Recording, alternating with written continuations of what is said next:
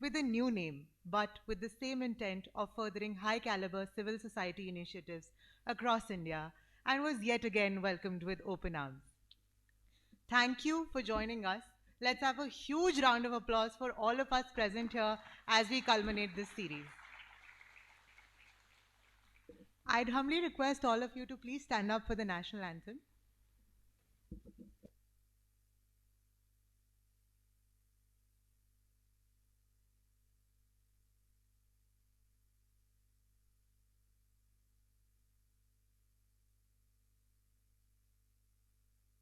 जनगण मन अधिनायक जय हे भारत भाग्य विधाता पंजाब सिंध गुजरात मराठा द्राविड उत्कल बंगा विंध्य हिमाचल यमुना गंगा उच्चल जलधि तरंगा तव शुभ नामे जागे तव शुभ आशीष मांगे गाहे तव जय गाथा जन गण मंगलदायक जय हे भारत भाग्य विधाता जय हे जय हे जय हे जय जय जय जय हे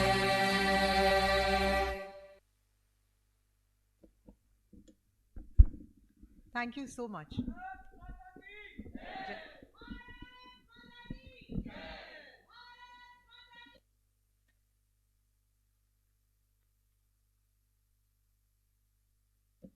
Thank you. And yes, that's the enthusiasm we are looking for today, and very happy to have that energy. Started in 2015, HCLTech Grant, an initiative driven by HCL Foundation that exemplifies the commitment of HCLTech to corporate social responsibility and its dedication to empowering NGOs. The HCLTech Grant is a transformative CSR initiative that awards NGOs working in rural development with a focus on environment, health, and education. Each winning NGO receives a 5 crore rupee grant for a 4-year project, while 2 finalists in each category get a 25 lakh grant for a 1-year project.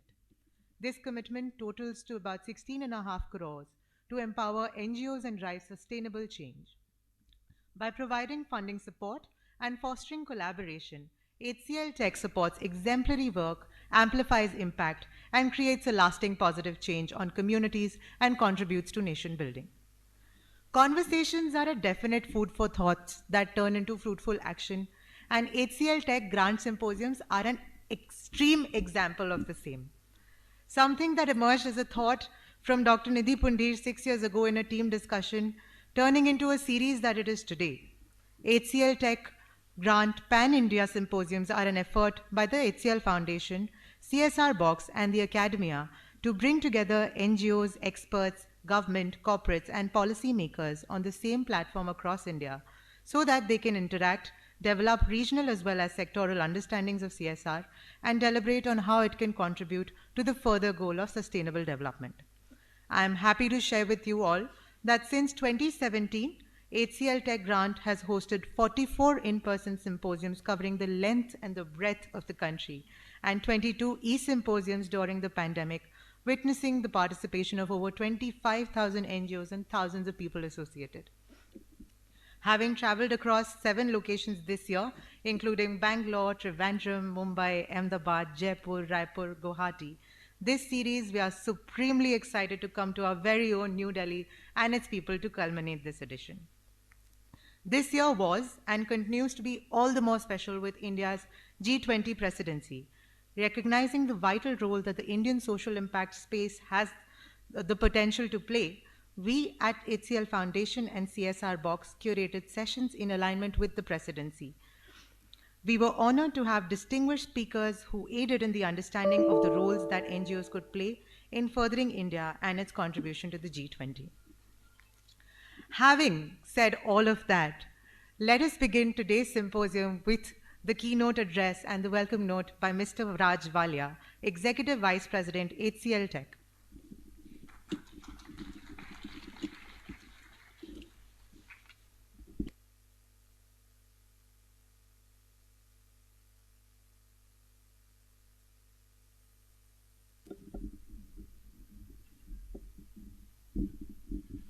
Good morning, everybody. See, I don't know how many of you knew that HCL Technologies or HCL started in the garage in 1978. And when Mr. Shiv Nadar, along with some of his friends, visualized India with high tech. And that's the time he visioned computers, something which nobody was thinking of. And that's the way journey started. And it started with HCL, HP. And then in 1994-95, this HCL Technologies started.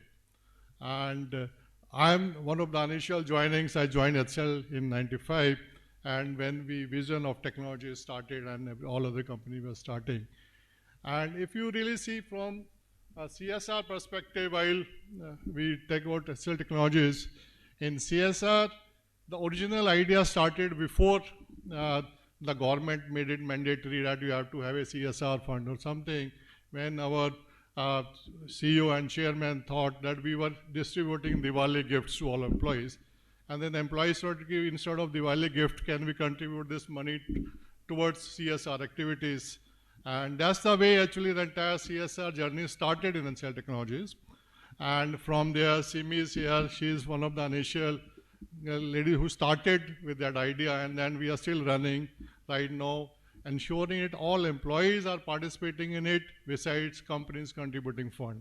And that is ensuring that in each and every employee, there is something inbuilt in blood for all of us that we have to do some CSR activities. And I'm very happy that so many HCL employees also actively participate in CSR activities, whatever our HCL Foundation is doing. And our purpose is very clear.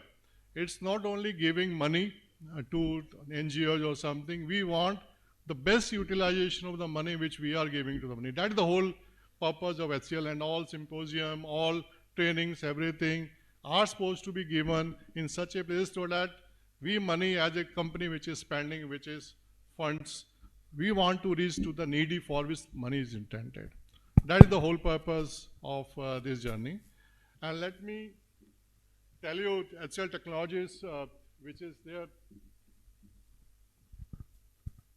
And I tell you, before this money, when I started, we were around 200 employees.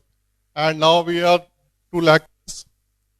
And if you see, we are basically 25,000 approximately employees across the globe. We have a revenue of $12.6 billion annually running, and we are present in 161 employee type of nationalities work for us. We are working in 60 countries, where we provide services, all type of technologies, whether it is digital, engineering, cloud, software, you name it, and HCL Technologies will be there. So we are basically all global 500 companies, 50% of this we are partnering them, and we are considered the top employer in 5 countries across the globe, and we are rated ESG leader by MSI. Still we got National CSR Award from Government of India. And Mr. Nadar, and that is a gene. He is basically the Forbes hero for philanthropy. And besides, I think Mr. Nadar is doing so many. He has colleges and everything besides this funding where it is going. And is basically Mr. Roshni Nadar, who is now leading us, is the most powerful woman in the world, which she has been rated. This is our global presence, and that makes us special. We have 215 delivery centers across the globe. If you see, you name from Poland, like India, of course, they are everywhere. But if you go to Europe, we have been starting from Poland, Netherlands, then in Canada, US, South America, Brazil, Mexico, and now we are South Africa, Philippines. Everywhere we are starting this thing. Earlier, the concept was that we were working primarily with software centers for India. Now we are becoming global. And across the globe, we are hiring local talent. We are training them. And we have actually development center in most of the countries where we feel they have a potential to grow and we have a potential market. So that's a little bit about HCL Technologies.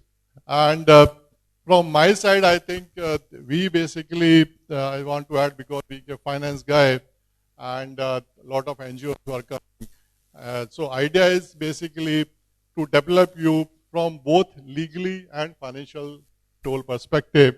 And whenever, and it may be becoming, some of you, if you are dealing with us, initially it may become a lot of paperwork, a lot of things which HCL is demanding. But I tell you that is a requirement, and that actually will help you grow bigger.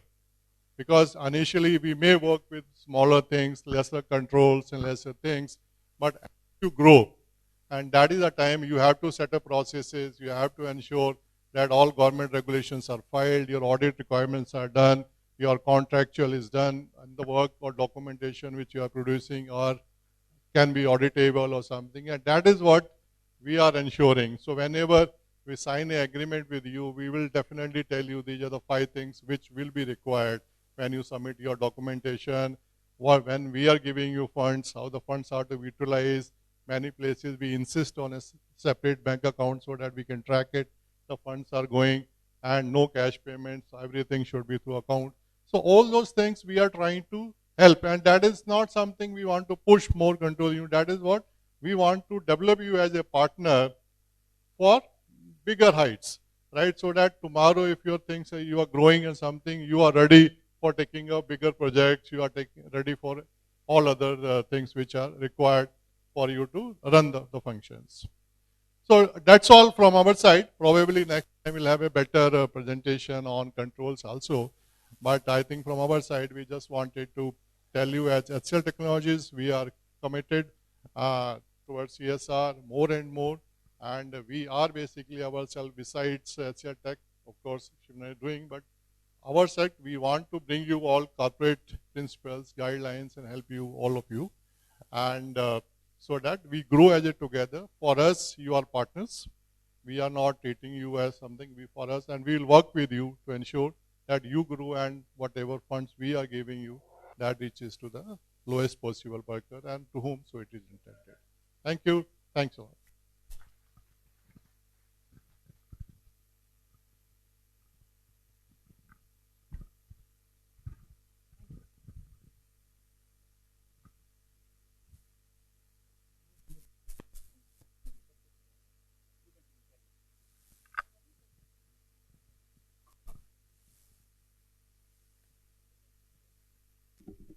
Thank you so much, Raj sir. I would like to call upon Dr. Shafia to felicitate Mr. Raj Walia. Uh,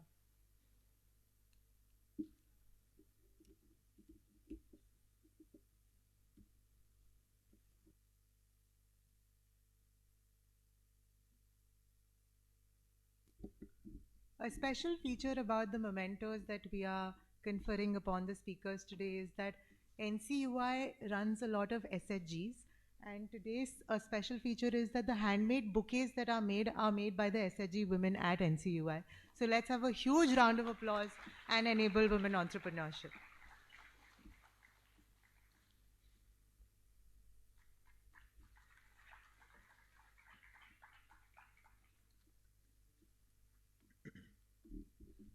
Thank you so much, Dr. Shafia.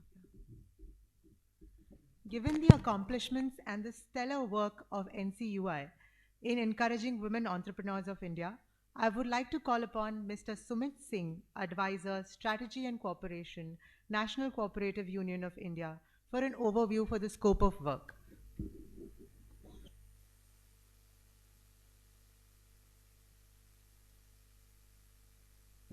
Also, a supremely special thanks to NCUI for giving us a wonderful venue with such a warm welcome. Thank you so much, sir.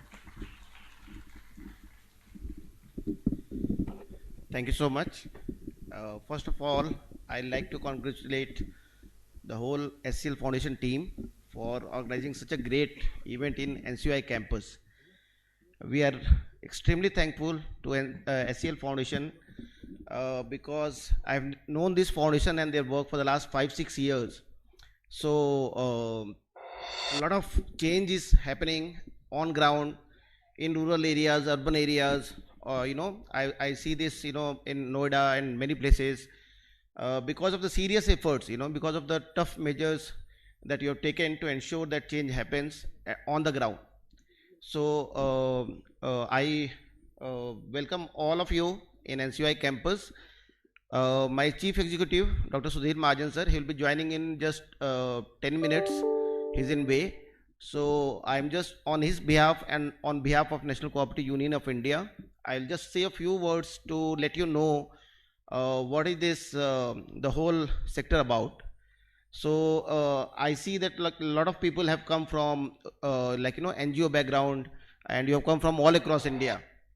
तो आपको मैं हिंदी में बात करूँ चलेगा, जो ज़्यादा समझ में आए.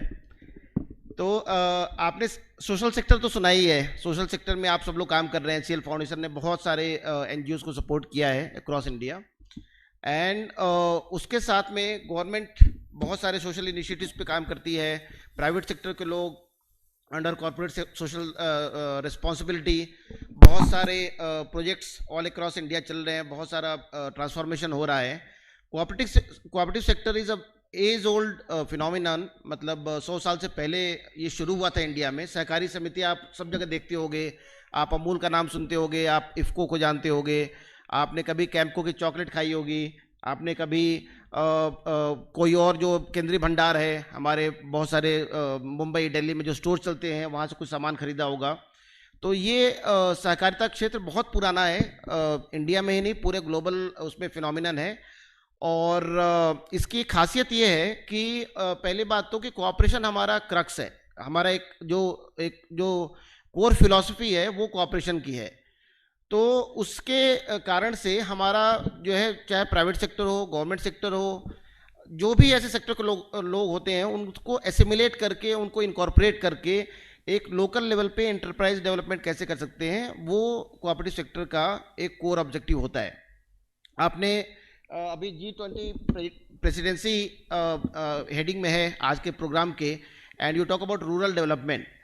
तो cooperative sector it covers all across India. In 10% villages we have got our presence.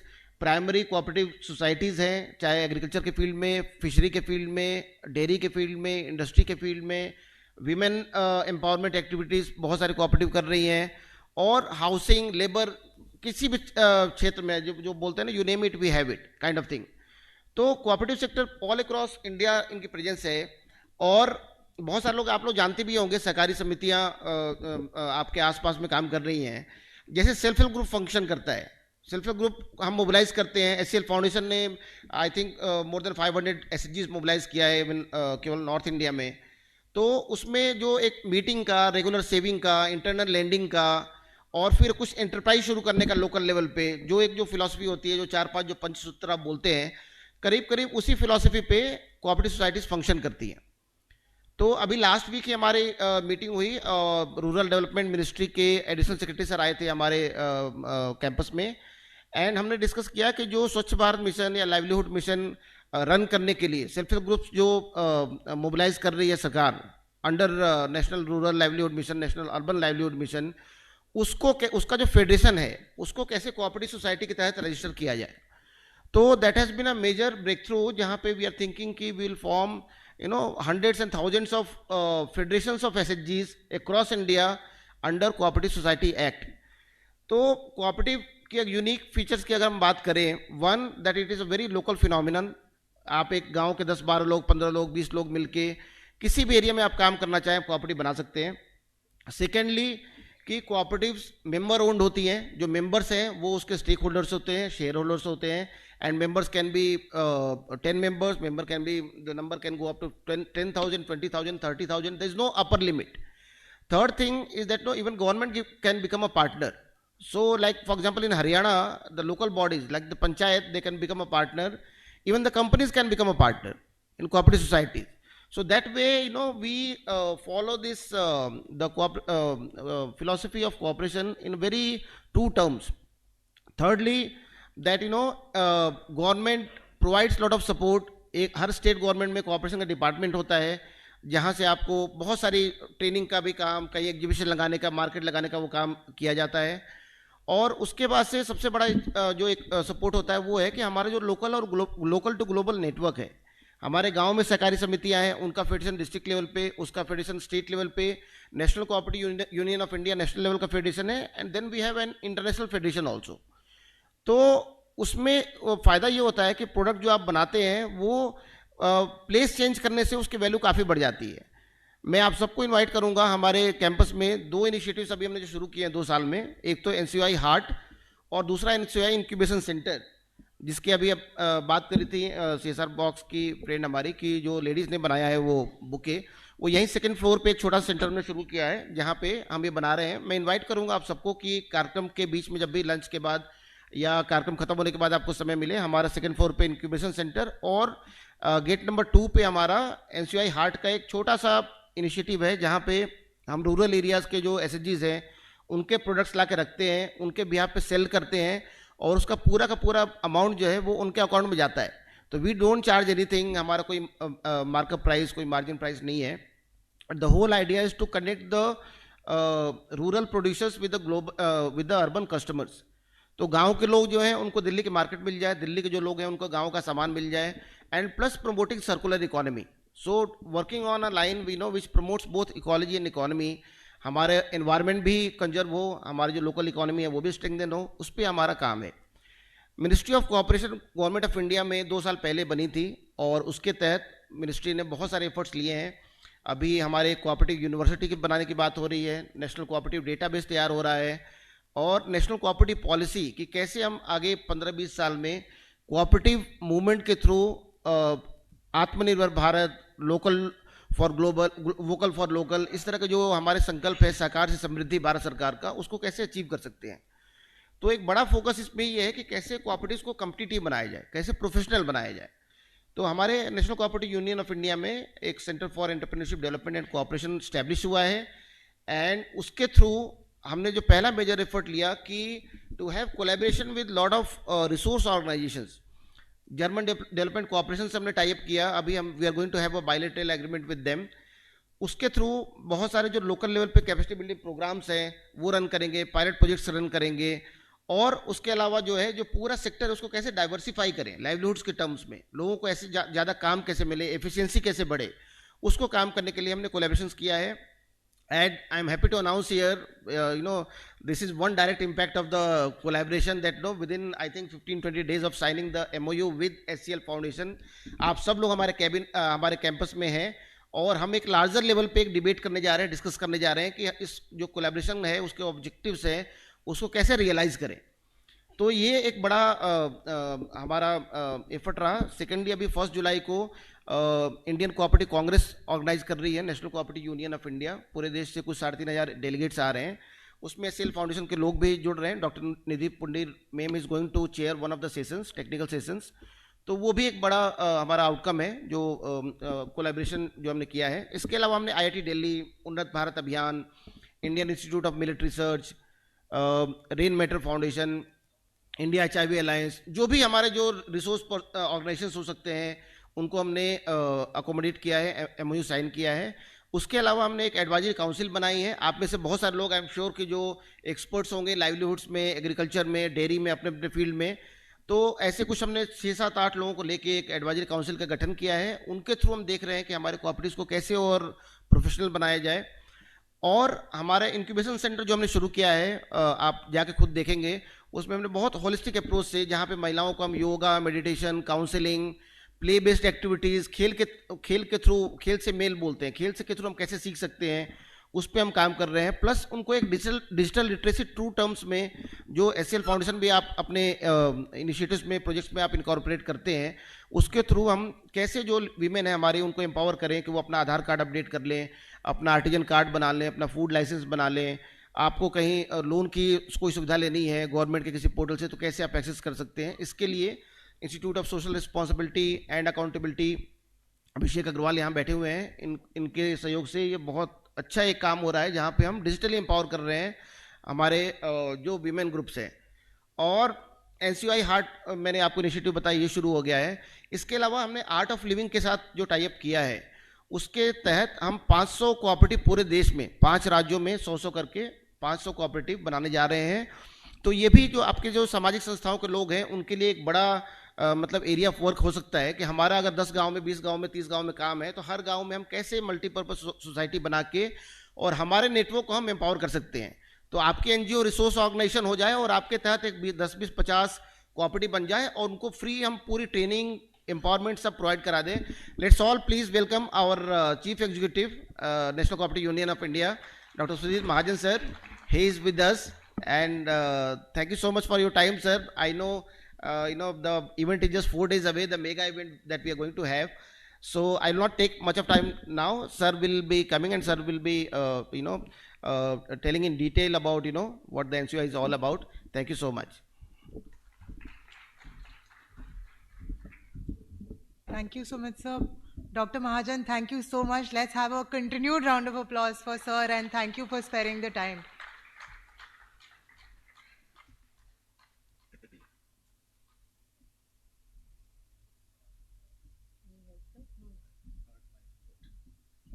Would you prefer to sit down and talk? We'll get you a cordless mic there. Please sit, That's please. okay. Good morning, everyone. I think Sumit must have briefed you people about what NCOI is all about. NCOI is the National Cooperative Union of India, and this is the apex body for the cooperative movement in the country. We do education, training, advocacy, networking, and we try to help the women-led, the smaller cooperatives who don't have a presence in the national capital, and now we are making an effort to take these smaller ones to the global level. Ministry was formed in July 2021, and the tagline which you people must have heard is prosperity through cooperation. How cooperatives can play an important role in bringing prosperity in the country. As it is, we know very well that they have a significant contribution in the Indian GDP. So, moment this ministry was announced, so NCA took a initiative in setting up Cooperative Entrepreneurship Development Cell. Under this cell, lot many things started happening, because we all know very well cooperative is a business entity, and this is the most sustainable business model which one can conceptualize. Post-COVID, we have seen that organizations which are being, or the business organizations which are being led by individuals, they crashed. But cooperative, since this is a member-driven organization, where members decide everything, and members only decide that how their families, how the society has to be benefited by extending various social welfare schemes for their own members and for the society. So these are the organizations which could stay and they could sustain very well. So as I said, that after the setting of the cell, number of initiatives were taken, that those smaller cooperatives who couldn't have a national presence or who couldn't have a metro presence, we set up a small unit called as the NCOI Heart on the pattern of Delhi Heart, where these people, they could bring their products, they could display it, they could sell from here, and everything was given free of cost. Even the boarding, lodging, the food arrangement, everything, their transportation, their journey, whenever they were coming over here, they can stay here for a couple of days also. So this initiative just become like a laboratory, because societies from different parts of the country, they were coming and they were interacting with each other, and they were trying to figure out what alternative and good business model can generate out of the whatever sources they were having at their disposal.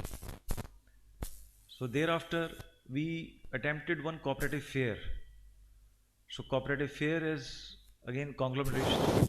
So many cooperatives across the country, they've come and they set up their stalls. So it was basically replication of a small unit which we were having. So likewise, more than 100 such units, they came and they participated. The first time this happened in Delhi. Again, these people, they stayed here for 7 days, they interacted with each other, and they went back with beautiful memories, because They could get a lot of new ideas at how their business can grow.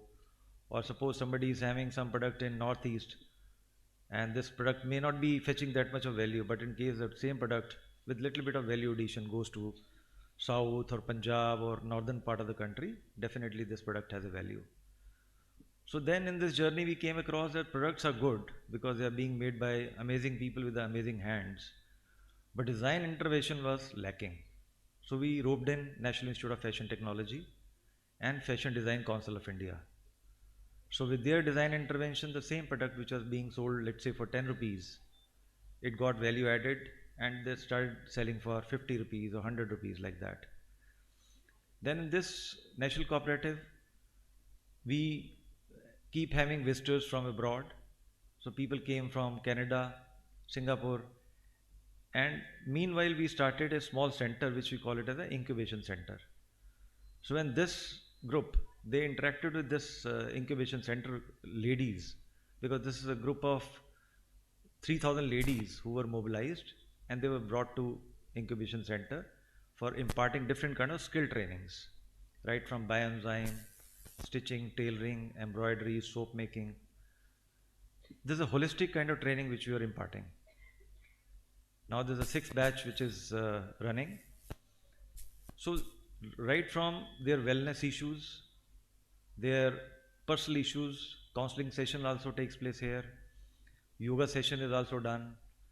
How they have to speak English, how they have to interact, what is the group dynamics, and how they have to market themselves, about packaging, branding, even that also we teach these people, so that when they go out of this place, they should be entrepreneur by themselves in case they can join hands, because since they are in such a premises where cooperative is the only thing which is being taught, so they are also taught about what cooperative stands for and how they can form cooperatives. So there are a number of success stories because these people, they were very, very happy and we keep tracking them. We don't just leave them as it is. What are they doing and how much they could learn and how much they could teach other people in their respective localities. So very phenomenal stories they came up and everybody was very much happy, and that's the reason encouraging from such a response. The DM of this area, he visited this incubation center, he interacted with the ladies, and since under National Urban Livelihood Mission, their objective is to form self-help groups and basically to empower such self-help groups. That is the main objective. So when they saw that this is a kind of informal training which is being given, that is also yielding such beautiful results, so they joined hands with us. So our own ladies who are being taught by here, our own resource persons to whom we were fetching from various corners, they became resource persons for their self-help groups. So as I was mentioning that some groups came from abroad, so they placed orders for making bags, because this bags, the cloth which we source, that is also from, in Tughlaqabad there are a number of export houses. When they leave this cloth which is of no use to them, we pick it up and our own resource person, they teach these people as it is. Some of the ladies, they happen to be skilled in all these things. So this is wealth out of the waste which they create. So such, in this journey we kept coming across such kind of thing and we kept experimenting. And finally the culmination was when we had collaboration with various national and international organizations like German Development Corporation. RUTAG is Rural Technology Collection Group of IIT. Then Art of Living, they have got a Vyakti Vikas Trust, that is the organization, is an outfit of Art of Living. And finally we had collaboration with HCL Foundation. Because the universe was such, HCL Foundation was also into the same kind of activity, touching lives of people, socially empowering them. So this was the sole objective of NCOA also. So now we know very well that we will be in a position to complement each other's strength, and whatever society's expectations are from us, we should be in a position to address them to a larger extent. So Noida, we have got a big center which is in 3000 square meter. So there we have already had a tied up with the HCL Foundation. Art of Living is bringing a couple of companies like Schneider, Jaguar, then Godrej, Nascom, such kind of people, they are coming there. Hitachi is given a commitment that they are going to set up a center where e-vehicle, how their maintenance and all those things, that is means to be addressed. So skill training relating to this also will be imparted by Hitachi Group. Then we have ethics group.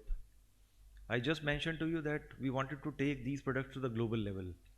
So for taking these products to the global level, so we have set up a e-commerce platform on 1st of July, which is the 17th Indian Cooperative Congress, which is going to be held and likely to be inaugurated by Honorable Prime Minister, and Honorable Minister of Cooperation is also going to be there in that. So this portal is going to be launched by Honorable Prime Minister. So portal is unique by itself because here again we have addressed the social issues. Cooperatives, unlike a private entrepreneur, they don't have the capacity to standardize the products, to pack them nicely, to brand it. So continuous handholding will be given to these societies, and along with that, the logistic issues are being addressed by ethics group. The ethics is a group which is supplying to all the Jan Aushadhi Kendras in the country, the medicines and all that. So they have 300 warehouses, top of the line warehouses, and the supply chain is very robust and effective. And they have assured us to give us spaces in different areas under CSR. So these are the leverages, these are the strength which we are bringing into this portal, so that the portal becomes very effective and competitive. They should be in a position to compete with the private players. So our aim is to take it to the level of Amazon. So all efforts are being put into this, and our technological partners are Google. So Google is backing us very nicely, and there is a sort of blank check which they have given, because they have assured us that any kind of support in the promotion, publicity, data analytics and everything is going to be offered by Google. So these are few initiatives which we have taken, and I am very happy that, as I said, that HCL Foundation is also now partner with us, and we'll be, since we are sharing the same universe, so we should be jointly in a position to address the needs of the society in a better way. And since this is a group of NGOs, which I understand, so NGOs also, whenever you are doing a human service in helping the society, but my only appeal to you would be the members who are attached to you, or the kind of help which you extend to them, whether in technical way or institutional way or whatever manner, also teach them about formation of the cooperative, because this is, as I said, this is the most sustainable model, because I also was not aware much about it until 2 years ago when I joined this organization. And this has got immense scope, because village to global reaching to means covering this journey is very, very easy for any of the cooperative.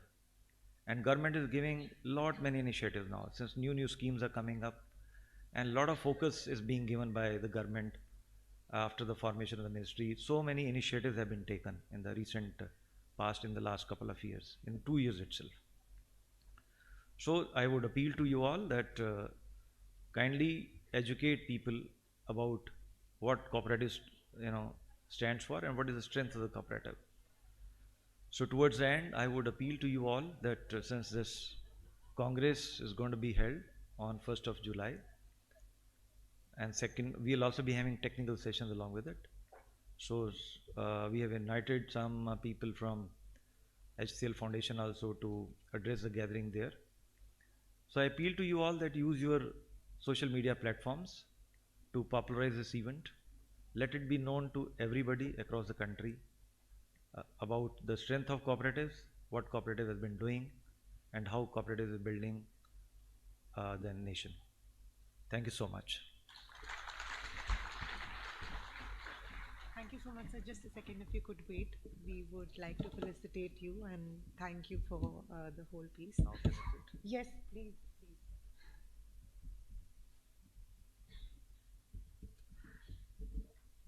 Thank you so much, NCUI. No matter how much we say it, it'll continue to remain less given the amount of support and the warmth and the whole, acceptance that NCUI and the senior leadership has shown to us. With this, I would also like to welcome Dr. Nidhi Pundhir, who is with us in the audience now. And I would like to invite her on stage to felicitate Mr. Sumit Singh and Dr. Mahajan.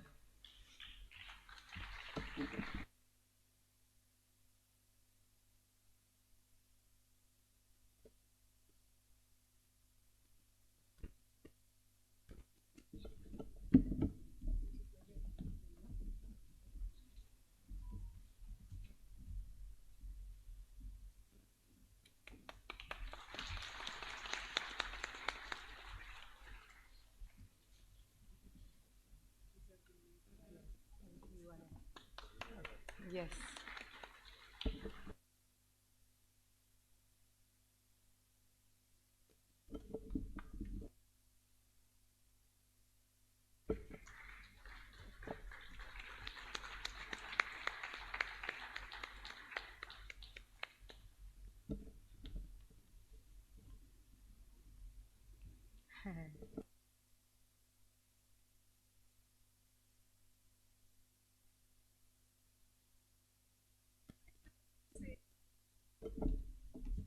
It's such a beautiful partnership which is emerging with NCUI, and also thank you for hosting such a vast body of civil society here.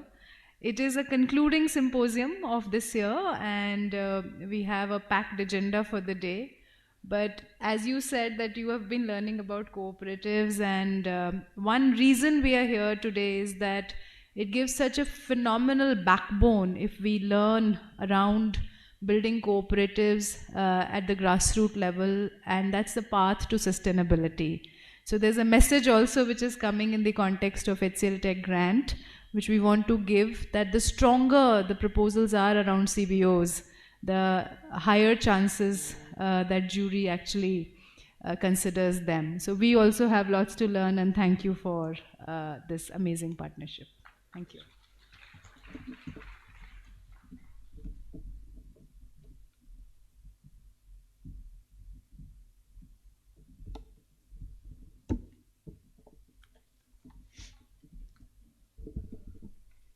So thank you everyone. As we move ahead, Dr. Nidhi, we were just talking about how HCL symposiums were a food for thought and how it began as an internal team discussion and sprang into the legacy that you've created today. So thank you so much for it.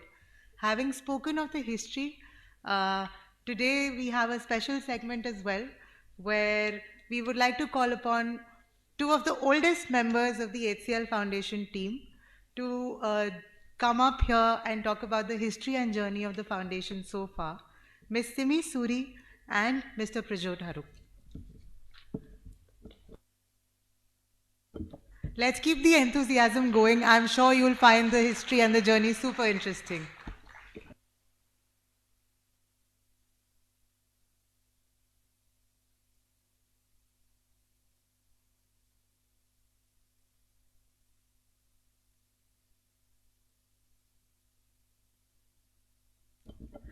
Good morning, everybody. It's really a pleasure, first of all, to see so many amazing partners sitting here. When I was watching the videos, the kind of, when we are passing by, we see so many wrong things happening. And when we see that with the help of all of you, we are going to set them right, it really brings that overwhelming effect and enthusiasm in us. So that is, I'm starting from the start, what all I was observing, and the kind of hearing we had from different people. Raj was there, and how his last line is on my mind, that at the end we want to see every penny going to the beneficiary. So all these, why I'm saying all this, because this is what remains with us. This is what one thought or anything good we think, that we want to do it.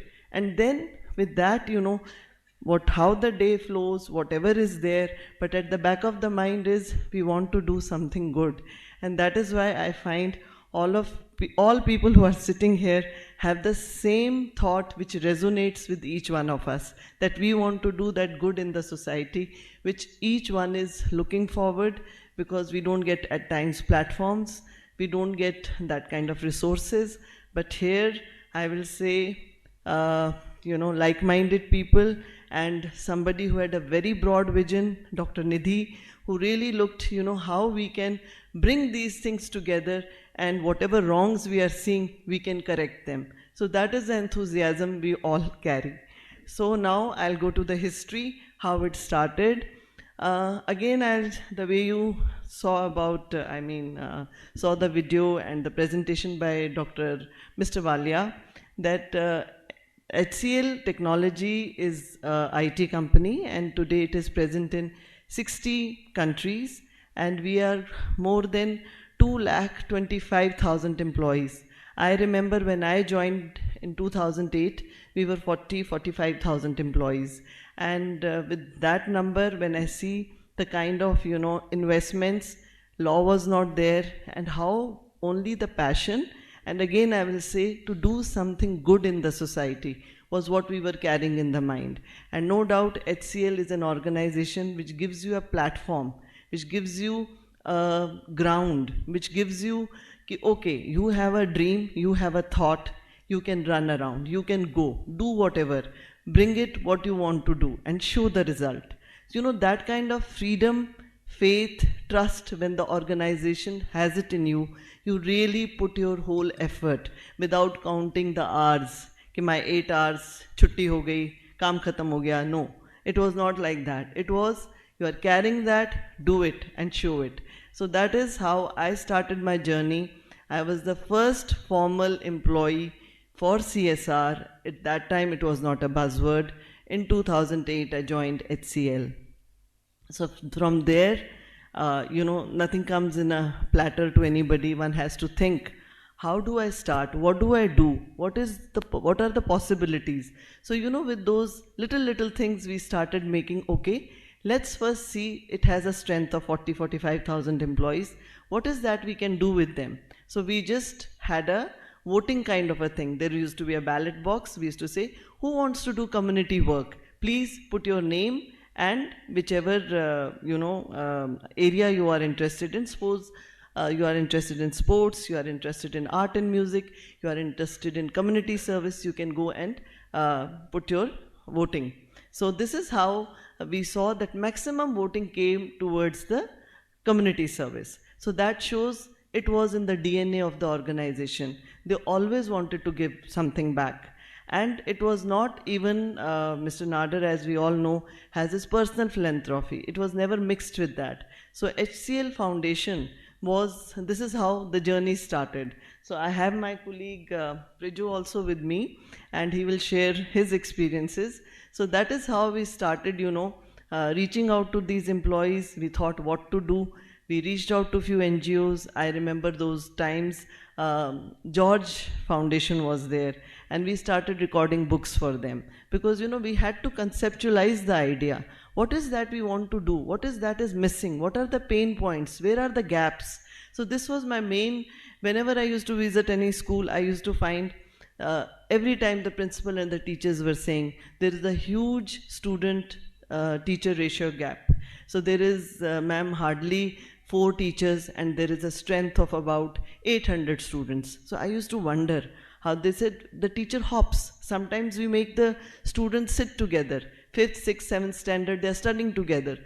I used to wonder, because to be very honest, I never came from a very structured or, you can say kind of a framework. So everything I used to think, and I used to say, no, this will work, so let's implement. So this is how my journey started, but it was, till date, it is very beautiful, and I have learned so much, and we continued doing our bit. It was just drop in the ocean, but believe me, this is how they say, I am not able to recall, कि कारवां बढ़ता गया, लोग जुड़ते गए. And this is how a few NGOs we came across. Today also they are partnering with us. But yes, the kind of number we have today, and then when somebody came with a technical, with a very scientific approach, then the whole landscape changed, and my unanswered questions and my vision broadened, my spectrum.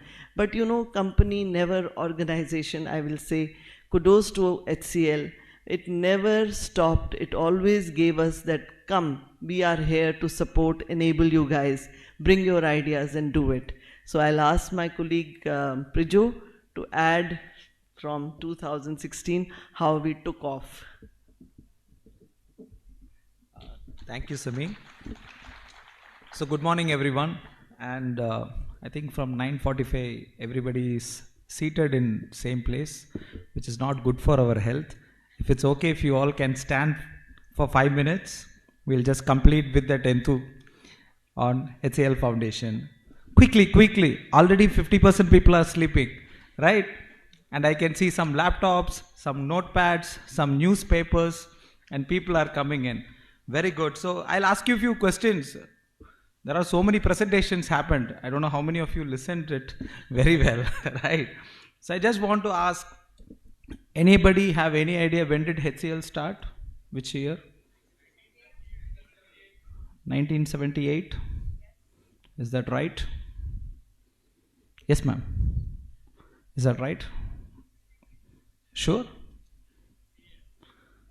Yes? Okay, so when you go back, though it will be written 1978 or 1977, officially it will be from 1976. The journey has started. Maybe on records it may look 1978, right?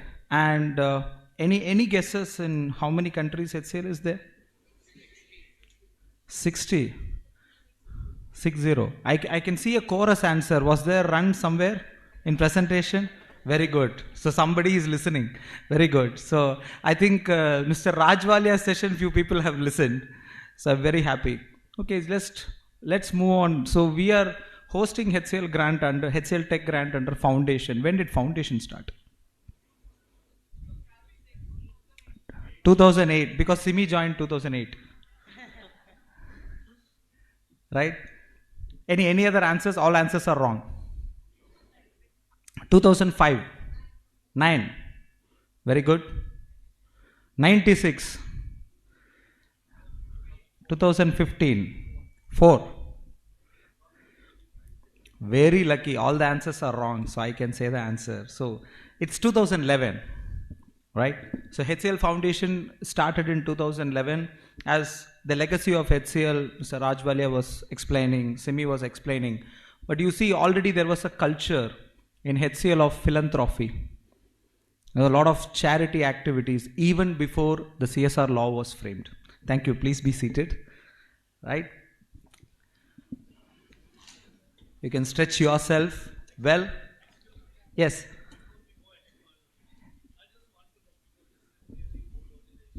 Yeah.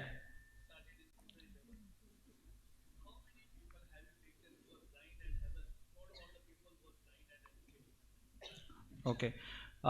Sir, just we have one person doing interpretation here in front of me, which was part of my discussion, which I want to sell because they are from Noida Deaf Society, and we have students who have come from Noida Deaf Society for who he is doing interpretation. And if we go back here also, we have a project with one of the partner called Saksham Blind School, where children with visual impairment are enrolled with us. We are supporting them with digital education. And also when you see, I won't be able to give an exact data now on visual impairment, but yes, in terms of children with special need as well as persons with disabilities, there is a portion of 2 to 3% in all our projects which is part of.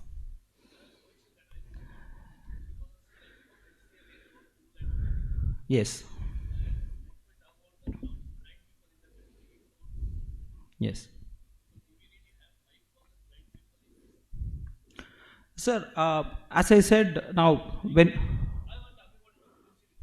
yes, so now when you said yes, definitely there are people working in HCL with visual impairment. Even to be very frank, even in our internships, which we were doing recently, we had students who are doing post-graduation, MBAs, graduates, who had visual impairment is also a part with us, who's doing internship, who we are also considering if we can employ by our organization. I won't be able to have an exact data now, which I have to go back to the HR and come back on that, but definitely it is part of the organization. Yes. Yes.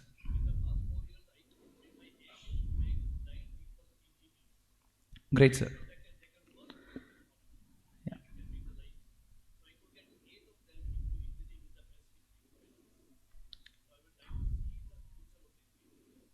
Okay, sir. Really good. Thank you. Thank you so much for asking those questions.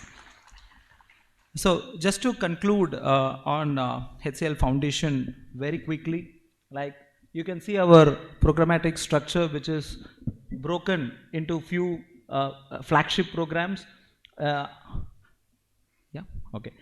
So we have rural programs where you have HCL Samudaya, which is completely a holistic development of in rural villages, where we have a big program in Hardoi in UP, and it's been running for last 7 years. We have second project of Samudaya, which is launched in Thuthukudi of Tamil Nadu. So there will be a minimum of 5 years of this project of holistic development of all these villages, including starting from agriculture, education, skill development, health, etc. Then we can see it is written as HCL grant, but now it is renamed as HCLTech Grant. So for which we are here, and I don't want to talk more about grant. You will be having further sessions on that. And we are having 2 urban programs. One is HCL Uday. This is more on integrated community development approach, where primarily, whereas HCL business locations are there in India, which is primarily on 11 cities. And when we move on, there's a Clean Noida project. I don't know anybody has heard about Clean Noida here. Anybody? Great. I can see few hands, because we were ranked #1 cleanest city in Noida, I think a couple of years back, which had an earlier ranking of 354, and we just moved to 1 because of this project.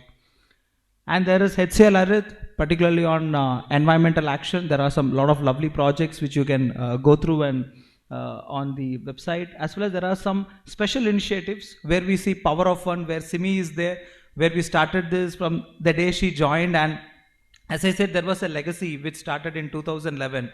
So all our community outreach and activities were done through Power of One, where employees contribute certain amount starting from 1 rupee, 2 rupee, 5 rupee for part of their payroll. So even before CSR started, all the initiatives were run through Power of One. Second thing is sports for change. When we see sports, it has really groomed well under HCL Foundation. So primarily on the government schools, the urban slum communities, rural schools, we have specialized coaching programs which is running in school, and we have had a lot of success. Even recently, a student named Jerlin Anika from Madurai government school, she has won 7 gold medals in Deaf Olympic. She was recently conferred Arjuna Award also from our Honorable President. So we have many such examples under Sports for Change.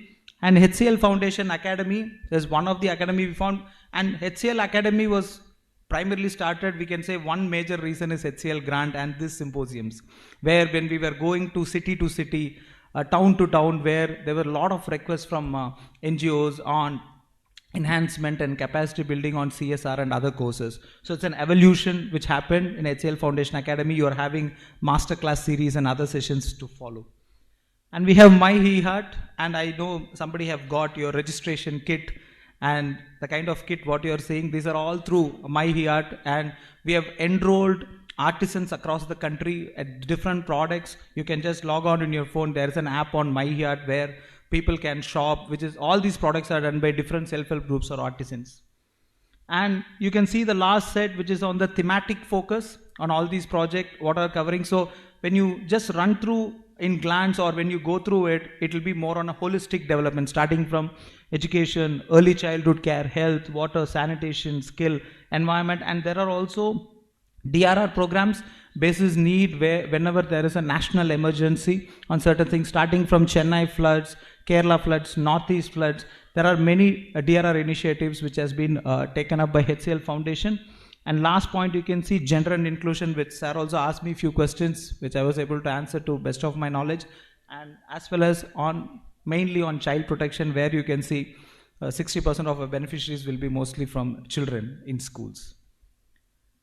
I'm not really going into this data point. It speaks on its own. Can you go back 1 second to the previous slide? So currently we have, though HCL business location in India is 11 locations, we are present in 20 states, 3 union territories and 91 districts of India. You can see the India map which has this answer where we are spread across. Right? Okay. We'll move to the last slide. Yeah. Yes. Can we come back? So you can see the data here. So out of 5.5 million plus lives impacted, there is a ratio of between male and female, and this we have 12,000 people with disabilities reached since FY 19-20. It's also the focus which goes towards people with disabilities, and you can see an 37% female reach is also highlighted in this. We can move on. And these are some of the awards which through government, which HCL Foundation received a lot of laurels, which we can see. The first, it was recent, like Ganga Utsav 2022, where HCL was felicitated for Ganga Catchment Rejuvenation. This is one of the landmark award which we received.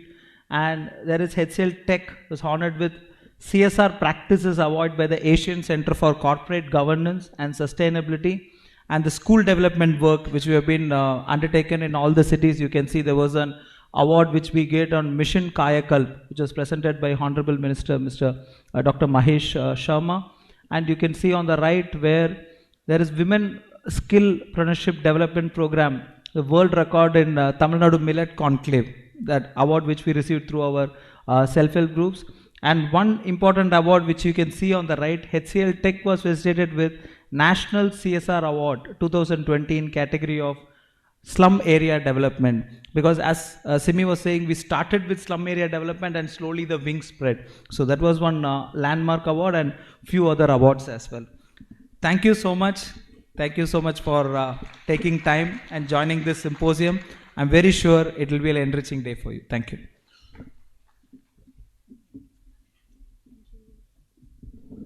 Thank you, Prajo. Thank you, Simi.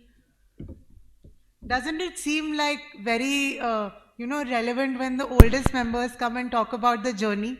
To understand the experiences they've had, they talk about it with so much emotion. Sara quizzing bhi ho jata hai. So you live it with them. So thank you so much for such a wholesome experience, Prajo and Simi. Next up, we have the much awaited masterclass on CSR laws and its new amendments. A very critical knowledge sharing session which would be extremely useful to all of us. And without much ado, I would like to invite our experts, Mr. Nikhil Pant, Senior CSR Advisor and former Chief Program Executive, National Foundation for CSR, IICA, Ministry of Corporate Affairs, Government of India, and Mr. Bhaumik Shah, Founder and CEO, CSR Box.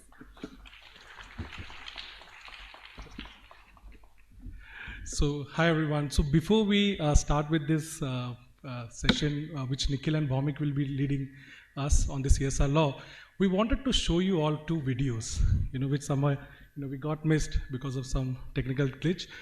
This first video is about what Prijo and Simi just mentioned, what HCL Foundation, how we started, what we do, how we do, where we run our programs. So that video will show us the HCL Foundation programs. And the second video, which I would like to introduce so proudly, is about a visionary because of whom we are here today, Mr. Shiv Nadar.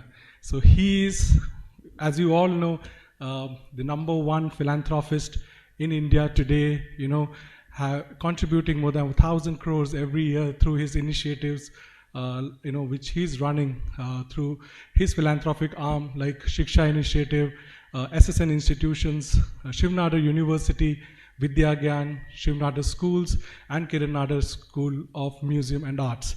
So with these two videos, it will give you an idea like how HCL Foundation started and how HCL Tech also started with this visionary leader from a small village. Mr. Nader came from a very small village of Tamil Nadu, a very humble background family, and how he today built the third largest IT company in India, and today he's a motivation to many leaders who are coming up.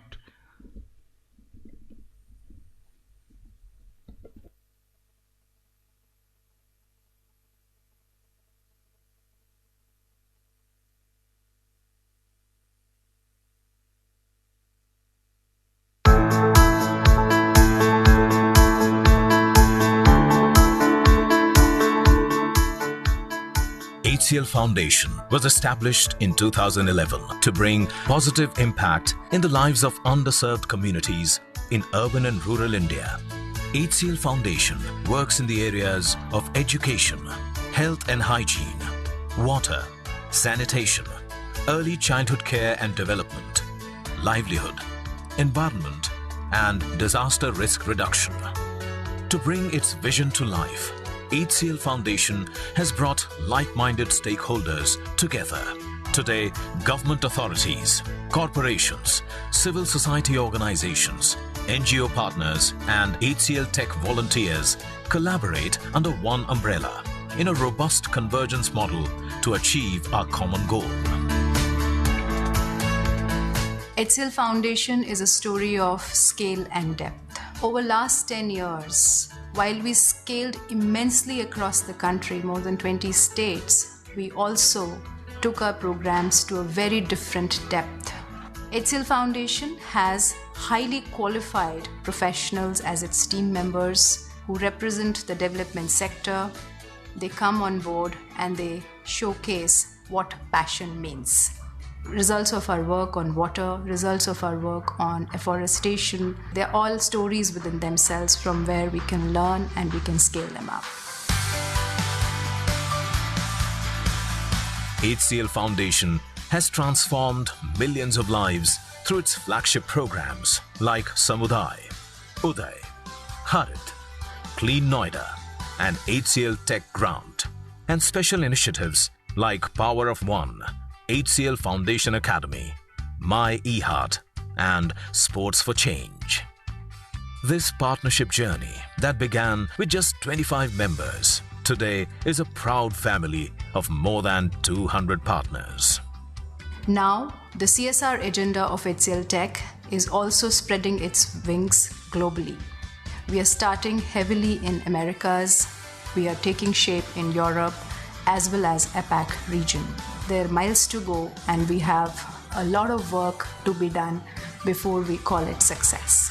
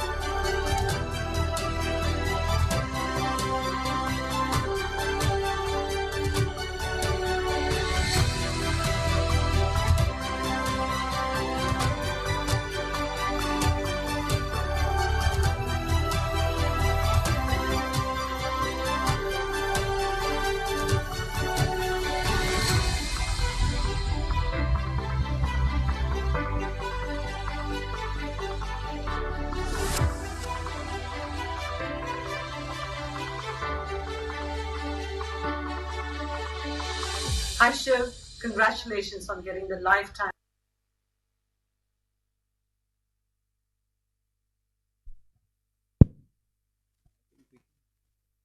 Can we start from then? अच्छा, okay.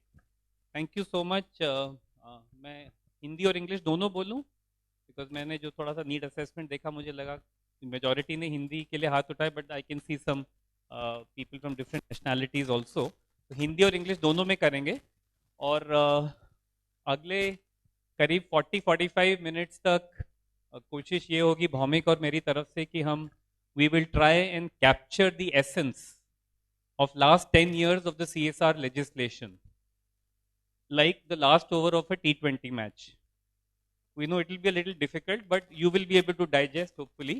उसमें बहुत कुछ depend करेगा कि आपकी baseline क्या है. तो I begin by first asking a question कि आप लोग आई होप सेक्शन 135 जानते हैं CSR का. Can you just raise your hands? अभी तो अच्छे से नहीं दिख रहा है हाथ मुझे. All of you no section 135. इधर तो हाथ नहीं उठ रहा है. और how many of you no 9 clauses of section 135? उसमें 9 क्लॉज हैं, सब क्लॉजेज. तो एक हाथ, 2, 3, 4. And we have how many people here today, Bhomik? So the numbers are pretty less. So I hope you will understand कि इसको समझना कितना जरूरी है. And I will try to capture last 10 years में इस लॉ ने क्या किया है in terms of how the mandate of policy framework has evolved. That will give you a sense of how it is shaping in the future. आगे कैसे बढ़ रहे हैं हम. तो हम लोग फर्स्ट स्लाइड लेंगे, उसको हम we will present it in the context of G20 presidency of India, because that's a very, very important period that we are undergoing currently, which is from December 2022 till November 2023. I hope all of you are aware we are G20. Hands raised, please. Okay, that's really nice. And very few raise their hands on section 135. And इसका तो मैं answer पहले से जानता हूँ, ज़्यादा से ज़्यादा हाथ उठेंगे. How many of you want funds from CSR? You can raise both hands also. Some of you can stand up also if it's the state of desperation. So we will try and do all of that in the little time that we have. First slide पे चलते हैं. Is somebody moving the slide? हाँ तो क्या this is just a capture on अभी India का G20 presidency 23. Brazil is going to be next and Indonesia was before this. तो ये थोड़ा सा हम लोग इम्पोर्टेंट माइंड में रखें. एक Latin American country and in Asian country, India भी एशियन. तो ग्लोबल विजिबिलिटी है इस समय. There is a global visibility for the country and the prime minister was also visiting the United States recently. He was then in Egypt and I think he is back to the country now. As civil society people हमें बहुत ध्यान रखना है कि year to the ground, हमें अपने कान को जमीन पे रखना है कि क्या हो रहा है चारों तरफ. कंप्लायंस में क्या हो रहा है, what is happening in compliance, what is happening in the community and compliance, दोनों चीजों को ध्यान में रखना है. Okay, sounds good, thank you. जो नीचे वाला है वो शोकेस कर रहा है जस्ट जिस तरह से लॉ इवॉल्व हुआ था. Conversations began in 2007 and 2014. If you have a diary and pen, आपको पेपर और पेन मिला है क्या? So let's do this like a workshop. If you can take out a paper and pen and make some notes. 1st April 2014 was the date when the CSR mandate started. In fact, this is the 10th year, ये 10वां साल है ये. और 10 years में काफी सारा data generate हुआ है. भौमिक उसके बारे में बताएंगे. वो डेटा बहुत सी चीजें हमें शो करता है. Where is the money going? Which states are getting the maximum? What are the changes in the need assessment on the ground? And how, as members of the civil society, we can prepare the right proposals. हम कैसे वो proposals बनाएं जिनमें हमें CSR की भागीदारी मिल सकती है. HCLTech is one of those companies. ऐसे 20 से 25 हजार कंपनियां हैं, आप लिख सकते हैं, जो हर साल CSR करती हैं और उनका टोटल बजट है 20 से 25 हजार करोड़ रुपए. 20 to 25,000 crores is the CSR spend every year. Make a note of the website csr.gov.in. वहां से आपको और डेटा मिल सकता है. Now, हम लोगों ने इन सिंपोजियम्स को अलाइन किया है G20 के साथ. I think you would be seeing the C20 and the G20 logos also. क्योंकि प्रेसिडेंसी है, वी थॉट कि क्यों ना हम CSR, SDGs और G20 को अलाइन कर दें. तो मैं जो भी कहूंगा वो बहुत इंपॉर्टेंट है आपको ध्यान रखने के लिए, कि जो आप अपने प्रोजेक्ट प्रपोजल्स बना रहे हैं उनमें इन पिचिंग्स को ध्यान रखिए. Please try to pitch your proposals keeping this mandate in mind, because the corporates who fund you, they are keen to align with the government.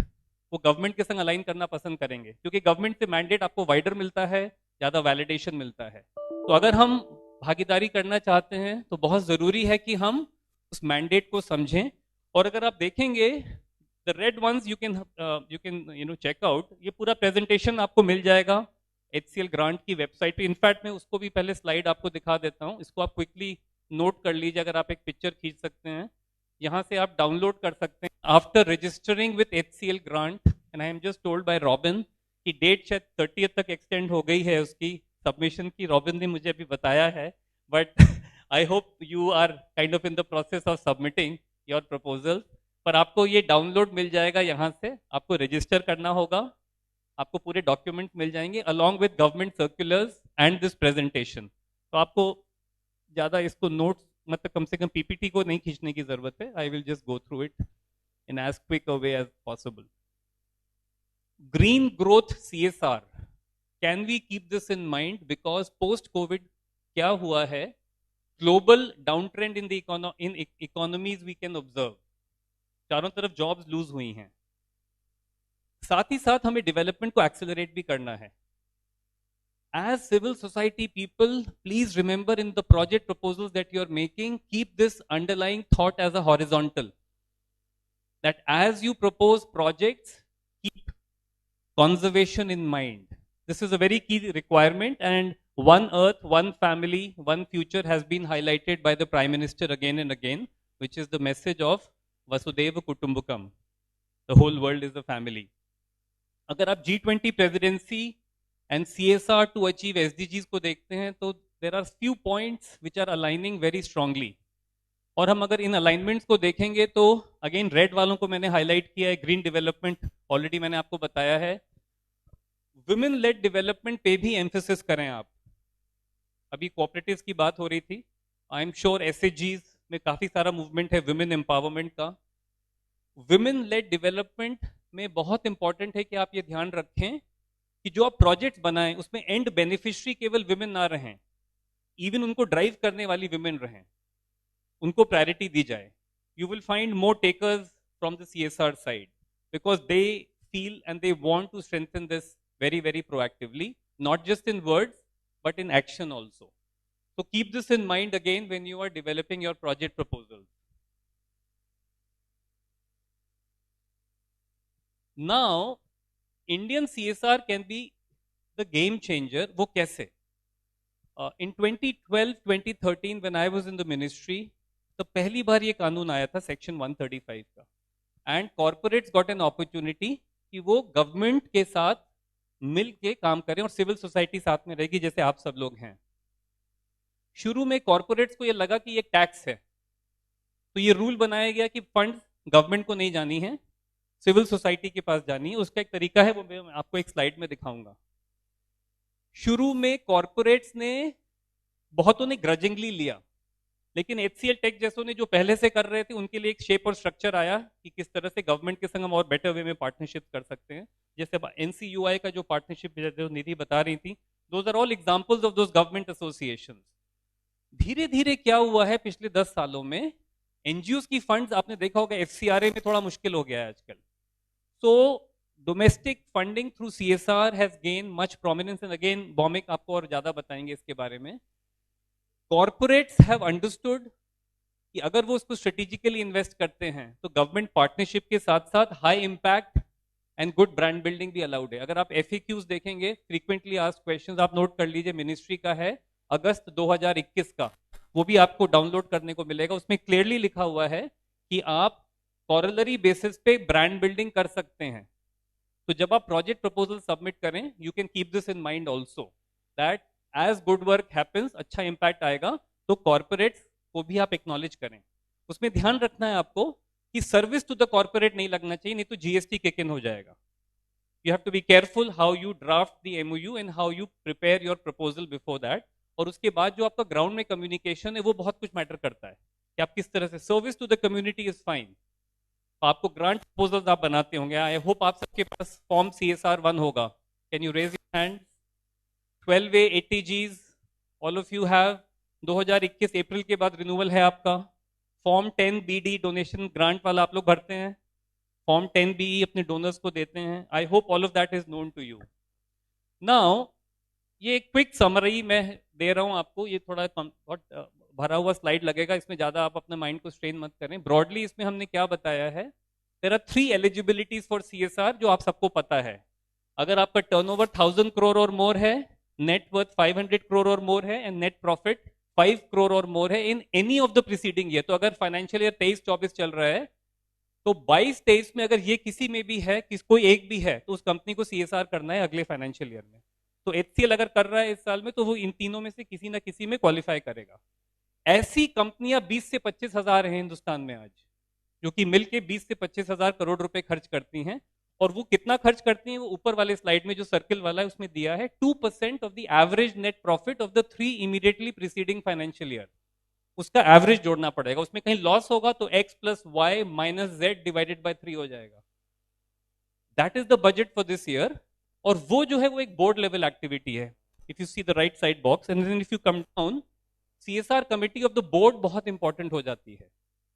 अब आप में से कितने लोग जो आज यहां आए हैं, just be very frank, put your hands on your heart and tell me truthfully, have seen the HCLTech CSR policy before you came here today?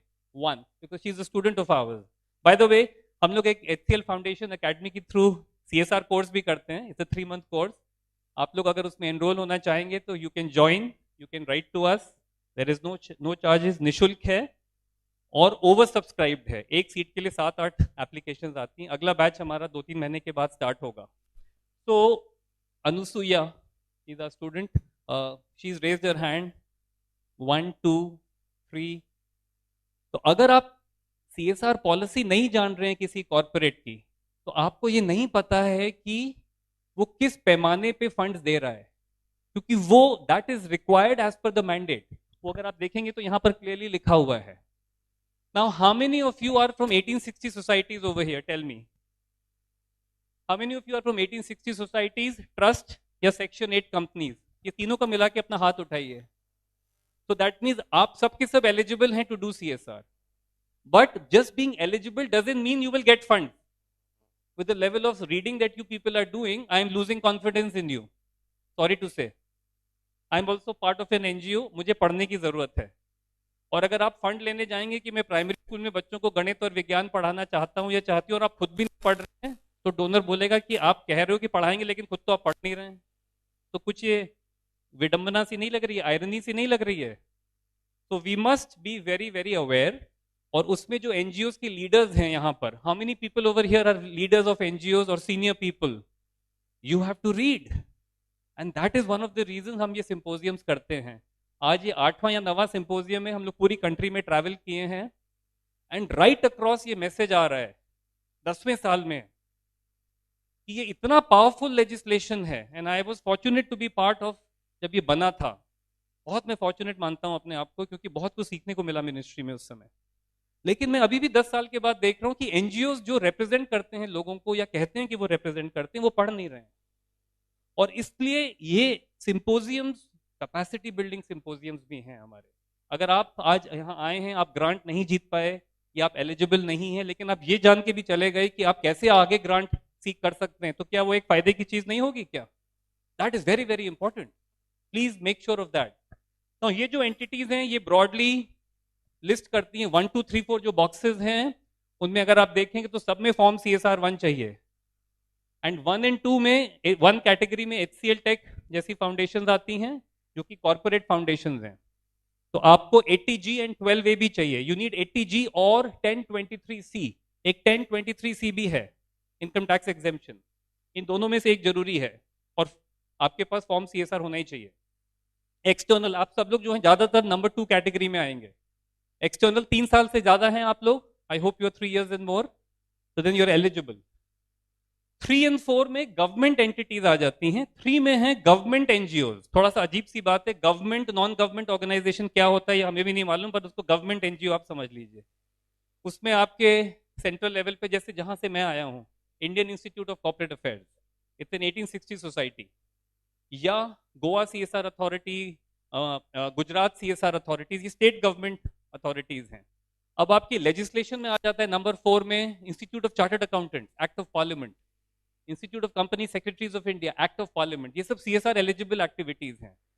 इनको भी फंड्स मिल सकती हैं और आप इनके संग मिलके भी काम कर सकते हैं। There are different permutation combinations जो आप एक्सरसाइज कर सकते हैं। एंड 5 और 6 में कॉन्ट्रीब्यूशंस का राउट है, जिसमें कि जनरली अगर आप देखें कॉन्ट्रीब्यूशंस के राउट का मतलब है कि यहां पर कॉर्पोरेट्स पैसा अनरिस्ट्रिक्टेड ग्रांट दे रहे हैं। जो 1 2 3 4 है वो रिस्ट्रिक्टेड ग्रांट है, इसको आप नोट कर लीजिए। This is called restricted grant, 1 2 3 4 category. आप नंबर 2 कैटेगरी में आते हैं। Restricted grant means you have to give a grant proposal. अच्छा, आप लोग में से कितने लोगों ने अपने एनजीओ का कॉन्स्टिट्यूशन पढ़ा है? आई होप हाथ उठ जाएंगे।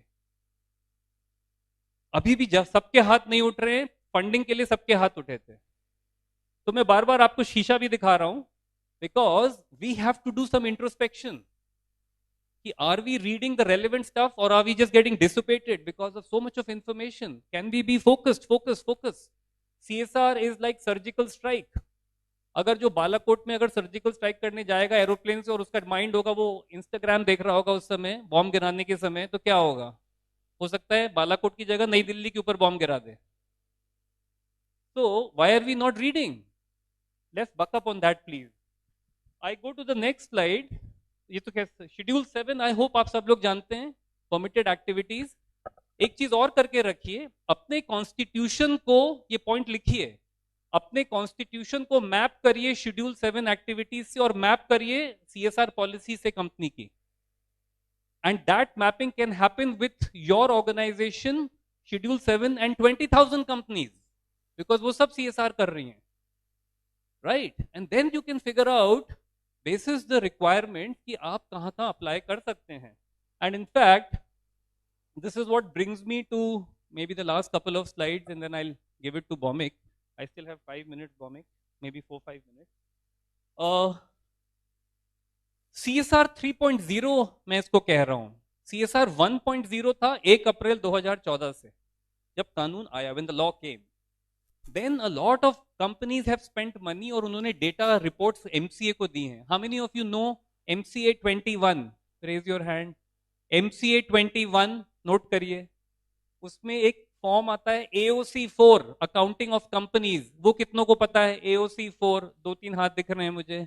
उसको जाके पढ़िए। That is where the companies file the reports basis जो वो फंड्स आपको दे रही हैं। उसको हमें अंडरस्टैंड करना बहुत जरूरी है, right? Now high level committees have been set up by the government और उन्होंने जो डेटा एनालिसिस किया उसके बाद एक बहुत बड़ा अमेंडमेंट आया जनवरी 2021 में। आप में से कितने लोगों ने वो अमेंडमेंट पढ़ा है जो जनवरी 2021 का है, जिसमें सीएसआर स्पेंडिंग मैंडेटरी हो गई है? That CSR has to be spent, either the corporate spends it or it gives it to the government. अगर आप स्पेंड कर रहे हैं तो गवर्नमेंट कह रही है हम आपको थोड़ा एक्स्ट्रा समय भी दे देंगे, 1+3 years, यानी कि ऑनगोइंग प्रोजेक्ट। अगर आप नहीं कर सकते हैं तो आप गवर्नमेंट को दे दीजिए 7 years, 6 months में। और अगर आप वो भी नहीं कर रहे हैं तो इस साल ROCs, रजिस्ट्रार्स ऑफ कंपनी, से बहुत स्ट्रॉन्ग पेनल्टी नोटिसेस जा रही हैं कंपनीज को, जिसमें कि हेवी पेनल्टी है कंपनी को भी एंड कंसर्न्ड ऑफिसर्स के लिए भी। तो अब आप मुझे ये बताइए कि अगर कंपनीज के पास फंड्स हैं बिकॉज वो एलिजिबल हैं और गवर्नमेंट ने मैंडेट कर दिया कि उनको खर्चा करना है और ग्राउंड पे गरीबी है, बेरोजगारी है, पढ़ाई करानी है बच्चों की और आप बीच में हैं, तो आपके लिए अपॉर्चुनिटी है कि नहीं है? पर अगर हम पढ़ेंगे नहीं तो वो नहीं होगी अपॉर्चुनिटी, सॉरी टू से। तो उसको आपको थोड़ा सा बकअप करना है। यहां से जाने के बाद मेरी आप सबसे रिक्वेस्ट है कि आप अपनी टीम में मीटिंग्स करिए, ये रजिस्टर करिए HCL ग्रांट में, मटेरियल को डाउनलोड करिए और अपनी स्ट्रैटेजी बनाइए कि कैसे हमें ग्रांट में अप्लाई करना है अगर हम एलिजिबल हैं विद रजिस्ट्रेशन। फिर एक कॉन्सेप्ट नोट आता है, वो रॉबिन बताएंगे डिटेल में। और अदरवाइज जो भी आपने लर्न किया उसको टीम में डिसेमिनेट करिए, अपने पास इट ऑन। बिकॉज ये बहुत बड़ा मैंडेट है जिसको हमें मिस नहीं करना है। तो एनजीओ जो है वो कंप्लायंस इन नंबर 3 पॉइंट बहुत जरूरी है। You are no longer just implementing partner, आप कंप्लायंस के पार्टनर्स भी हैं।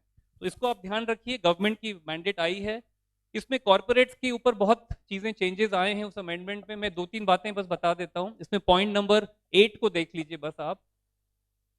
जो सीएफओ होता है, चीफ फाइनेंस ऑफिसर, वो डिसाइड करके बताता है बेसिस द डेटा ना, वो जो भी आपका जो फाइनेंशियल्स हैं, what is the budget for the coming year, जो फाइनेंशियल ईयर आ रहा है। और वो सर्टिफाई भी करता है कि जो खर्चा हुआ है वो यूटिलाइज हुआ है कि नहीं। आप लोग अपने सीए से यूडिन सर्टिफिकेट लेते हैं, unique document identification number certificate.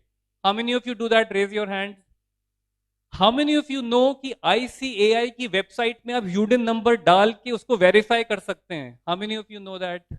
उसको भी चेक करिए आप कि जो सीए का है वो वहां दिख रहा है कि नहीं दिख रहा है, नहीं तो वहां से भी दिक्कत हो सकती है। तो दिस इज वेरी इंपॉर्टेंट।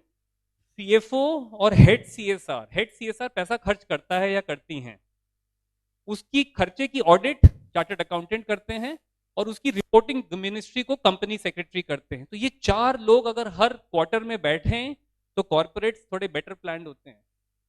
आप भी अपने टीम्स को इंश्योर करिए कि आपका program team, accounts team and CA should regularly sit together every quarter, ताकि जो भी माइलस्टोन्स हैं आपके एमओयू के वो आप पूरे कर पा रहे हैं कि नहीं यूटिलाइजेशन। क्योंकि डोनर की बहुत बड़ी जिम्मेदारी आपके ऊपर है कंप्लायंस की। अगर डोनर या कॉर्पोरेट आपको ग्रांट दे रहा है तो बहुत बड़ी जिम्मेदारी है आपके ऊपर। एंड आई वुड से कि often the corporate may be at risk अगर आपने वो काम नहीं किया, क्योंकि आपको ट्रस्ट किया है उसने। तो ये हमें जिम्मेदारी को समझना है।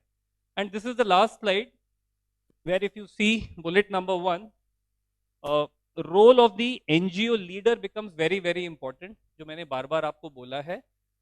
मेरी दरख्वास्त है सभी लीडर्स से, HCL फाउंडेशन मैं एक एडवाइजर के रूप में हूं, मैं और जगहों पे भी अपना काम करता हूं, अपना एक एनजीओ का भी पार्ट हूं।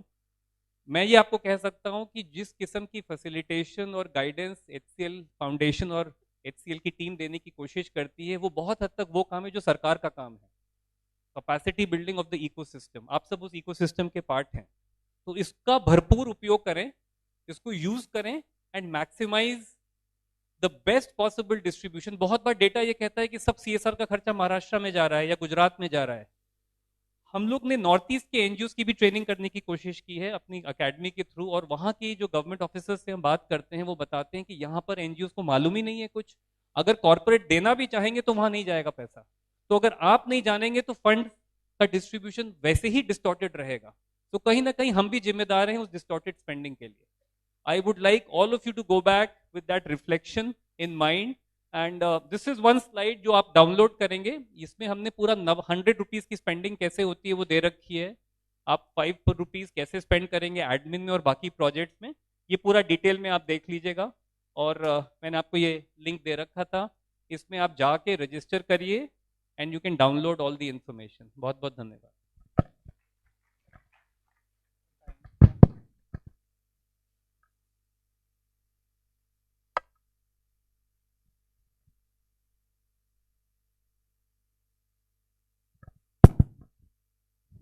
Good morning, I am Bhaumik, I am represent. थोड़ा सा वॉल्यूम कम कर देंगे कंट्रोलर अगर कहीं।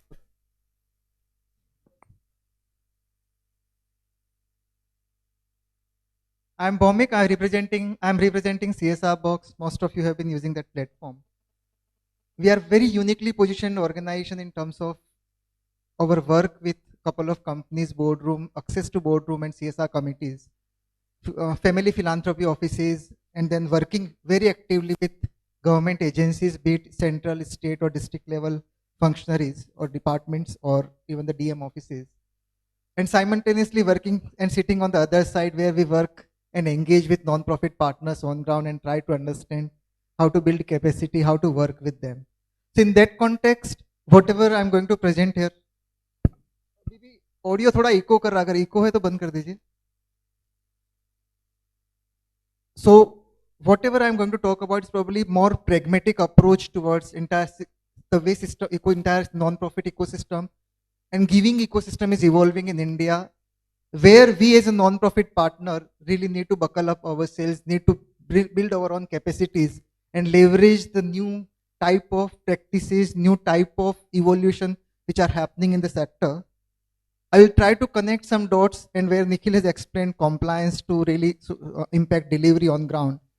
There are certain things which we really can't write and explain in written documents. So these are more practical experiences coming from all the work that we are doing. So try to concentrate for next 15-20 minutes because it will be difficult for us to really capture those through written documents. Any idea how much is the CSR fund annually available in India from the compliance perspective? When Nikhil was explaining 2% of the average net profit of last 3 years from the companies. Any idea in terms of numbers that how much that ultimately account to per year? 26,000 crore. If you talk about 21-22, we are playing around in between 26,000-27,000 crore. By this March 23, which has gone, it should be around 28 to 29,000 crore approximately. By the time, if you can go to next slide. I have the slide. By the time we reach 2030 financial year, will be close to 40,000 crore annual CSR fund available in India. By 2026-27 will hit close to 30-35 range. Now if you look at, we are in the 10th year of CSR compliance. By the time companies would file, companies split March 24, this financial year, the entire CSR pie of 10 years will be close to 2,02,000 crore. This is a huge amount.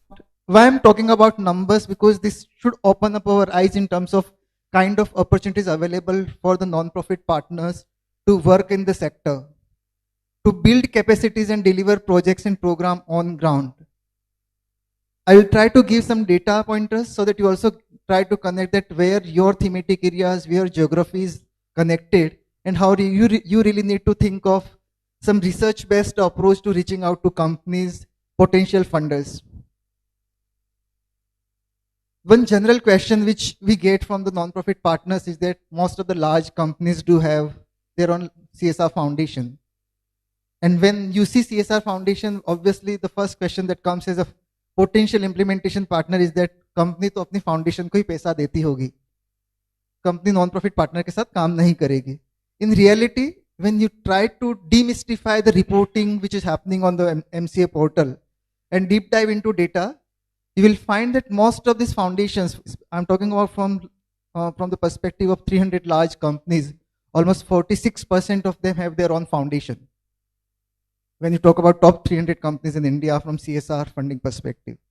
Now, when you again deep dive into this 46% foundation model, the way they are following, a large percentage, almost 60-65% of them are hybrid foundation, which does mean that while they are implementing few flagship program for the company, a majority of them are giving fund to the implementation partner on the last mile level, which is the NGO partners like us. So while reporting in the MCA is going like HCLTech is giving fund to HCL Foundation, so by default HCL Foundation becomes implementation partner from reporting perspective. But in practice, pragmatically, when you find HCL Foundation is also giving grant to a couple of non-profit partners, working with almost 15-17 plus non-profit partners across major cities to implement projects in urban and rural areas. So those are not directly getting reported in the checklist. That's where the entire narrative is there that large foundations are not grant-making organizations, but large foundations are largely grant-making organizations. They are there to efficiently manage the fund and effectively work with the non-profit partners. This is very, how many of you are already getting CSR fund? Can I just understand? Close to 55-60%, good. Those who are not getting and who are eligible and trying to get CSR fund probably for you. When you start identifying potential funder and get into some conversation with them, and when you don't have an idea about that how much a project budget should be there, how much you should ultimately plan for as a proposal. First question is that try to identify the numbers from the potential donor itself, that what is the number that you are looking at in terms of project proposal. Because many times we have found that a non-profit partner who has really got only 50-60 lakh rupees in last 3 years, they are writing and sending a proposal of almost 1.5 crore to a potential funder. Practically, it's not possible for any funder to give you 3x of what you have done in last 3 years. So you really need to understand that how to work with a corporate partner and match your bandwidth and your documentation, what your documentation speaks about. And based on various understanding, what we have realized that a comfortable zone for any new company, any company to work with a non-profit partner, it generally between 24 lakh to 40 lakh generally for a new project, because there is a first year of partnership building. Because उससे कम के project भी करना company के लिए feasible नहीं रहता है कि उसमें obviously उनको internal जो admin cost है वो तो लगनी ही है. It's better that they generally play in this range. This is also evident from the data that is in front of you. Almost 60-65% of the CSR projects which are implemented on ground, they are below 50 lakh rupees ki range. Then when you move up, you will find this percentage decreasing. Now when you look at thematic areas, education, livelihood, skilling, healthcare, these 4 are the majority of the areas, and we all know by default that 60-62% of the CSR fund has been going to these areas. And these are by default because these are the problem areas where we are struggling a lot. So the societal response, corporate response is going to be responding to this kind of problem. Now, one thing which has changed in last 2-3 years, especially when India committed net zero and companies are now moving towards ESG narrative, we are seeing that most of the companies are looking for new projects and programs in environment category, which does mean water conservation, afforestation, wildlife conservation, or any other kind of project which can really help and respond to climate crisis and help companies in getting some kind of advantage in ESG reporting. So there we are seeing a lot of demand coming in last 1 year or 1.5 years. A lot of traction has gone towards that. So if you're a non-profit who is working in environment sector, you really need to have the technical capacities. You need to build up your capacities to the next level, that how you really reach out to more companies and really implement projects on ground, because these projects are really technical projects. When you talk about environment projects, these are not generic projects. So many a time you require technical capacities to deliver projects on ground. But we are seeing that the percentage which is currently 6 to 9% for environmental projects will touch 15 to 18% by 2025-26. This is the probably internal intelligence data that we have from the various companies' interactions. I will not go into this because I assume that Delhi-based NGOs are not just working in Delhi. They are pan-India NGO largely, and you are working across India. But again, Nikhil mentioned Northeast ka territory, which is technically getting 3 to 4% altogether, the 7 sisters. There is a new traction happening in the entire ecosystem where companies are willing to invest more in Northeast. Irrespective whether they have plants in Northeast or not, we are seeing that companies are willing to go to Northeast area. So this percentage will increase from currently 3 to 4% range, it will go to 5 to 6% or 6.5% of the entire CSR pie. And when you account for the entire 25-30,000 crore, it's a huge number. Now this is the main slide, and probably I really want you to spend some time on the slide. Nikhil mentioned that after the amendment, especially CSR implementation partner, whether it's a foundation or whether it's a non-profit partner on ground, you are not just an implementation partner for a company. You are equal partner for a company in CSR compliance. If company has given you CSR fund for a stipulated time, let's say for 1 financial year, and if you are not able to utilize that fund, and if the funding is taken back by after 31st March, a company becomes technically non-compliant partly. They have other mechanism to do it, but partly for them it's a big question mark for them that how they have identified a potential partner who could not use the fund which was planned for the implementation. So you have to really understand that when companies pressurizing you for one impact delivery on ground, as well as utilization of the fund in the right manner, you are playing a role of compliance partner for a company. Now when you move away from compliance and start thinking the broader perspective, community impact, when you think from a corporate mindset, for them showcasing their community connect, their community impact and social work largely comes from the implementation partner itself. Because there are very few companies who are implementing projects on their own and working with the community. It's largely happening through the implementation partner. So you are the one on which company is riding for their social impact visibility. So many a times you will see that many advertisements designed by the company or the brands anchors around the social impact that a company delivers rather than the other product or services. When a global CEO of a company comes in India, he will definitely do two things. One, meeting with the India key stakeholders or suppliers of the company, and second one, visiting a CSR project site. So you are the one who are ultimately helping companies to build that social impact visibility or community impact visibility. CSR and ESG reporting, whatever numbers you are ultimately giving or impact that you are delivering, those are getting reported in companies' annual documents, whether it's ESG reporting or sustainability reporting. So you are playing a part in that. Brand and communication, very crucial. The narrative has changed a lot in last 4-5 years. आज से 4-5 साल पहले जब company CSR project partner identify करती थी तब they were not asking about कि आपका सोशल विजिबिलिटी कैसा है, आपका ब्रांड टीम कैसा है, कम्युनिकेशन टीम कैसा है, and they were not doing a comparison because it's again demand and supply.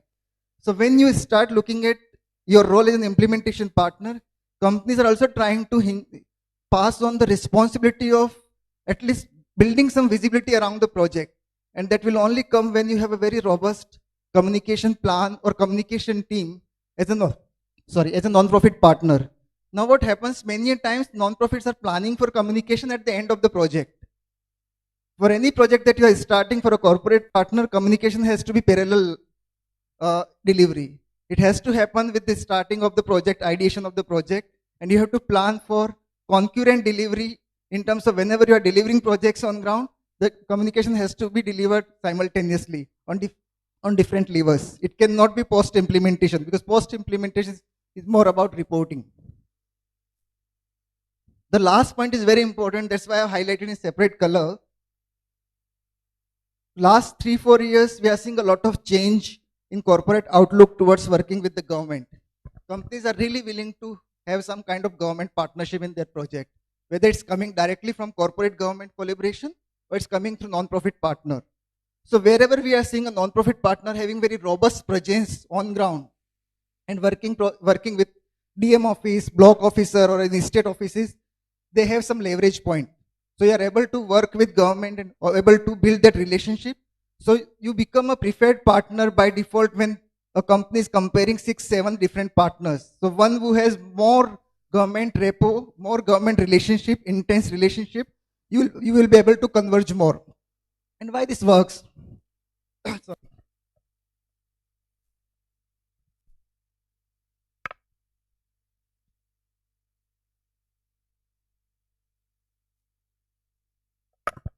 Most of the companies that you will see, almost 40-45% of the companies are manufacturing companies.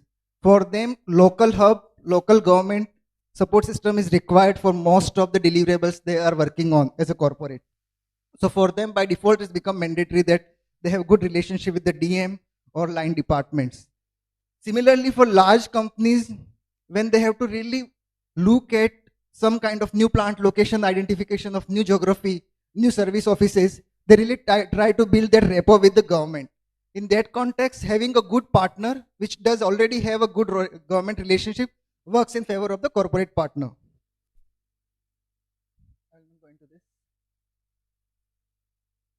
How many of you have heard of social stock exchange? Good, 20%. I'm in Delhi, so I should be content of that. How many of you have heard of social impact bond? Good, less number still.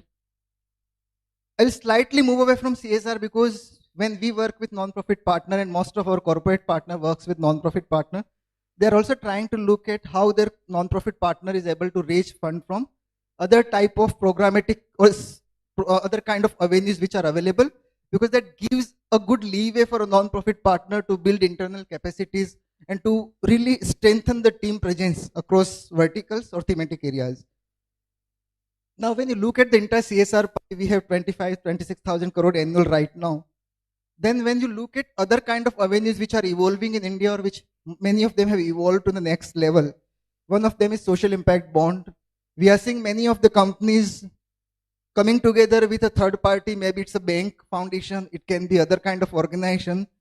And then there are a couple of non-profit partners.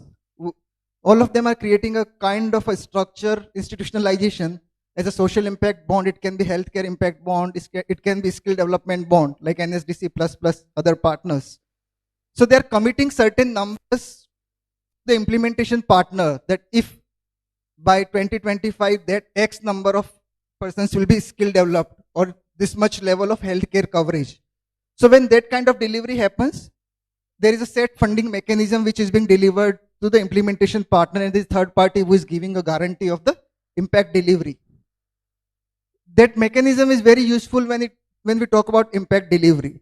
Similarly, social stock exchange, when government came out with the entire disclosure, and then NSE and BSE has now social stock exchange of their own, where any of the, you are listed on social stock exchange, NSE, BSE till now?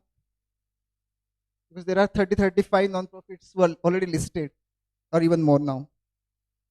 So when you get listed with social stock exchange, be it NSE or be it BSE, you follow a certain kind of mechanism and processes which takes you to the next level of entire systemic evaluation for a non-profit partner, which does really help a lot when you're applying for a large grant or mid-level grant, whether it's HCL grant or any other kind of grant which is available in India. Then you have the third one available, which is the new cult of givers. And I have intentionally mentioned we are entering into a phase of impact delivery. Why so? Because when you were getting fund as when the FCRA was very prominent and we were getting large funding through the different large partners, many of the smaller non-profits used to play a role of that last mile vehicle for the large non-profit partner. But because of various stringent mechanism of FCRA, now we know that what is the scenario.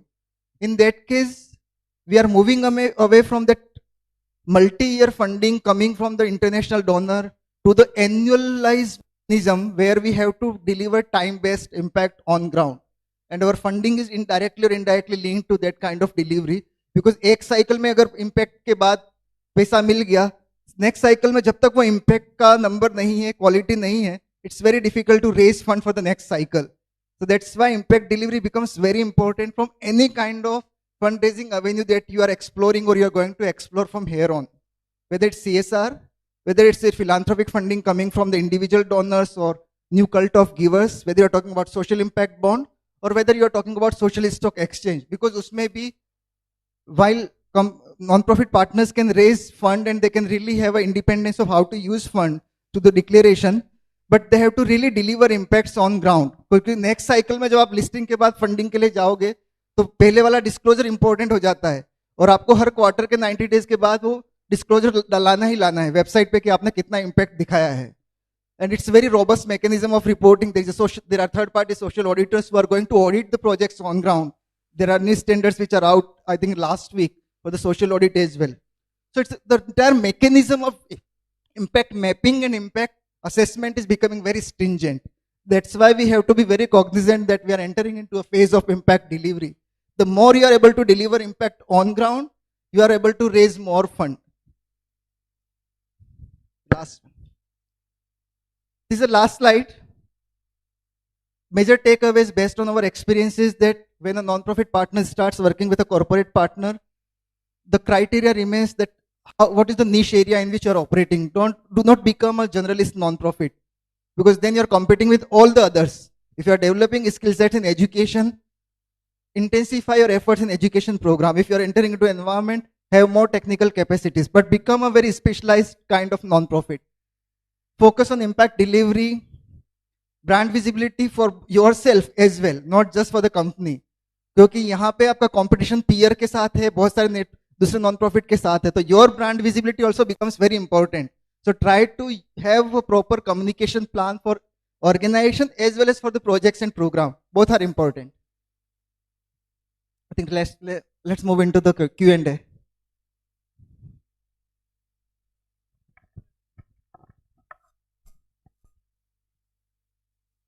अगर कुछ questions हैं तो एक mic अगर I think. Before the question is coming, the last pointer on the slide. I have seen many of the non-profit partners saying that they have started the partnership with a company with a non-financial mode. And this becomes an objectionable pointer many times कि non-financial mode में non-profit कैसे काम कर सकता है. But this is like testing the water in terms of understanding the other party. So when you start some kind of EVP program with a corporate partner, those employees are ultimately trying to understand your organization in a non-financial mode. They are trying to resolve the problem and provide solutions to your organization. It can be very short duration of time, but it does really help because then you're also understanding that someone is coming to you and trying to understand your organization and telling you what are the gaps probably in program design and delivery. And then those employees becomes your ambassador in the company to raise fund, whether through CSR, through other kind of mechanism, through employee donations itself, but you are building that repo. And one important element which happens with this kind of non-financial arrangement is that you are really building a very strong brand.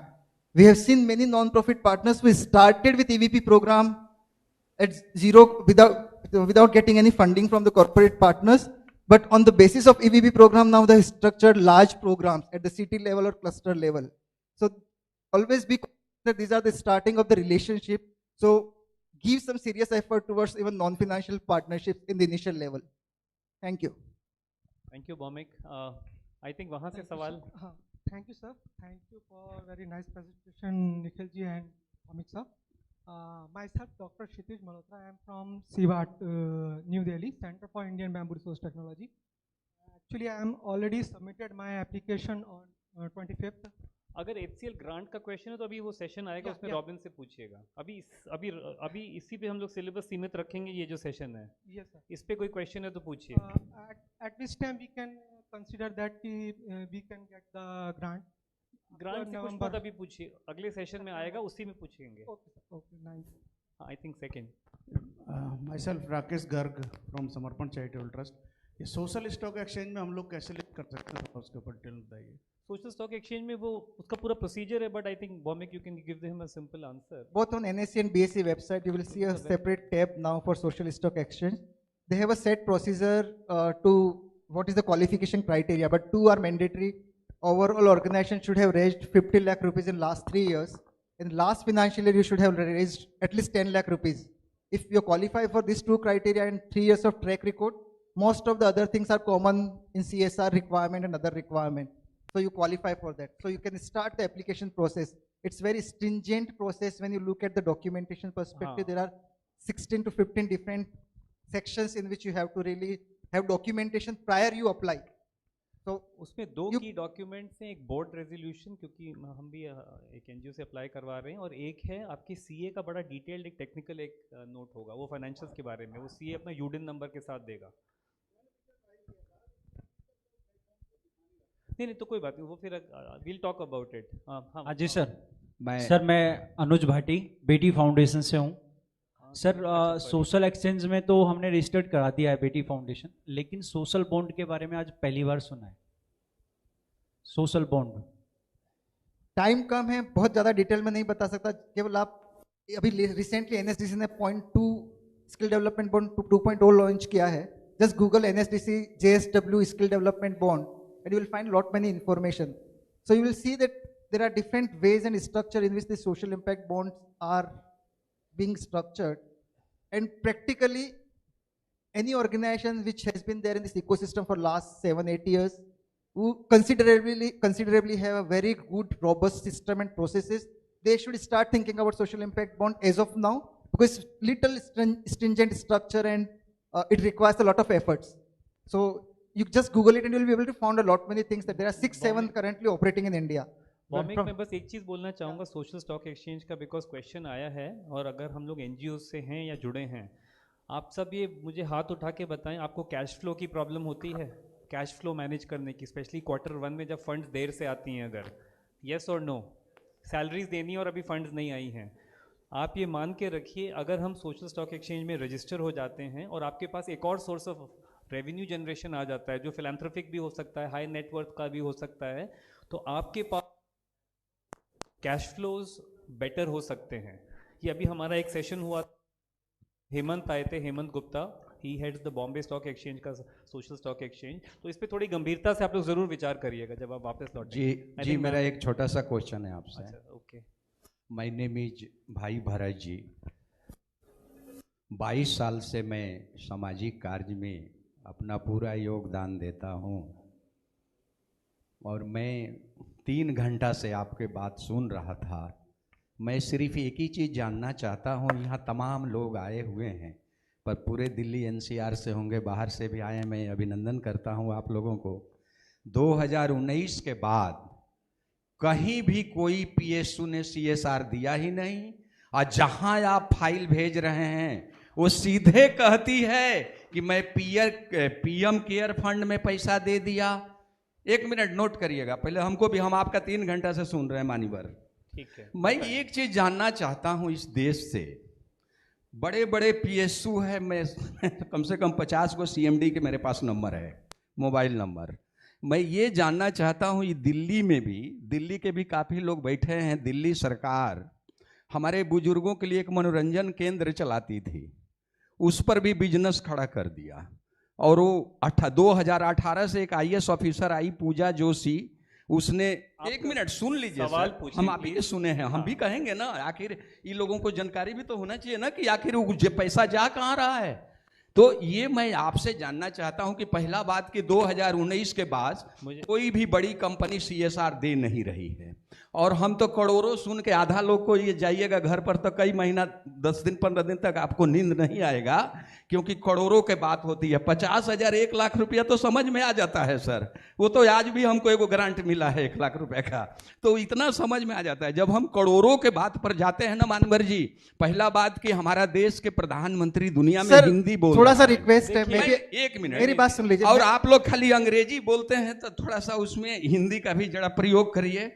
हम वसुधम कुटुंबकम के नारा दे रहे हैं देश में। बहुत बहुत धन्यवाद। हम जानते हैं कि आप हमको बोलने नहीं दीजिएगा, ये सब दुकानदारी है। धन्यवाद। देखिए, आप जो कह रहे हैं, ठीक है, एक तो सबसे पहले मैं एक बात बोलूँगा, यहाँ हम सब लोग बहुत पॉजिटिव डिस्कशन के लिए आए हैं, नंबर 1। नंबर 2, जो आपने पहला सवाल बोला, आप मुझे इसी के बाद कमरे के बाहर मिलेंगे, मैं आपको डेटा दूंगा फैक्चुअल कि पीएसयू ने कहाँ पैसा खर्च किया है, एग्जैक्ट अमाउंट मैं आपको बताऊंगा, मुझे आप बाहर मिलें इसके बाद।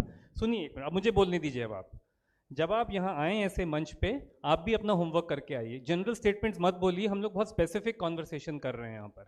आपने जो बोला है उसका मैं आपको एग्जैक्ट आंसर दूंगा, और हम इसी के बाद बाहर मिलेंगे, इसी गेट के बाहर। भौमिक को मैं पूछना चाहूँगा, भौमिक, इन्होंने कहा है कि जनरली कोई भी कंपनी पैसा खर्च नहीं करती है। आपने csr.gov.in वेबसाइट देखी है? पीएसयू का भी मिलेगा आपको, पीएसयू का तो मैं आपको बताऊंगा ना, क्योंकि मैं पीएसयू के संग काम कर रहा हूँ कश्मीर में। हाँ, तो मैं आपको बताऊंगा ना। तो आप जो कह रहे हैं उसका आप दूसरे को मौका भी तो दीजिए जवाब देने का। फिर आप भी होमवर्क करके आइए, जो मैंने सुबेरे से बात कही है कि जब हम कुछ मांगने जा रहे हैं या हम ग्रांट सीक करने जा रहे हैं, मैं खुद एक एनजीओ चलाता हूँ, तो मुझे अपना होमवर्क भी करना बहुत ज़रूरी है। केवल उंगली उठाना काफ़ी नहीं है, क्योंकि वो तालियां मिल सकती हैं, सेंसेशनल हो सकता है, लेकिन हम भी अपना होमवर्क करें। हम इस पर डिस्कशन करेंगे, क्योंकि अभी और भी सवाल हम लोग ले लेते हैं। 1 minute 1 minute, I think ma'am आपने मौका आपको दे देते हैं। कैन वी हैव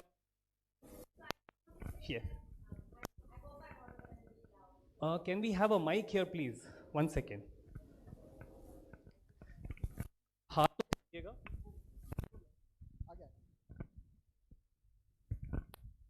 हाँ, yes ma'am.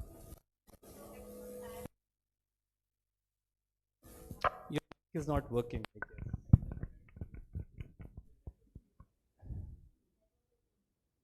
I think Bhavik. Hi. Yes. So I just wanted to add that we are also funded by PSU. So हाँ, I वो don't तो agree. उसको हम बात कर लेंगे मैम, आप But पूछें। before, the question that I had was, before I take you said the alternate source of funding and the social bond, before I take that to senior leadership, I just wanted to know what are the financial accounting implications for an NGO, if any? With regards to what? The social bonds and listings. So the fundamental,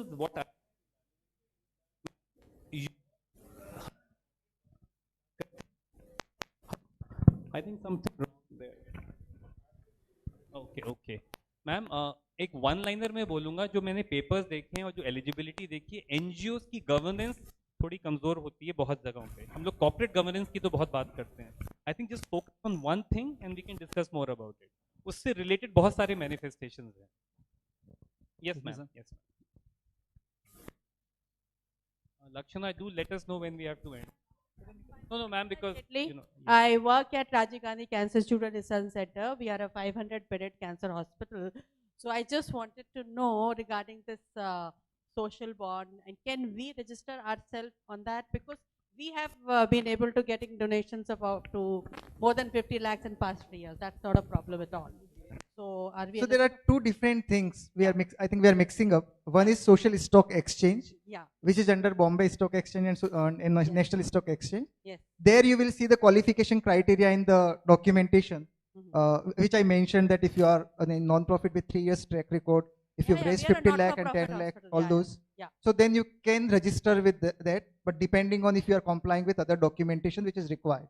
Okay. While social impact bond is a very set structure mechanism which is still evolving. Okay. I would say we are in the pilot round of social impact bond in India. Okay. There are 6-7 impact bond structures which have been created, and those have been operational in India for last 3-4 years. Where I think most of the organizations are still testing the water that how will the entire mechanism will evolve in India. And this definitely requires some third party role. So why I'm not emphasizing here this entire social impact bond structure, because there has to be one anchor organization which takes that initiative and the communication with multiple partners. There has to be one funder who is ultimately funding either from CSR or any other kind of philanthropy fund that they have. There has to be another third party which can guarantee the funding. Okay. कि अगर impact deliver नहीं हुए होंगे तो वो organization fund देगी non-profit partner को. Okay, like we are getting funding from Coal India Limited from past 8 years, around 2 crore every year. Yeah, so and can then third one is discuss later implementation partner. We can take it on sideline. Yeah. Let's take the last question. So sorry. Okay. You want something on admin expense? We'll just come to that, sir. We have a question here first. Yeah, my name is Ayush. I work with the organization called Children in India. I just wanted to ask, like, is there a way to access the funds of PM Cares? How does one apply for that? Is there a way for a NGO to access those funds? I don't think there is a way directly, but I guess you can write to them, because generally what I've seen is their audit reports are there. Yeah. And the PM Cares is a trust. So that mechanism, I'm not too sure if NGOs can openly, or do they have RFPs. I think the government decides on its own, and therefore if you see the CSR rules, under bullets 5 and 6 जो मैंने आपको दिखाया था, these are contributions. Now contribution का मतलब है आपने donation दिया है उनको. Now they decide how to go about it. Okay. And So I have not seen any open, RFPs on that. And just a question which is linked to it, like, how much have the corporates contributed to that fund? The data is there on the website. How many thousands of The crores? data is there on the website. What percentage? PM Cares में कितने? How much of the 25,000 crores has gone to the? Oh, so that data. 7,000 crore, but now it has come down. Okay. Thank you, sir. Sorry, very sorry to interrupt this discussion. Hello, I'm Dr. Dhamija. I'm from Skill Council for Green Jobs. Yeah. So Yeah. I think, Just one question. CSR mandate skilling. 1 second, ma'am. I Yeah. will give you a chance. I'm requesting all of you, in the interest of time, आपके पास paper और pen है, हम और भौमिक यहीं पर हैं, आप लोग उसमें लिख दीजिए क्वेश्चन और हम आपको आंसर देंगे before we leave. So the volunteers can go and take those papers, क्योंकि there are guests जिनको जाना है, अगला पैनल एक डिस्कशन है. मैम आप अपना पूछिए. Yeah. CSR, you said, does it mandate skilling, some component for skilling as a compulsory mandate for CSR funding? Is skilling also there as a part of it? Because what we understand that skilling has been made Skilling is mandatory. one of the permitted activities. Yeah. Board of the company decide करता है कि CSR का पैसा कैसे खर्च करना है ma'am. वो पैसा टैक्स पेयर मनी नहीं है, शेयर होल्डर मनी है. That is why CSR policy is the most important document. Thank you. And education and skills It's are also linked. permitted. Also permitted. But skills linking with education doesn't give it that I will mandate. speak to you separately, sir. Yeah. And you can just admin expenses. I will explain it. Don't worry. There is a suggestion that skilling or capacity building should be a separate than education. So there are recommendations, and the time comes that happens, ma'am. Okay, but Thank you. permitted activity में bullet number 2 में आता है, schedule 7 के. Promoting education के under में आता है वो. Thank you. Thank you everyone. बहुत धन्यवाद for the great discussion that we've had. And Bhaumik and Nikhil, I think a huge gratitude and a thank you is due to both of you, because of the kind of support you've extended over years. Bhaumik and Nikhil have been two universal people who've traveled with the teams at all locations, doing this masterclass with the same amount of enthusiasm, engagement, and we couldn't thank you enough. So I would like to call upon Mr. Rohit Bahadur to felicitate Bhaumik and Mr. Yogesh Kumar to felicitate Nikhil. Let's have a huge round of applause. I'm sure this was as enriching as it was intended to be. Thank you so much.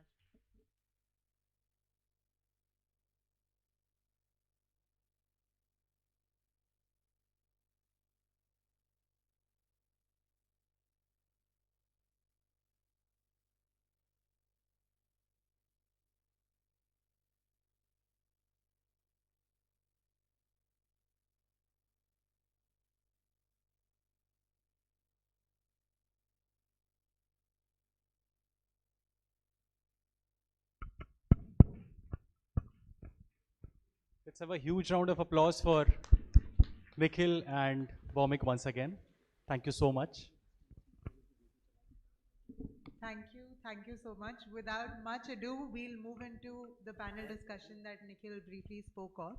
With India taking over the G20 presidency, today we have an illustrious panel with us in terms of discussing the relevance for rural development.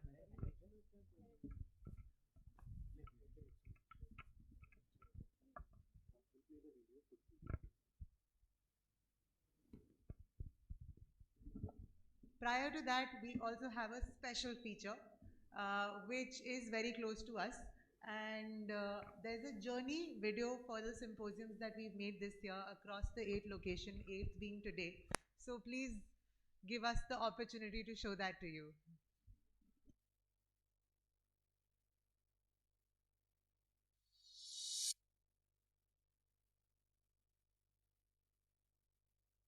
So before we start this video, I just, we thought we'll give you a background of how we started this edition 9 symposium series. This symposium series we started in 2017 from Patna, where we were for a monitoring visit for one of our HCL grant winner going to school. I remember we were Nidhi, myself, and our education team, since they were the education partner. We were there. We just went there for the event, and we were doing the monitoring visit for their field of the proposed project which they proposed for HCL grant. And second day we were launching HCL grant edition 2, and that's when Nidhi just said, let's do a symposium, let's call the NGOs who are here in Patna. And believe me guys, we just within one day, with the help of one NGO, we gathered 20 NGOs there in a very small conference room. We started this symposium journey, and today you can see this full house. And first of all, a round of applause for the entire team who has been traveling from May 30th. May 30th, we started a symposium from Bangalore. We went to Trivandrum. From Trivandrum, we went to Mumbai. From Mumbai, we went to Ahmedabad. From Ahmedabad, we went to Jaipur. From Jaipur, we went to Guwahati. From Guwahati, we came to Raipur, and today we are culminating the entire symposium series in Delhi. This has not been an easy journey. Believe me, ये जो हम symposium series कर रहे हैं, this is for NGOs with no purpose behind it. Like there is a purpose that कि आप लोगों को capacity building करना है हमारे को. That's the reason we are going to this remotest part of the countries. अगर आप हमारा symposium series देखेंगे, if you go to our HCL Grant website, you go to the symposium page, you can see there is no part in India today where we have not gone and did a symposium. From north, starting from Kashmir to Kerala, from Gujarat to Northeast. We have traveled across, and there is a team who's been traveling continuously, kilometers and kilometers. 25,000 NGOs we have been able to reach out and do their capacity building. There are only very few CSR companies doing it, and we can proudly say that we are one among them.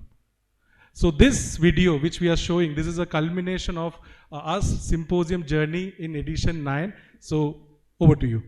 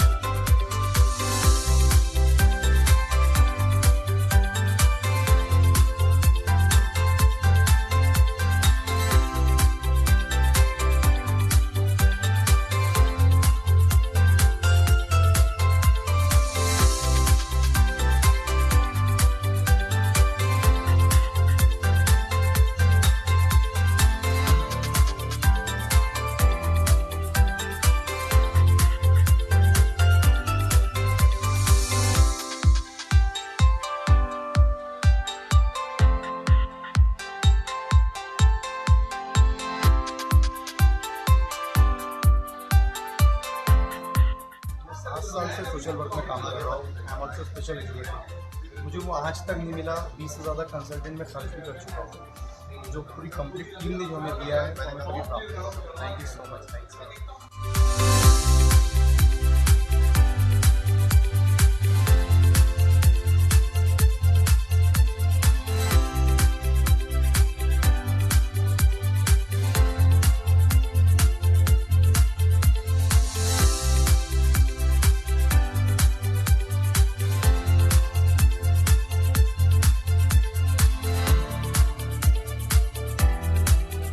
Ladies and gentlemen, this is HCL Grant Symposium to you all.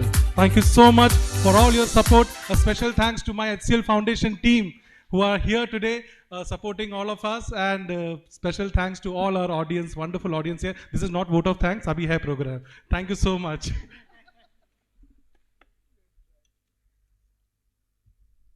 Thank you, Robin. I hope everybody enjoyed it as much as the team who was traveling enjoyed it.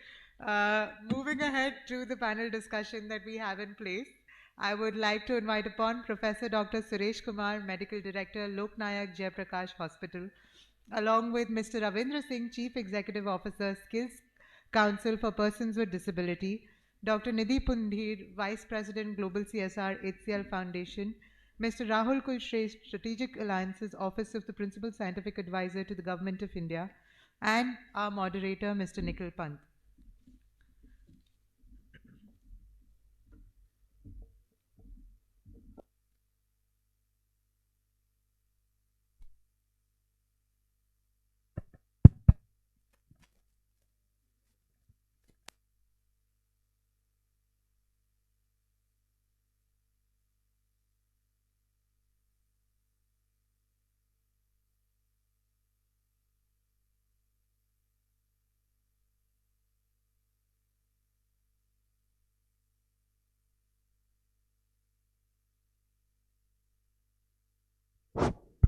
Requesting Nikhil to please join us on the stage. Yeah, he's there. Yeah.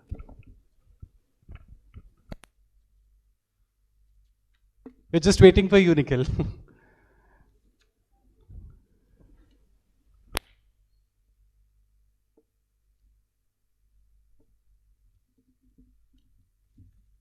Till then, let me just introduce the topic to you. The topic for today's panel discussion is India's G20 presidency and what it means for the rural development. Given the diverse panel that we have, I would like to hand it over to Mr. Nikhil Pant to take the discussion ahead. Thank you so much, Lakshana. Or my apologies, I was just outside, taking some questions. तो आज का हमारा जो panel discussion है वो G20 को लेके है और G20 की प्रेसिडेंसी से कैसे हम CSR को लेके SDGs को अचीव कर सकते हैं, और जो हमारे पैनल ऑफ एक्सपर्ट्स में बड़ा एक वाइड रेंज है और निधि भी हैं, वो टुवर्ड्स दी एंड में उनसे रिक्वेस्ट करूंगा कि वो समिंग अप भी करेंगी। और सभी NGOs के लिए हमारी कोशिश ये है कि इन सेशंस में कुछ टेक अवे रहे, कुछ चीज़ को लेके आप अपने काम में कैसे एम्बेड करें ताकि उससे आपका इम्पैक्ट इम्प्रूव हो जाए। बिकॉज ये जो CSR का पैसा है ये शेयर होल्डर मनी है, it is not tax payers money. इसको हम कैटालिटिक फंड की तरह कैसे यूज़ कर सकते हैं उस पर बहुत कुछ डिपेंड करता है NGOs के ऊपर। तो आई थिंक मैं सबसे पहले रविंद्र जी से रिक्वेस्ट करूंगा, और उनसे एक बड़ा इंटरेस्टिंग एसोसिएशन है हमारा। जब मैंने मिनिस्ट्री में CSR कोर्स शुरू किया था, आई थिंक ये आप मेरे शायद पहले या दूसरे बैच के स्टूडेंट हैं हमारे। आपका कौन सा बैच था? सेकंड बैच था। तो मैं कोर्स डायरेक्टर था मिनिस्ट्री में उस समय, और मुझे ये आज देख के इतना अच्छा लगा जब रॉबिन ने मुझे बताया कि रविंद्र आ रहे हैं। आज वो CEO हैं सेक्टर स्किल काउंसिल के, जो पीपल्स विद डिसेबिलिटी के लिए काम करती हैं, कि जिस अधिनियम को 1 अप्रैल 2014 से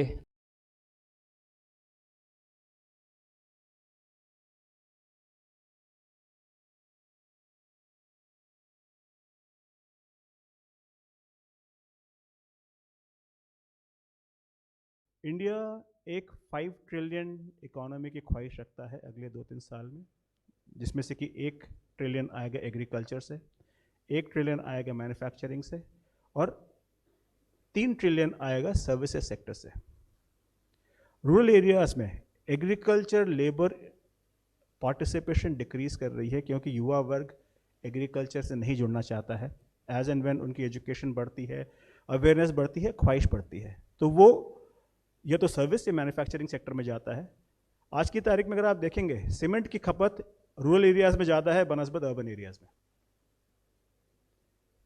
अनदर फैक्ट, जब हम अपने कंट्री का 100वां इंडिपेंडेंस डे सेलिब्रेट करेंगे 2047 में, हमारी इकोनॉमी लगभग 30 ट्रिलियन हो जाएगी, पॉसिबली सेकंड और थर्ड लार्जेस्ट।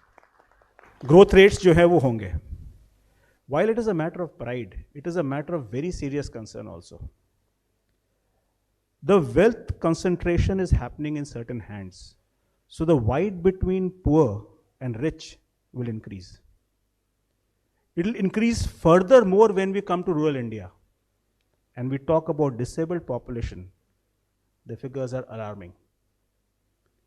आज की तारीख में लगभग, अब अगर सेंसस देखेंगे तो वो कहता है 2.68 crore, but actual figures anything between 10 to 15% of India is disabled, visible, invisible.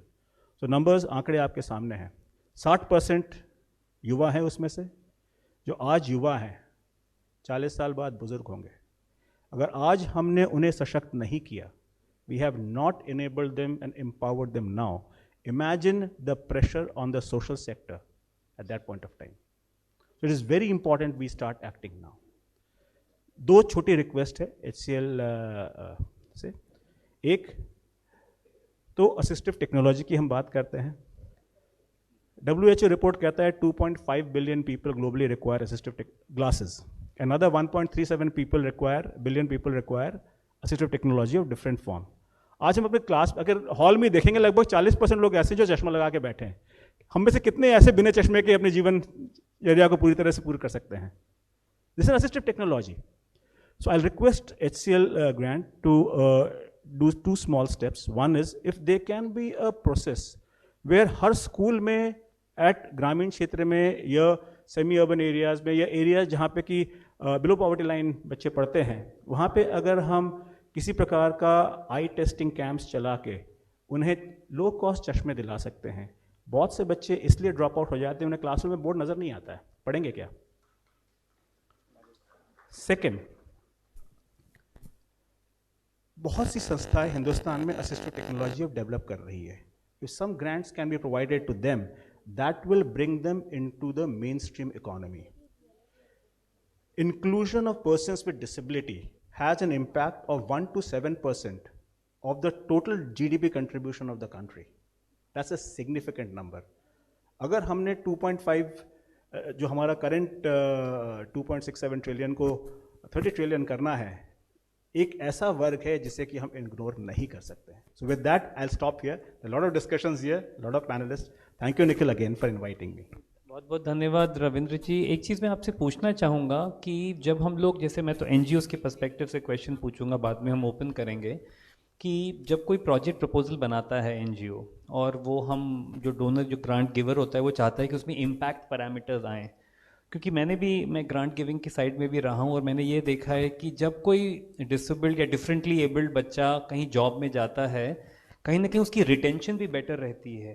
इसके बारे में भी कुछ डेटा है हमारे पास क्या, जो कि स्ट्रेंथन कर सके जब ये प्रपोजल्स बनाते हैं हमारे NGOs? अगर सपोज फॉर एग्जांपल आपने स्किल बिल्डिंग का कोई प्रोजेक्ट बनाया और उसमें 100 बच्चे आपने कहे मैं ट्रेन करूँगा या करूँगी, और आपने कहा इतने 40 बच्चे बॉयज़ हैं या 50 बॉयज़ गर्ल्स हैं, ये 50-50 रेशो है, और उसमें एक हॉरिजॉन्टली आपने कहा कि 10 से 15%, 20% इंक्लूसिव कैटेगरी भी रहे, ताकि बॉयज़ एंड गर्ल्स जिनमें डिफरेंट एबिलिटीज़ हैं उनको भी हम एम्बेड करें। तो क्या ये एक अच्छा तरीका हो सकता है प्रपोजल राइटिंग का, with the end goal of better impact, कि हम कुछ inclusive element as a horizontal भी डाल के रखें अपने प्रोजेक्ट प्रपोजल्स में, ताकि ये लोग शामिल होते रहें? और ऐसा नहीं कि आपने सेपरेट कोई प्रोजेक्ट किया, क्योंकि हर कक्षा में जहां आपने कहा कि बच्चे को अगर चश्मा चाहिए, तो बहुत से बच्चे, कोई ऑर्थोपेडिक डिसेबिलिटी का भी बच्चा हो सकता है, उसके लिए स्कूल में रैंप है कि नहीं है, वो चढ़ पाएगा कि नहीं व्हील चेयर के साथ। तो क्या NGOs का क्या रोल हो सकता है इस क्षेत्र में, स्पेशली जब ये नीड असेसमेंट करते हैं और प्रपोजल्स बनाते हैं ग्रांट्स के लिए? दो चीज़ें हैं। आपके पहला सवाल भी एक था जो मैंने मिस कर दिया था। As a sector skill council हम हॉरिजॉन्टली हर सेक्टर्स के साथ काम करते हैं। Currently out of the 36 industry sectors identified by the government, हम 27 सेक्टर्स के साथ काम कर रहे हैं, जिसमें कि 24 सेक्टर्स में एक्टिव ट्रेनिंग चल रही है। सेक्टर्स जैसे कि agriculture, health care, hospitality, tourism, IT, retail, अनेक इस तरह के सेक्टर्स हैं जहाँ पे काम हो रहा है। लगभग 1.5 लाख युवा ट्रेन हो चुके हैं। प्लेसमेंट परसेंटेज जो हमारा ट्रैक्ड है ऑन डेटा रिकॉर्डेड इज़ 39%।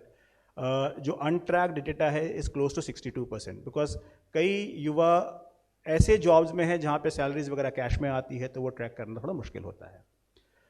जब हम प्रोजेक्ट्स बनाते हैं, सो लोकोमोटर डिसेबल्ड अगर है या लो विजन वाले हैं जिनकी विजिबिलिटी है लेकिन थोड़ी कम है, ऐसों को आप जनरल ट्रेनिंग्स के साथ भी इंक्लूड कर सकते हैं। But when you have people with sign and language requirement, तो उनको जनरल कैटेगरी रेगुलर बच्चों के साथ अगर बैठाएंगे तो लर्निंग स्लो हो जाती है उनकी।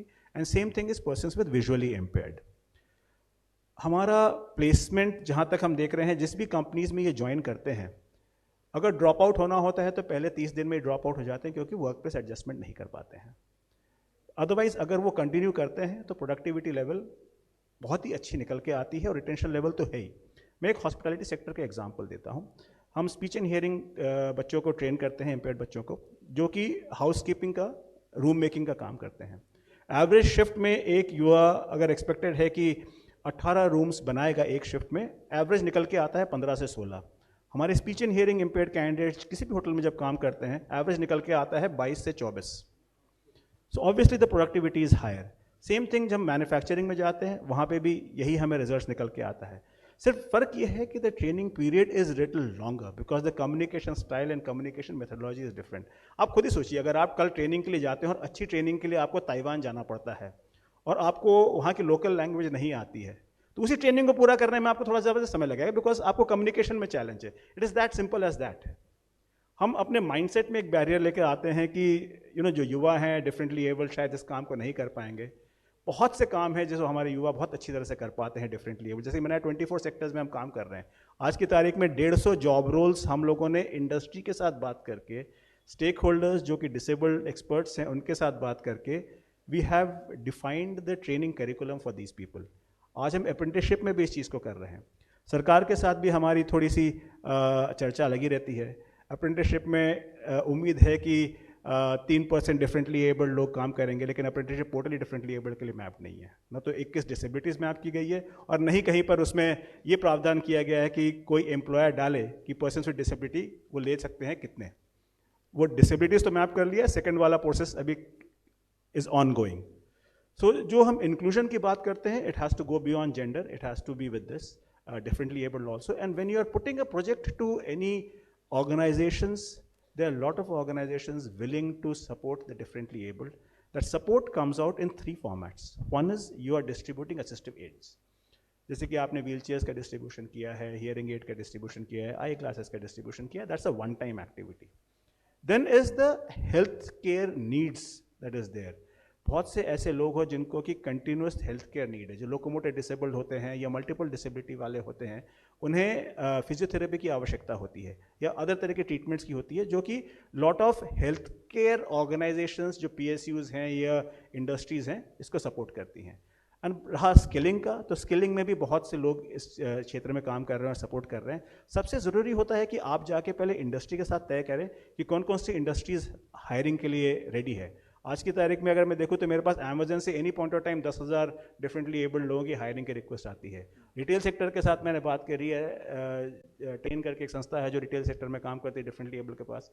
Today I have requirement of 10,000 people in retail alone. So अगर आज अब आप मैप आउट करके चलेंगे तो आसानी से 50 से 60,000 की तो at any point of time requirement है। And this is not only in urban India, it is in rural India also. बहुत से कॉल सेंटर्स ऐसे हैं जो रूरल इंडिया में काम करते हैं। सेल्फ एम्प्लॉयमेंट अपॉर्चुनिटीज़ हैं। बहुत सी महिलाएं जो हैं हाथ करगा का काम हमसे सीखती हैं, हैंडीक्राफ्ट का काम हमसे सीखती हैं। National handicraft finance development corporation से उन्हें लोन्स भी मिल जाता है काम शुरू करने के लिए। सो अपॉर्चुनिटीज़ बहुत हैं। आपको एक प्रोग्राम को डिटेल मैनर में बनाना पड़ेगा। अगर स्किल डेवलपमेंट के प्रोग्राम्स में कोई हेल्प चाहिए, यू कैन अप्रोच अस। हमारी वेबसाइट में सारे जॉब रोल्स मैप्ड आउट हैं। उसमें अगर आपको कोई फर्दर हेल्प चाहिए, write to us at info@scpwd। हमारे वेबसाइट में वो दिया भी हुआ है। We'll be very happy to help you and wish you all the best. Thank you.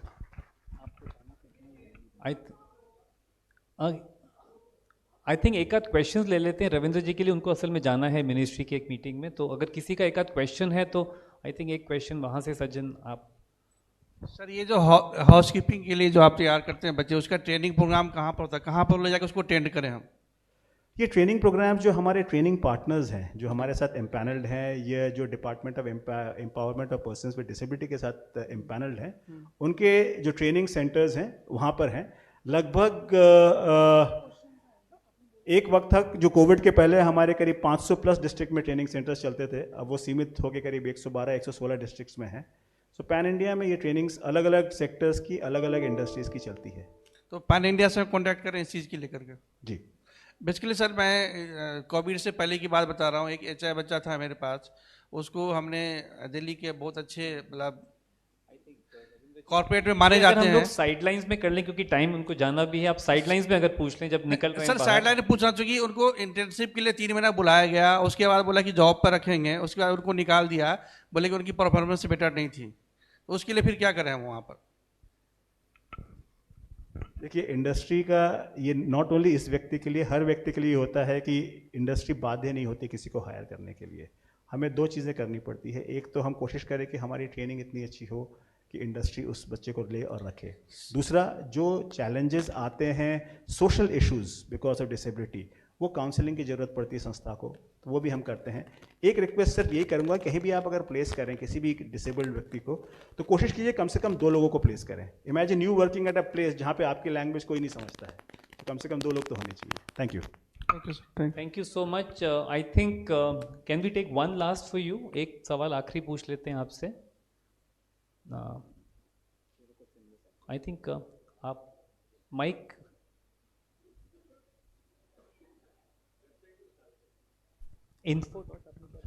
info@scpwd skill council for persons with disability. अगर आप वेबसाइट ऐसे सर्च करेंगे, आप SCPWD कर दीजिए, आपको मिल जाएगा सब information. Thank you so much. My name is Anil Joshi. I have a IT background. I work for IBM Research in accessibility of ICT. So coming from both the sides, what I have observed, I've been actively involved in the disability sector for nearly 30 years. And I'm a parent to a daughter who is working. She has Down syndrome and intellectual disability, she being the first case of person with Down syndrome in regular employment in India. So she is a trendsetter and brand ambassador in many ways. Sir, my question to you is, if there are specific efforts on the part of SCPWD to sensitize, because what's required is fine, RPD Act provides for reasonable accommodation and to some extent mandate even to the corporate sector to employ persons with disability, different disabilities. There has to be an initiative, so we would be interested in knowing if there are any efforts, specific efforts from on part of SCPWD to either sensitize corporate sector and facilitate the smooth entry. As you rightly said, Amazon would have 10,000 requirement, but where is the pipeline ready? So there have to be some sort of cohesive efforts from government side to make sure that corporates feel enthused, not just about declaring that there are vacancies. The process of induction, as you suggested, there should be two employees joining together. There could be a buddy system or ally system, so that parallelly a lot of awareness gets generated amongst the. Understood. Yeah. Thank you. So it's a very valid point. Over the last 7 years, we have done about 500 plus sensitization workshops across the country. Till last year, we were doing cross-sectoral workshops. And from this year, we felt that it needs to be more sector-specific efforts that needs to go into the industry. And there we are bringing it not only so we not started doing it in 3 steps. First is the cross-sectoral. Then we talk to the industry specific. So last we did with the hospitality sector, we had the entire hospitality sector industries, about 90 of them were there. Next is being planned sometimes in July for the apparel manufacturing sector. We look at sectors where the higher opportunities of employment are there. वहाँ पे हम उन संस्थाओं को पहले sensitize करते हैं, and जो इंटरेस्टेड संस्थाएं होती हैं उनके stakeholders, right now the management has taken an interest, but जो ऑपरेशंस लेवल में क्या वो भी इंटरेस्टेड हैं, क्या वो इस चीज़ को समझते हैं, तो उनको भी फिर हम सेंसिटाइज करते हैं, and that's how we do it. So it's a 3-step process. That's how we do it. Thank you. Thank you so much Ravindra ji, and thank you for participation. बहुत बहुत धन्यवाद. Lakshan, I believe I think he has to leave because I have a meeting scheduled at 1 o'clock, so my apologies. No worries. Thank you for coming. Thank you for.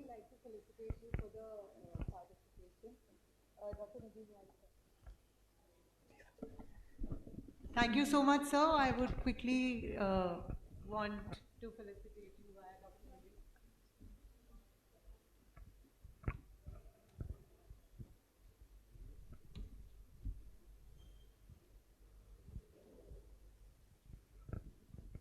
Please come, please.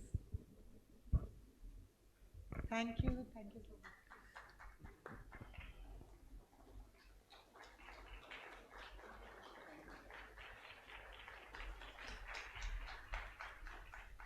Thank you, Ravindra ji. Thank you for coming. We'll catch up for sure. Thank you. Next हम लोग जाते हैं doctor Rahul आपसे. Thank you. सबसे पहले doctor Rahul के लिए उन्होंने मंथन प्लेटफॉर्म पे HCL ग्रांट को हम लोगों ने आई थिंक ले आए हैं अभी, और ताकि वाइडर ऑडियंस के पास जाए. तो doctor Rahul as strategic alliances incharge with at the office of the principal scientific adviser, हमारा आज ये ऑडियंस में NGOs है, और आज हमारा जो टॉपिक है वो रूरल एरियाज़ को लेके है G20 के कॉन्टेक्स्ट में. तो गवर्नमेंट का क्या एक एम्फोसिस है जो कि आप कन्वे कर सकते हैं, कीपिंग इन माइंड कि जो HCL ग्रांट है वो रूरल एरियाज़ के लिए है, और साइंस का क्या योगदान हो सकता है, और ये NGOs कैसे पार्टिसिपेट कर सकते हैं इस तरह के प्रोग्राम्स में? Thank you, Nikhil. So before going to this question, I just introduce in terms of like what is this office, because many of you must not be knowing कि ये office क्या करता है. So this is a scientific advisor office to Prime Minister and Government of India. And just for information, Dr. Abdul Kalam was the first principal scientific advisor for the country. Right now we have PSA. Our role in the country is to see science and technology intervention for the society also, for the development, whether it's economic development or the social development. And you must be knowing that Science 20, apart from G20, which is going on as a part of that, is led by our office, and PSA is the chairman, where we are talking about 2-3 things, where we have brought all the scientific advisors from all 20 countries, and we are seeing how we can take science for inclusivity, diversity, and underprivileged society. We are discussing on. There is one mandate which is called as One Health. We are going to discuss on One Health also, how we can take One Health mission. We are coming out with a One Health mission, and next is the livelihood missions. So there are few missions. This office comes out with a lot of missions for the country, like quantum, in technologies also like quantum, green hydrogen, and related to the social development also. Now, we have multiple division. We have a strategic alliance division whose role is basically to facilitate collaborations, having science, technology, and innovation intervention for social impact. So that's the role of the strategic alliances division, and it's a new division in this office, which basically came out when the pandemic hit the country, and we were looking for solutions, that what can help us, what kind of technologies or research or any kind of solutions which can come to us and we can implement with the help. You will not believe, we got more than 700-800 technology solution which can help us to fight pandemic. Almost 60-70 solutions were commercialized during that time, and all with the support of industries. So we realized there is a lot of momentum coming from the industry side to support social impact, having science, technology, and innovation. And in 2019, when there is a change in the CSR law also, where the science, technology, and innovation related to the sustainable development goals can be supported under CSR law, clause 9A and 9B. 9A is for incubators and 9B is for centrally funded research institute. So there we started focusing, and you will not believe during COVID time, like from a technology of a startup from a IIT Madras, we established almost 52 hospitals within 3 months. It was an extension hospital, and it is difficult to get an inch of land from the state government. But we got 15,000 acre land from the state governments, and all 52 hospitals were funded by industries. Not a single hospital by the government. We were importing reagents from outside during the COVID, and we were facing a lot of false problem. And then we realized why we should not make it. We called a lot of foundations there, even Rockefeller, Gates Foundation, many bigger foundations from international. They came forward, they gave out grants to our researchers, and they developed. We made a platform with the help of TCS. It's also a philanthropic platform, and we exported all this reagent to the African countries. That's where the technology, when it comes for a social impact, it has a sustainable and scalable impact actually. And that's where we are focusing on. Similarly, MyLab, everybody might have used self-testing kit of MyLab. They are from rural India. They are not from any of the premier institutions. They were not incubated anywhere. They just send us a message on WhatsApp that we have this technology, what we do. We just called them, we understand, oh, they have a crucial technology. We incubated them in NCL Pune. We told them, please help them to develop the first testing kit. And it was the first self-testing kit in the world, which has come from a just solution. So this is where we want how foundations, NGOs can come forward and support technologies, because they are not the people who can implement on ground. You are the people who has to implement on ground, and this is where you can come forward. And I should tell you, we were able to do 300 plus projects in 1.5 years, all supported by industries and foundations, not a government. We realized we were only a team of 4-5 members. We realized we should not be a bottleneck for the country. A lot of people are coming forward to support social impact technology. We thought, okay, let's come out with a platform. We developed a platform called as Manthan, churning of ideas, to support sustainable development goals. Now all industries automatically, they come on the platform, they throw their challenges, foundations, even you will not believe, Elon Musk X Prize Foundation came on Manthan platform, given $100 million decarbonization fund. 800 foundations and NGOs applied to this from the platform. And after that they realized it's so important, they have given the third challenge for wildfire related solutions.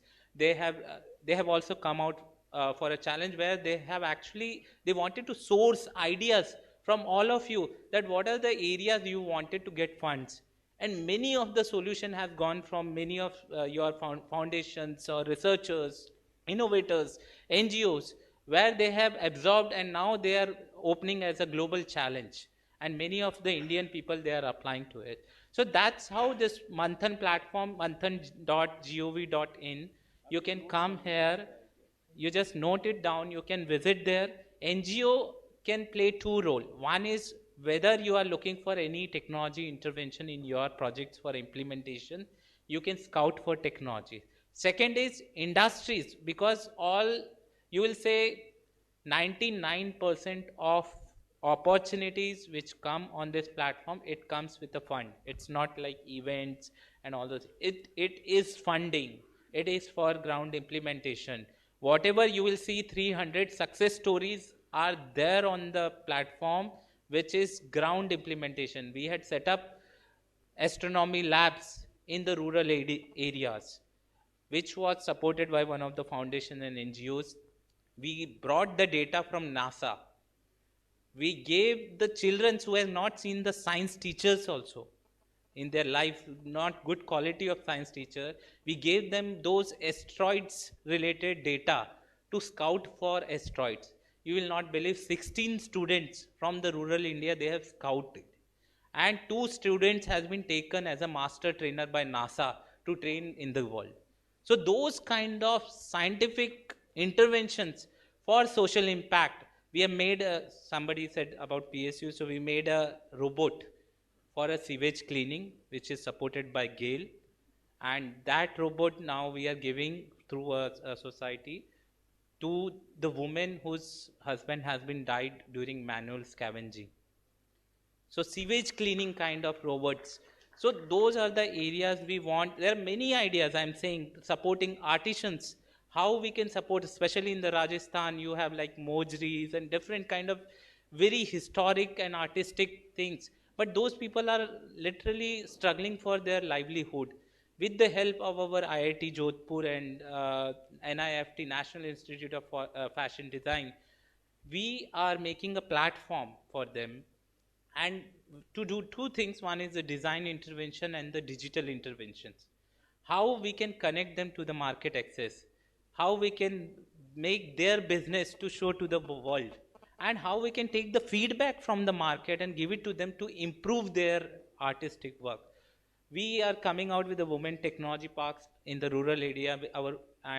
Just to add, we have set up 7 science and technology clusters in India with the recommendation of Prime Minister Councils. Clusters are nothing; they are group of research institutions, NGOs, foundations, incubation centers, industries coming together. These clusters are in Delhi, Bangalore, Hyderabad, Bhubaneswar, Jodhpur, Pune, and you as an NGO can also join hands with these clusters. If you have some projects which is very innovative in nature, you can add with them, you can actually implement. And many of the NGOs, they are a part of our clusters. For example, under the Amrit Sarovar, where we are cleaning our water reservoir in Bhubaneswar and also in the Hyderabad rural area, we identified many of the NGOs who can have a community engagement, and we brought a body which is IIT.IIT, which is alumni body for the IITs, all IITs. They have supported with the technology intervention how you can clean the water reservoirs, and they have used that desilting which you are taking out from the water reservoirs for the as an organic manure for the farmers in those areas. We have also come out with a Kisan Mitra platform where we have housed more than 2000 plus technologies supporting farmers in these areas. And it's not only like we are promoting them through DD Kisan. If you have seen any of the channel, IFCO has funded, we are making episodes on those technologies, and you can see those technologies are shown in DD Kisan through our interventions. Also, grassroots innovators, we are coming with a show very soon with Amazon Prime. They have identified grassroots innovators from very rural area, very peculiar. Means if you see, it is going to launch on 12th of July, media announcement. And those kind of grassroots innovators, we are actually taking them, how they are doing a social impact in those areas. And they're making episodes on them, and in the end, they will also get a kind of investment throughout the episode, and the shows are going to launch on 12th of July. Also, one more, like Netflix, we brought a Hollywood director from Anthony Gaffins. We asked Netflix, do you identify grassroots innovators who are working in the country for climate? And we got a lot of, you will not find the kind of proposals which come from the climate innovations. And Netflix has selected 8 such kind of innovations, 3 episodes which we are making, and it will be shown in the International Filmfare Awards in Goa very soon. So those kind of, there are hundreds of interventions we are doing through the Manthan platform. Through G20, what we have done, we started connecting all the embassies, all the countries. We are asking their MNCs to come forward and support technology-based social development in the country. Many international organizations, even Gates Foundation, Rockefeller Foundation, Wellcome Trust, Lego Foundation, and you should not, just for example, even Mr. Gates, he came and met us personally because he funded a small center of excellence in Palakkad in some Kerala, IIT Palakkad, and he found it so much interesting. He came during his visit, he met us in personally. He said, I want this center should work for all, means global Asia region, all sanitation related, because it was related to the sanitation technologies, how we can basically identify ideas from the sanitation, how we can develop prototypes on sanitations, how we can basically test with the help of industry, and then scaling up to the market, support skilling in those areas, develop some micro entrepreneurs. So those are the kind of center of excellence. We have set up 15 such center of excellence in last 1 year. So this is some of the example which I can say, but there is numerous due to the time. In fact जो मुझे जितना समझ में आया, एक तो मंथन platform आप लोग प्लीज़ जाके चेक करें, और दूसरा जैसे अभी HCL ग्रांट के भी आई थिंक मंथन प्लेटफॉर्म पे आ गई है HCL ग्रांट. ये एक बहुत अच्छा तरीका है कि अगर हम रूरल डेवलपमेंट करना चाहते हैं और उसमें टेक्नोलॉजी लेके आना चाह रहे हैं, और HCL जैसी कंपनीज इनवाइट करती हैं, वेलकम करती हैं टेक्नोलॉजी का एम्बेडिंग एज अ हॉरिजॉन्टल. तो ये भी आपको ध्यान रखना है कि जब आप ग्रांट के लिए अप्लाई कर रहे हैं तो अगर आप टेक्नोलॉजी को अच्छे से जोड़ते हैं तो आपकी वेटेज, आई थिंक शाफिया आई हुई हैं और बाकी जो एक्सपीरियंस शेयरिंग सेशंस होंगे, ये चीज़ों को अगर हम इनकॉर्पोरेट करेंगे तो बहुत बेनिफिट होगा. डॉक्टर सुरेश के पास अब हम जाते हैं. आई थिंक सबसे पहले बहुत हमें एक राउंड ऑफ अप्लॉज उनको देना होगा. मैं आप पढ़ के बताता हूँ. He was the nodal officer of the special task force on COVID Delhi में, और मेरे ख्याल से अभी निधि बता रही हैं कि उनके अंडर में बहुत ही रिमार्केबल और आउटस्टैंडिंग काम हुआ कोविड के दौरान लाइव्स को बचाने का. So big round of applause to doctor Suresh Kumar. And doctor Kumar, हम आपसे रिक्वेस्ट करेंगे कि आप मैं अभी आपको एक सेकेंड, मैं आपसे रिक्वेस्ट करूंगा डॉक्टर कुमार कि आप एक तो खैर आप अपनी बातों से इंस्पायर करेंगे, आई एम श्योर, बिकॉज अगर आप एक फ्रंट लाइन वर्कर और वर्कर्स को इंस्पायर करने का आपने काम किया है, कि हमारे जो NGOs यहाँ आए हैं ये लास्ट माइल कनेक्ट के होते हैं सब, और कोविड के दौरान NGOs ने बहुत अमेजिंग वर्क किया है अक्रॉस द कंट्री.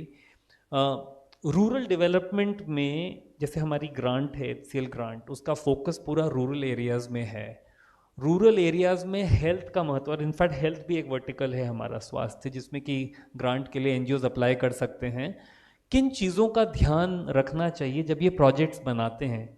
आपने अगर कोविड में इतनी लाइव्स बचाई और वो बहुत मुश्किल समय था, तो इसका मतलब है ये हाई इम्पैक्ट है. ये तो उस हाई इम्पैक्ट को कैसे ला सकते हैं ये हेल्थ के क्षेत्र में रूरल डेवलपमेंट को मद्देनज़र रखते हुए?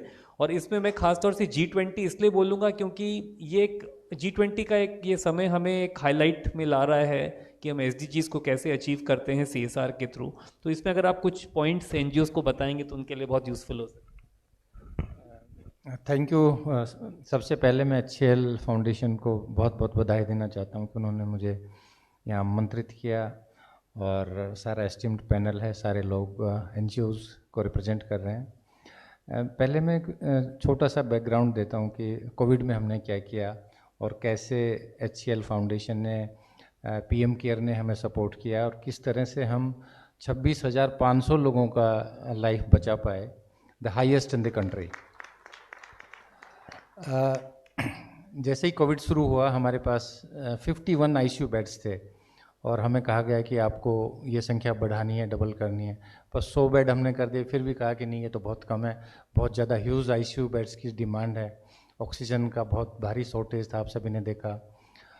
हमने बहुत कम समय में 500 ICU बेड्स बनाए और 500 HDU यानी कि हाई डिपेंडेंसी यूनिट्स के बेड्स तैयार किए. उसके साथ साथ रामलीला मैदान में हमने अलग से एक हॉस्पिटल बनाया.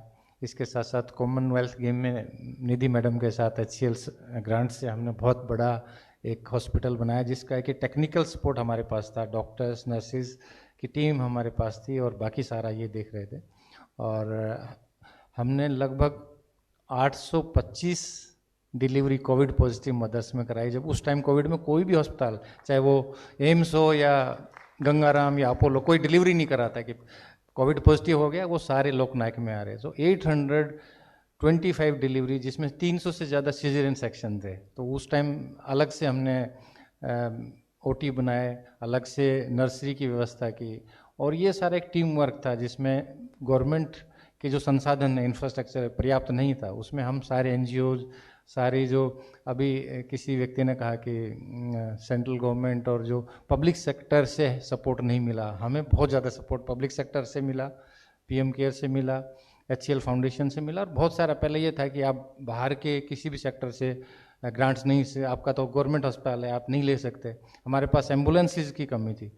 निधि मैडम से हमने कहा कि हमारे पास हम ambulance, advance life support ambulance नहीं है. नेक्स्ट डे इन्होंने हमारे पास 5 एम्बुलेंस खड़ी कर दी वहाँ पे, और इतने सारे लोग उस एम्बुलेंस की वजह से बच पाए, क्योंकि उसमें वेंटिलेटर भी था। तो ये सारा जो हमने देखा पिछले पेंडेमिक में, कोविड में, कि एक टीम वर्क रहा जिसकी वजह से लोकनायक को यूनाइटेड नेशन की असिस्टेंट सेक्रेटरी जनरल हमारे यहाँ पे आई और हमें अप्रिशिएट किया कि आपने सबसे ज़्यादा कंट्री में काम किया। मनसुख मांडविया जी ने हमें अवार्ड दिया है कि हाईएस्ट नंबर ऑफ पेशेंट्स लोकनायक में ठीक होके गए। वो इसीलिए क्योंकि हमारा एक विजन था, एक टीम वर्क था, और सारे जो सेक्टर्स हैं, पब्लिक प्राइवेट पार्टनरशिप थी, जिसकी वजह से ये संभव हो पाया। अभी मेरे से मैडम ने कहा कि आपको रूरल एरिया में कैसे हम G20 के बैकग्राउंड में किस तरह से हम अपनी सर्विसेज को रूरल एरिया में कैसे बढ़ा सकते हैं, कैसे अच्छा कर सकते हैं। Dear friends, you all know that health spending is very low in our country. 2.1% GDP का हेल्थ पे खर्च होता है। यदि हम देखें यूके में, यूएसए में, जापान में, जहाँ पे 10% से ज़्यादा GDP का हेल्थ पे खर्च होता है। यानी कि हेल्थ एक बहुत बड़ी प्रायोरिटी है, हेल्थ एंड एजुकेशन। किसी भी देश में यदि सिटीजन्स हेल्दी रहेंगे तो उनका प्रोडक्शन का लेवल बढ़ेगा, उनका मेंटल सेटिस्फेक्शन ज़्यादा रहेगा और वहाँ शांति रहेगी, और लोग ज़्यादा से ज़्यादा जो ह्यूमन इंडेक्स है उसको अचीव कर पाएंगे। हमने देखा है कि भारतवर्ष में 60 से 70% आबादी लगभग गांव में रहती है। मैं खुद एक राजस्थान के एक छोटे से विलेज में मेरा जन्म हुआ, और मैं बीकानेर में पढ़ के MBBS करके फिर जयपुर गया, फिर एम्स में गया, और फिर यहाँ पर मुझे देश की सेवा करने का मौका मिला। तो ये जो मैंने देखा कि राजस्थान के, जैसे मैं आपको एग्जांपल देता हूँ कि राजस्थान के कुछ प्राइमरी हेल्थ सेंटर ऐसे हैं, even some of the districts are where you have problem with electricity. आपने अस्पताल बना दिए, वहाँ पे बिजली नहीं है, पावर बैकअप नहीं है, वहाँ पर ऑपरेशन थिएटर नहीं है, वहाँ पर माल न्यूट्रिशन की बहुत ज़्यादा प्रॉब्लम है, वहाँ पर ऐसे इश्यूज़ हैं जहाँ पे स्कूल हेल्थ का मेजर इश्यूज़ है। अब आजकल मैंने देखा है कि मेरे पास काफ़ी सारे पेशेंट्स आते हैं कि जिनको कि बर्थ डिफेक्ट्स ज़्यादा हो रहे हैं, काफ़ी सारे एनवायरमेंटल इश्यूज़ हो रहे हैं, वहाँ पे एक्सट्रीम ऑफ वेदर की वजह से। आपने देखा होगा कि हीट वेव से ही लास्ट वीक 100 से ज़्यादा डेथ यूपी और बिहार में हुआ। So we need to see more and more in the, जैसे कि WHO ने कहा है कि हेल्थ एक ऐसा स्टेट है जो कि health is a state where you don't have the absence of disease, but it's a complete state of physical, mental, social and spiritual well-being. So you have to see all the aspect, not only in a particular adult population, but you have to see in the infancy, in the adolescence, in the adults, in the maternal health, in the geriatric population. अभी हमारी जो average life span है बड़ी तेज़ी से बढ़ रही है। भारतवर्ष में जो तरक्की हो रहा है, जो इकोनॉमिक डेवलपमेंट हो रहा है, उसकी वजह से लोग ज़्यादा से ज़्यादा आयु को प्राप्त कर रहे हैं। हमने काफ़ी सारे देखे कि एल्डरली में काफ़ी सारी हेल्थ इश्यूज आते हैं, और पर्टिकुलरली गांव में ज़्यादा इश्यूज आते हैं, क्योंकि गांव में पर कैपिटा इनकम और भी कम है। So we have to see in that aspect कि उन लोगों को हमारा NGOs की तरफ से मदद मिले जहाँ पे सरकार कुछ नहीं कर पा रही है। सरकार का, क्योंकि जैसे मैंने बताया कि स्पेंडिंग बहुत कम है, तो ये जो स्पेंडिंग है CSR के माध्यम से, PPP मॉडल के माध्यम से हम बेटर वहाँ पर सर्विसेज मुहैया करा सकते हैं। और ये जो इस तरह का जो हमारा प्रोग्राम्स है, सिम्पोजियम है, ये मैं समझता हूँ कि अर्बन में तो आपका सबसे ज़्यादा फोकस रहता है। हमारे देश में 1 लाख MBBS डॉक्टर अब इस साल से तैयार होंगे, और 30 से 40 हज़ार हमारे पास MD, MS और DM स्टूडेंट्स मिला के पास आउट होंगे। पर उनका फोकस, उसमें से 90% लोग मेगा सिटीज़ में सर्विस देते हैं। कोई भी डॉक्टर जो आज MBBS करता है वो गांव में जाने के लिए तैयार नहीं है। क्यों तैयार नहीं? क्योंकि गांव में अच्छे स्कूल नहीं है। यदि डॉक्टर होगा तो उसके बच्चे वहाँ पे अच्छी एजुकेशन प्राप्त नहीं कर पाएंगे, तो वो हमेशा मेट्रो सिटी में रहना पसंद करते हैं। तो किस तरह से हम ये सब जो इश्यूज़ हैं इनको रिजोल्व करें, किस तरह से हम गाँव की जो हेल्थ इंफ्रास्ट्रक्चर है, ऑक्सीजन डिलीवरी है, डिस्ट्रिक्ट हॉस्पिटल हैं, प्राइमरी हेल्थ सेंटर हैं, वेलनेस सेंटर हैं, इसको हम विकसित करें। हमने अभी देखा है कि इंडिया चाइना को पीछे छोड़ के सबसे ज़्यादा पॉपुलेशन वाला देश बन गया है। हमने देखा कि अभी 100 मिलियन से ज़्यादा डायबिटिक पेशेंट्स भारतवर्ष में हैं, यानी कि 10 million diabetes alone. Forget about the cancer, forget about the CKD patients and other illnesses. So एक पेंडेमिक आ गया है बीमारियों का हमारे यहाँ पर, और उससे भी ज़्यादा जो पेंडेमिक अब आने वाला है वो है मानसिक बीमारी के रूप में। कि लोग खुश नहीं हैं, people are not happy with their work. So lot of mental issues are there, lot of environmental issues are there. So we have to reach to the villages, and how we can reach? Through you only, through the CSR activities, through NGOs. And I think this is the wonderful initiative, and we had to prioritize the areas, which area you are working. Either you are in maternal health, child health, immunization, malnutrition. All these things need to be discussed here. That is my message. बहुत बहुत धन्यवाद doctor Suresh. और आपने Covid की learning तो बताई। जो मैंने सुना आपकी शुरू के एक दो पॉइंट्स, एक तो आपने कहा टीम वर्क एक बहुत इंपॉर्टेंट चीज़ है, आपने उस चैलेंज को डील किया। और जो भी NGOs यहाँ पर HCL ग्रांट के लिए हेल्थ सेक्टर में अप्लाई करना चाहते हैं, रूरल क्षेत्रों में, अभी जैसे डॉक्टर सुरेश ने बताया, नीड इतनी ज़्यादा है, रिक्वायरमेंट इतनी ज़्यादा है। अब आपको ये देखना है कि आप कैसे उसको जोड़ के अपना प्रोजेक्ट प्रपोजल बना सकते हैं। उसकी डिटेलिंग हम लोग अगले सेशन में बताएंगे। मैं डॉक्टर निधि पुंडीर से रिक्वेस्ट करूंगा इस पैनल को एंड करते हुए कि एक तो समराइज तो खैर करने की एक बात है अपनी जगह पे, बट ओवरऑल निधि ये हमारा आखिरी सिंपोजियम है और हम लोग पूरी कंट्री में ट्रैवल किए हैं और जगह जगह पे NGO से मुलाकात हुई है। अब उसके बारे में भी आप 2 लाइन बताइएगा कि ओवरऑल ऑब्जेक्टिव क्या है HCL फाउंडेशन का इस बहाने सब NGO से मिलने का, and most importantly some final tips अगर आप दे सकें जो NGOs अप्लाई कर रहे हैं। आई थिंक कुछ कॉन्सेप्ट नोट्स होंगे, फिर वो DPRs भी बनाएंगे। तो over to you. Thank you Nikhil, और बहुत बहुत धन्यवाद। एक तो मैं चाहूँगी कि जो टीम, अभी हमने एक वीडियो देखा कि किस तरह से एंड ऑफ मई से लेकर और अब तक ट्रैवल कर रही है, और बहुत सारे साथी हमारे साथ जुड़े हैं, तो एक बार उनके लिए ज़ोरदार तालियां। Let us just, we can only have gratitude the team behind the scenes there, they have been working all through. और एक जो मैसेज है कन्वर्जेंस का, जो हम हमेशा कहते हैं बहुत ज़रूरी मैसेज है कोलैबोरेशन का, कन्वर्जेंस का, which we really want to give. We are sitting in the auditorium of NCUI. आज आपने सुबह से सुना.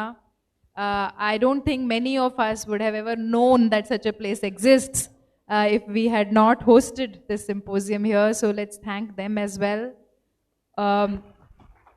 What an amazing panel today, and I can't thank you enough, Dr. Rahul. Such a proactive scientific advisory to the Prime Minister, Honorable Prime Minister of India. In fact, they contacted us as soon as we kind of launched HCLTech Grant, and they were like very curious about this grant. And you know, it's such a pleasure listening to what an innovative work which has such an extensive outreach in rural India. हम लोग प्रांतों में जब जाते हैं, दूर दराज गाँवों में, चाहे नागालैंड के हों, चाहे अरुणाचल के हों, चाहे हमारे उत्तर प्रदेश के हों, हरदोई की टीम भी आज यहाँ है, पूरे देश में आपने देखा भ्रमण करती है हमारी टीम।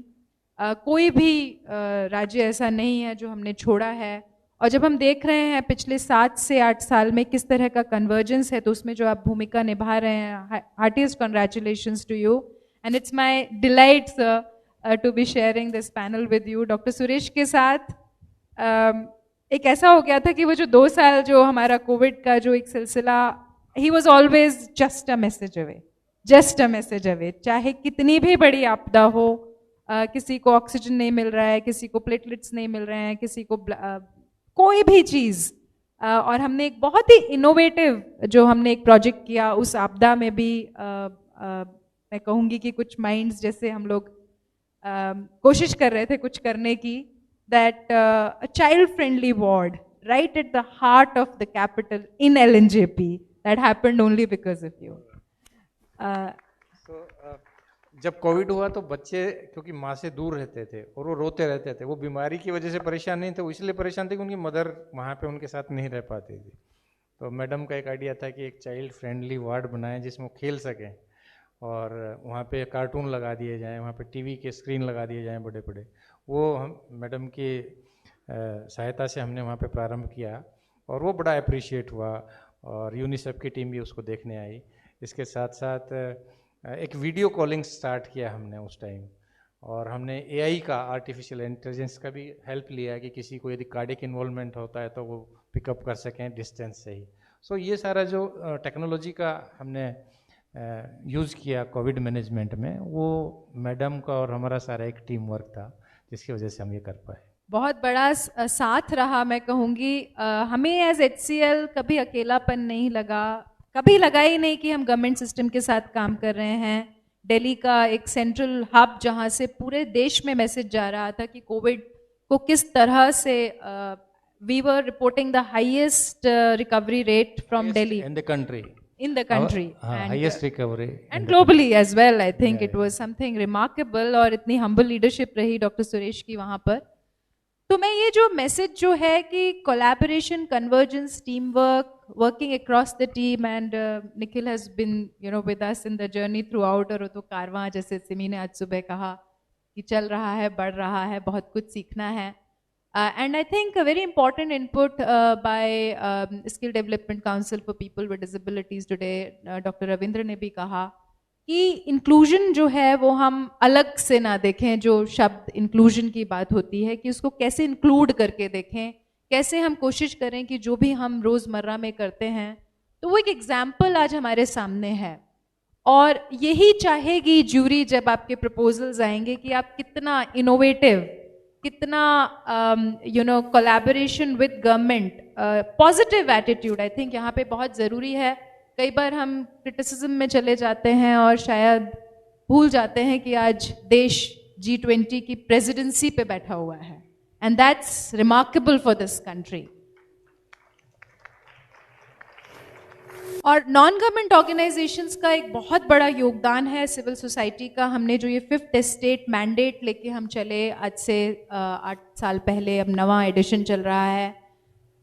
हर जगह गए हम, मणिपुर गए, अरुणाचल गए, मेघालय गए, केरला गए, we have not left any state और एनी कैपिटल और एनी रूरल हिंटरलैंड बिहाइंड। और हमें अभी भी लगता है कि हमने बहुत कम किया है, हमें इतना ज़्यादा करने की ज़रूरत है। हमारे साथ गवर्नेंस पार्टनर्स जुड़े हुए हैं, Grant Thornton, Rohit is here. I think each edition we see NGO Box team is with us. Each edition we are discovering and we are realizing that while the country is developing, there are these pockets which really need attention in terms of, be it disease burden, be it youth burden, be it the, any bottleneck towards the economic goals that we have. But at the same time, the wealth in terms of demographic dividend की बात करें, IT की बात करें, technology की बात करें, और अभी भी जो हमने इस साल सिंपोजियम्स किए, ये आखिरी इस साल का सिंपोजियम है। We will continue with the series in one way or the other, but what we have seen across is that there is a much higher level of proactive approach coming from government in terms of collaboration. जो उनकी schemes हैं वो available हैं. There are officers, there are dynamic people. We are sharing the stage with one very senior officer here. बस आपको जो ज़रूरत है वो बैरियर्स तोड़ने की है, and this is my special request to partners from civil society organization. कितनी बार हम बजट्स बनाते हैं, हम देखते हैं, और क्योंकि हमारे पास फैक्ट शीट्स होती हैं, क्योंकि हम कोलैबोरेट करके सबके साथ काम कर रहे हैं, बाहर से पढ़ रहे हैं. निखिल हमेशा कहते हैं पढ़ के आइए, तो हम पढ़ के आते हैं, पढ़ के जाते हैं, और उसमें हम देखते हैं अरे ये फंड तो सरकारी तंत्र में भी उपलब्ध है, ये स्कीम तो वहाँ भी चल रही है, तो इसमें हम क्या कर रहे हैं? What is the turning point here? क्यों इस पर्टिकुलर एनजीओ ने इसी चीज़ के लिए अप्लाई किया है? क्यों यहाँ पे कहीं मिनिस्ट्री का नाम ही नहीं है? क्यों पिछले बजट की एनालिसिस ही नहीं है? तो ये सवाल हैं, उत्तर हमें हमेशा ढूंढने होंगे जब भी आप अपने प्रपोजल को प्रकव कर उसको एक मेच्योर प्रपोजल तक पहुंचाएंगे, तो study will be very very important.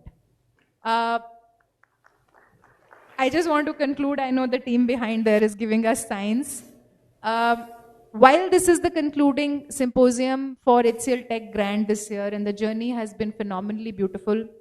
इस बार हम कुछ ऐसे regions में भी गए, रायपुर गए, हमने कुछ नई DM खुद हमारे साथ जुड़े, हमने देखा कि किस तरह की needs फील्ड पर हैं. लेकिन एक जो टेक्नोलॉजिकल एडवांसमेंट की बात हो रही है और जो ओपन आर्म्स वेलकम है गवर्नमेंट की तरफ से, I think that is something unique you should keep in mind when you are finalizing. I think the last date I can't announce, Robin is going to announce, but कुछ थोड़ा margin मिला है हमें इस बार. Section 8 companies are welcome to apply. हम देख रहे हैं कि किस तरह से eligibility को हम देखें, and that we will work closely with governance partners. Anybody who fulfills the criteria or does not is welcome to register. But आप देखें कि किस तरह से आप inclusion, स्पेशली अगर हम रूरल डेवलपमेंट की बात कर रहे हैं, आंकड़ों के साथ में प्रस्तुत करें, क्योंकि दैट इज वन एरिया जिस पर काम रूरल बेल्ट में कम हो रहा है, जो हमारा जायजा है. आप देखें कि किस तरह से जो और स्कीम्स हैं उसमें आप लेवरेज की बात करें. Please do not apply for duplication of funds. अभी हमने ये जो अभी बात की, जैसे कोविड रिस्पॉन्स के बीच में भी हमने जाके किस तरह से एक ह्यूमन राइट्स, चाइल्ड राइट्स की अप्रोच की कि जो छूट गए हैं उनका क्या. It is possible. I remember wave 2 का मिड चल रहा था जब हमने वो यूनिट इनॉग्रेट की, और जब मैं हॉस्पिटल आई तो मैंने एक ही चीज पूछी डॉक्टर सुरेश से, आप इतने स्वस्थ कैसे रहते हैं, मतलब आपको डर नहीं है कोविड का? क्योंकि हम तो मास्क वास्क लगा डबल वगैरह पहन के गए थे, पीपी तो नहीं पहना था लेकिन गए थे. तो बोले हम रोज योगा करते हैं. So that's another, lesson that we are getting from the highest medical practitioner in the country, that your personal well-being and health is very critical, very important. Nikhil sitting here plays squash every day. I am yet to have some more acquaintance with you. But how he's so agile and how he's always kind of on his toes, that's one thing which I really want to convey. We just heard the definition of overall health. WHO definition is what we just heard.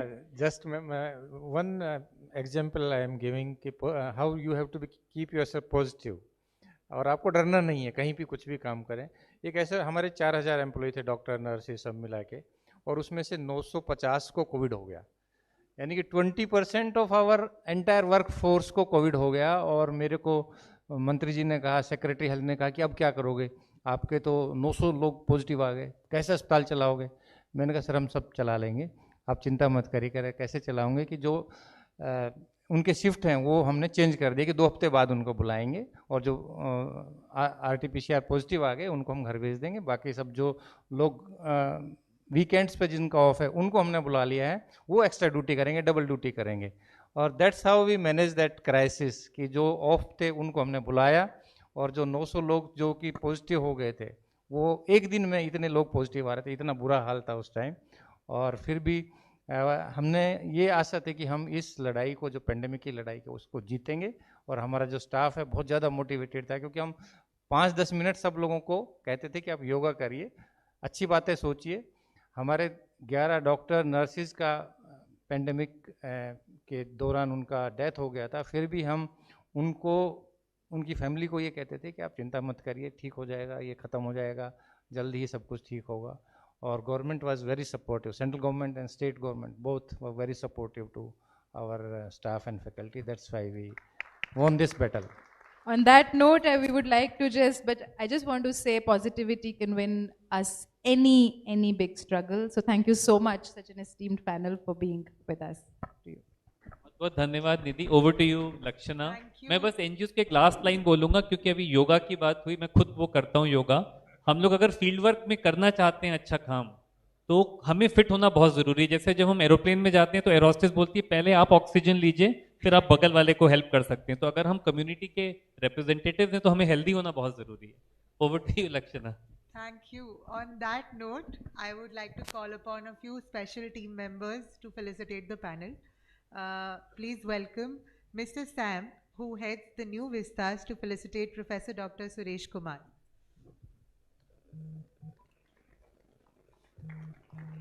I'll additionally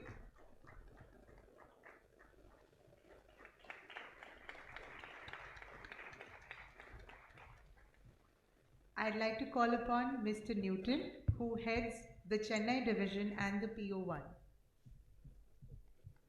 to felicitate Mr. Rahul Kulshresht.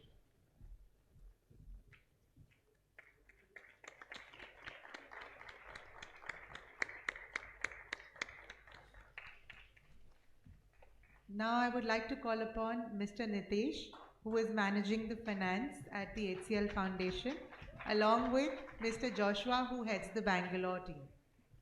Let's ask to felicitate Dr. Nidhi Punji.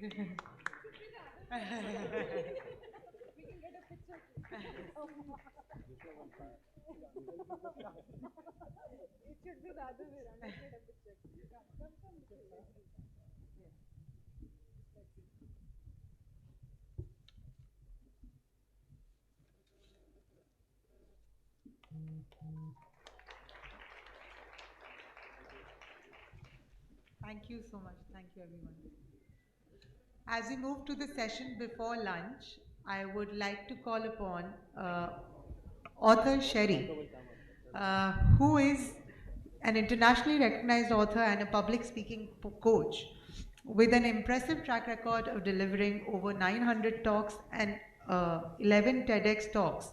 Mr. Sherry has made a significant impact as a global professional speaker.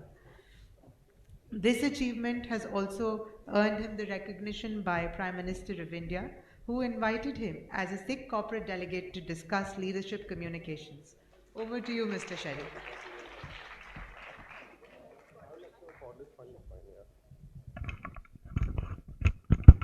Good afternoon, ladies and gentlemen. How are you? What a pleasure to see all of you today. Thank you very much, HCL Foundation, HCL Technology, entire HCL group, for doing such stupendous work. I was just watching the visuals over here. I came here 1 hour ago and I was just watching what kind of amazing work you guys have actually done. So big round of applause for all of you. Friends, एक बड़ी मुश्किल है, बड़ी दिक्कत है एक। तो दिक्कत क्या है मैं आपको बताता हूं, समस्या क्या है वो बताता हूं। समस्या ये है कि मैं आज आपके और लंच के बीच में आ गया हूं। तो मेरी आपसे दरख्वास्त ये है कि जो मेरे दिमाग में चल रहा है आपके दिमाग में भी वही चले तो बड़ा मजा आएगा। तो मेरे दिमाग में लंच चल नहीं रहा है अभी, मेरे दिमाग में चल रहा है कि मैं आपसे कुछ वार्तालाप करूं, बात करूं। Are you ready for that? What kind of a yes is that? Are you ready for that? What kind of yes is that? Are you ready for that? All right. Potential बहुत है लेकिन धीरे धीरे yes ऊपर हो रहा है। तो चलिए आज मैं आपके लिए 2 लाइनें पेश करता हूं। पहले, दुनिया की इस भीड़ से कुछ चुनिंदा लोगों में आ गया हूं। दुनिया की इस भीड़ से कुछ चुनिंदा लोगों में आ गया हूं। आज आप सबको देखकर ऐसा लगा कुछ जिंदा लोगों में आ गया हूं। ये वाह वाह मुझे आपके लिए करना चाहिए, क्योंकि जिस तरह का काम आप लोग कर रहे हैं ना, वो बहुत ही अमेजिंग काम है। असल में मदद करना बड़ा मुश्किल काम है, आप सब लोग मदद कर रहे हैं। So friends, we are working towards progressive India. Last week I had a session with a bunch of students and I asked one question to all of them. How many of you want to make a career abroad?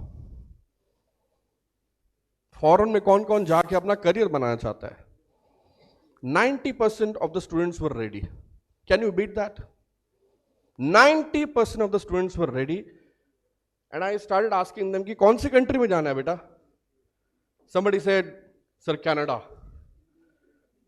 Another one said, sir, USA. अब excitement बढ़ गई. Then somebody said, sir, Switzerland. Another one said, sir, Phoenix. 10-12 country के नाम आ गए. And I intervene by asking the one question, why not India?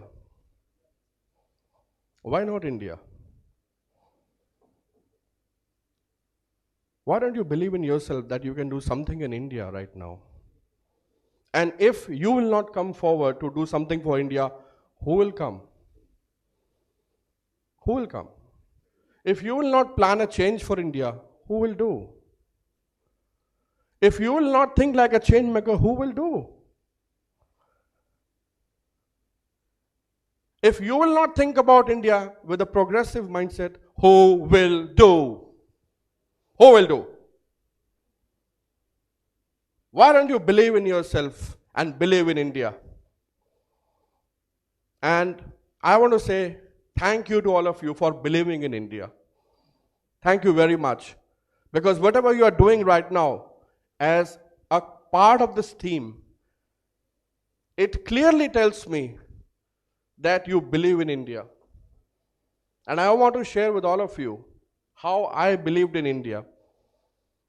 I created a mission of 1 million public speakers in India by 2030. And I'm working on that. Friends, thank you very much. Friends, if you want to be serious in life, you got to understand life. How many of you agree? Just give me a raise of hand.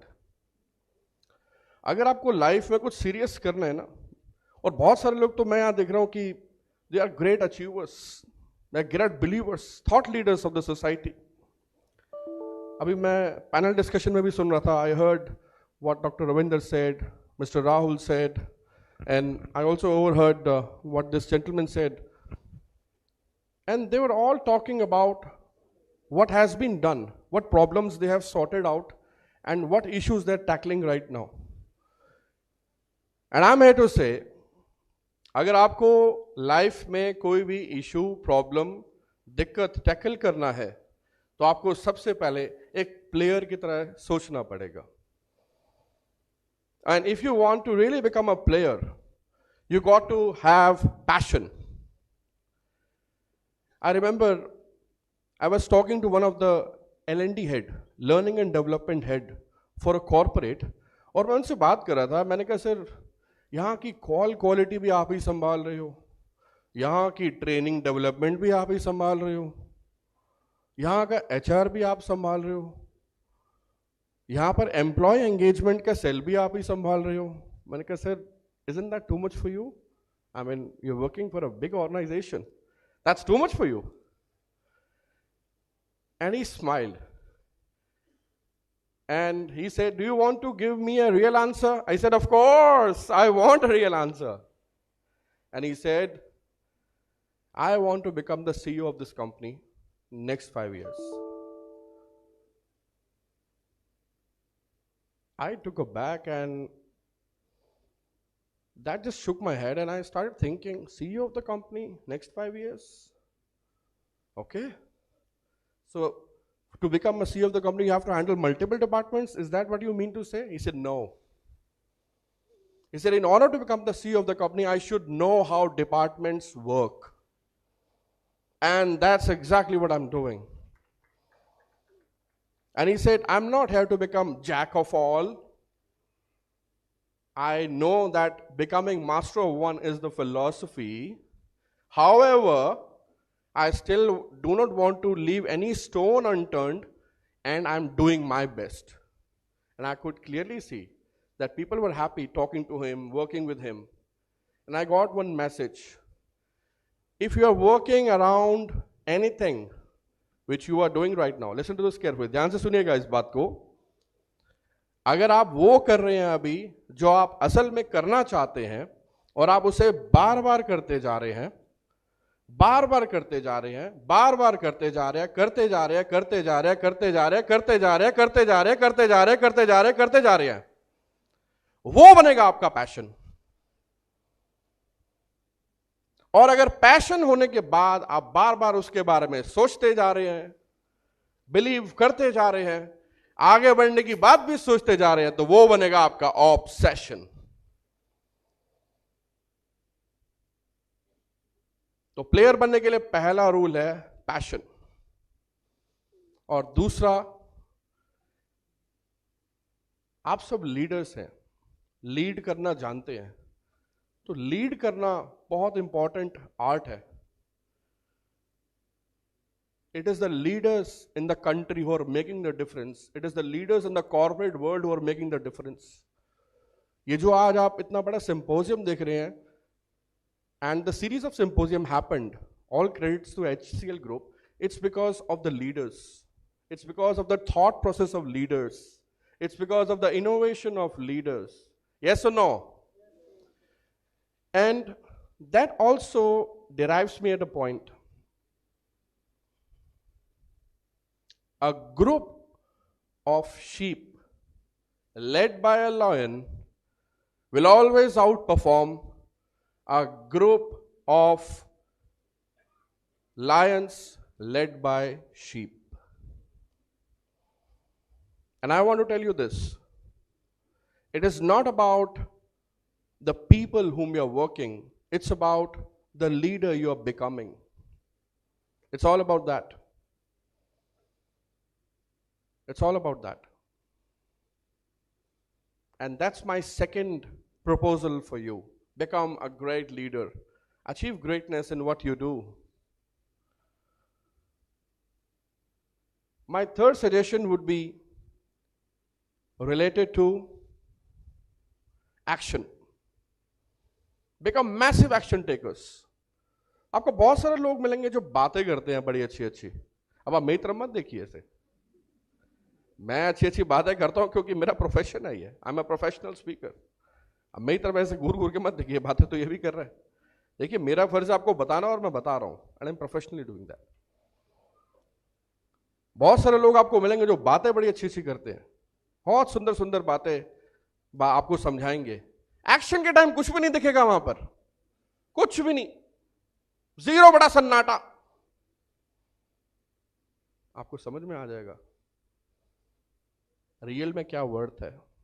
You will get to know who the person is, but you will find another group of people, another peer group of people, another set of people, another set of professionals, individuals whom you will see not talking much.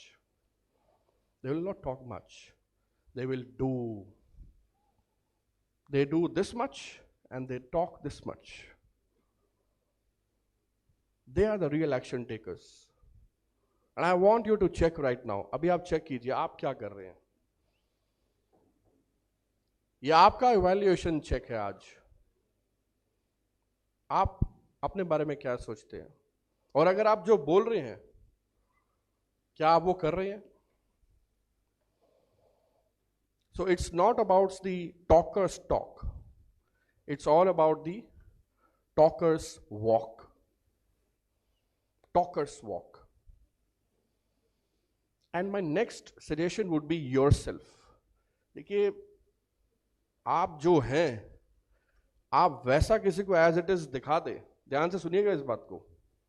I'm talking to a very mature set of people over here who are already lot of achievements under their belt. आप जो हैं अगर आप वो किसी को दिखाना शुरू कर दें और इस तरीके से दिखाएं, बताएं, समझाएं, बोलें कि उनको वो ही समझ में आए जो आप हैं, तब तो आप योरसेल्फ हैं. अगर आप जरा सा इधर उधर हो गए ना, जो कि चांसेस हैं बहुत ज्यादा होंगे आप, तो आप योरसेल्फ नहीं है. और यहां से मेरा क्लियरली मतलब ये है कि अगर आपको एक स्ट्रांग प्लेयर बनना है तो आपको ऑथेंटिक बनना पड़ेगा. ऑथेंटिक. ऑथेंटिसिटी में बहुत पावर है, बट ये पावर आते आते समय लगता है. कभी कभी हम अपनी इनर टर्मोइल से गुजर रहे होते हैं, कभी कभी हम अपने फेक बिलीफ से गुजर रहे होते हैं. होता नहीं होता, यस और नो.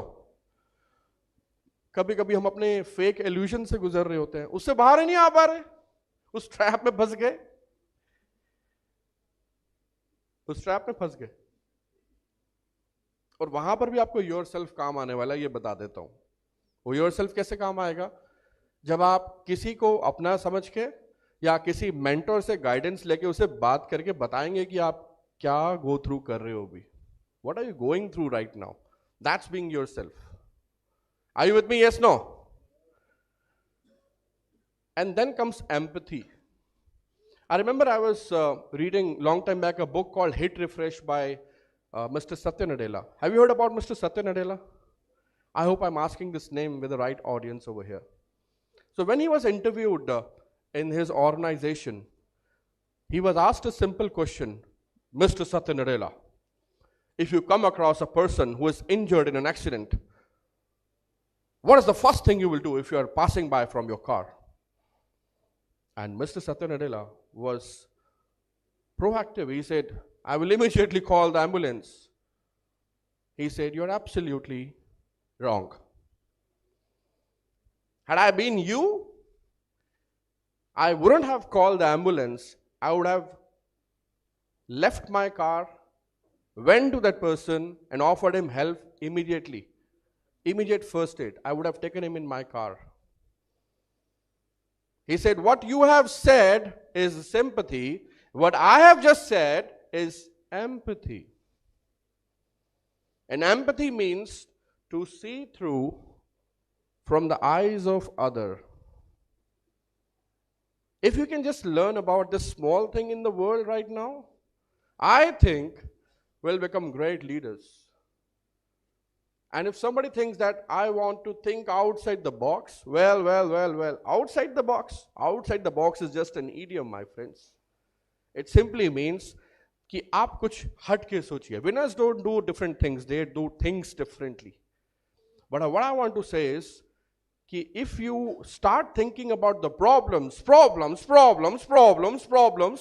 तो वो problem solve नहीं होने की. पर अगर आप उस प्रॉब्लम के सॉल्यूशन के बारे में सोचेंगे तो वो प्रॉब्लम जरूर सॉल्व होगी. Yes or no? So my message to all of you is either let's be a problem creator.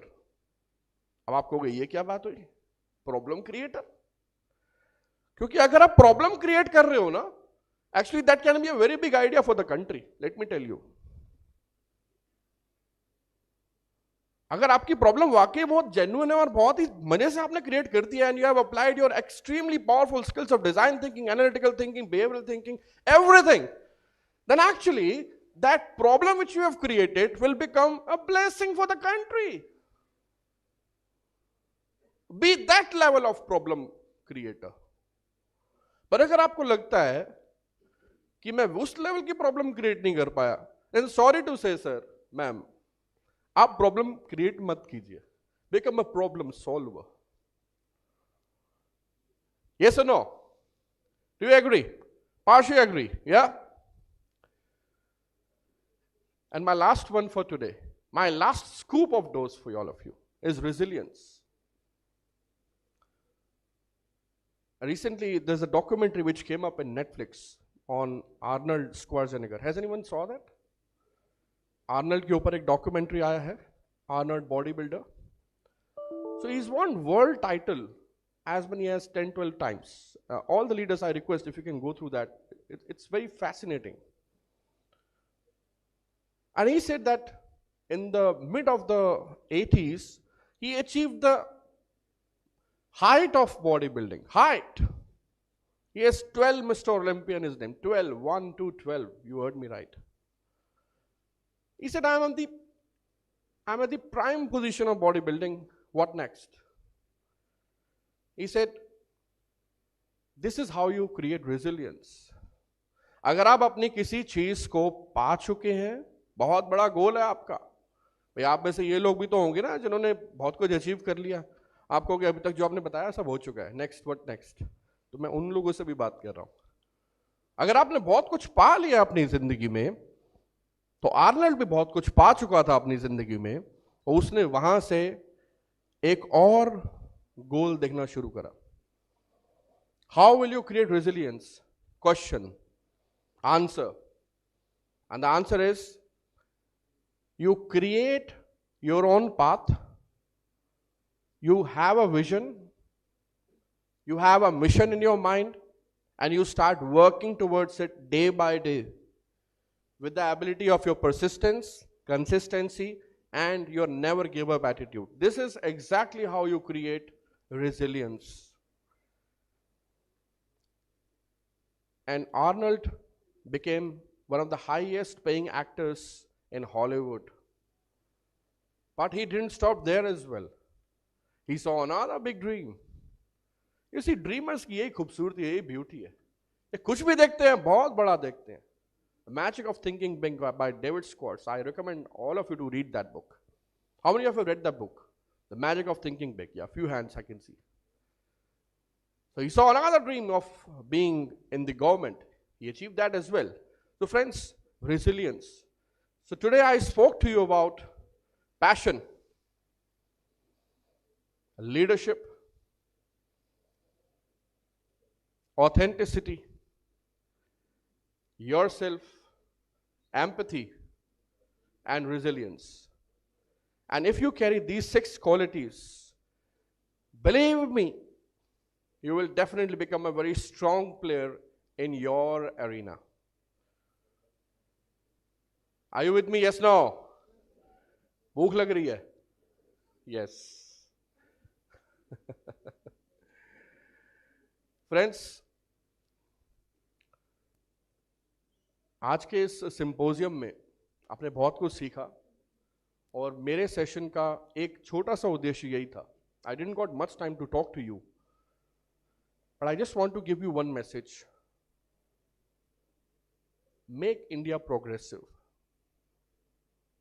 And when you can make India progressive with your effort, then everything will start falling in its own place automatically. That's my message for all of you. Thank you very much on this note. And I would like to thank once again to the organizers, to everybody out here who has been good listeners. And I wish you all the very best for your respective achievements, dreams, and goals. This is Author Sherry signing off. Until we meet next time, goodbye.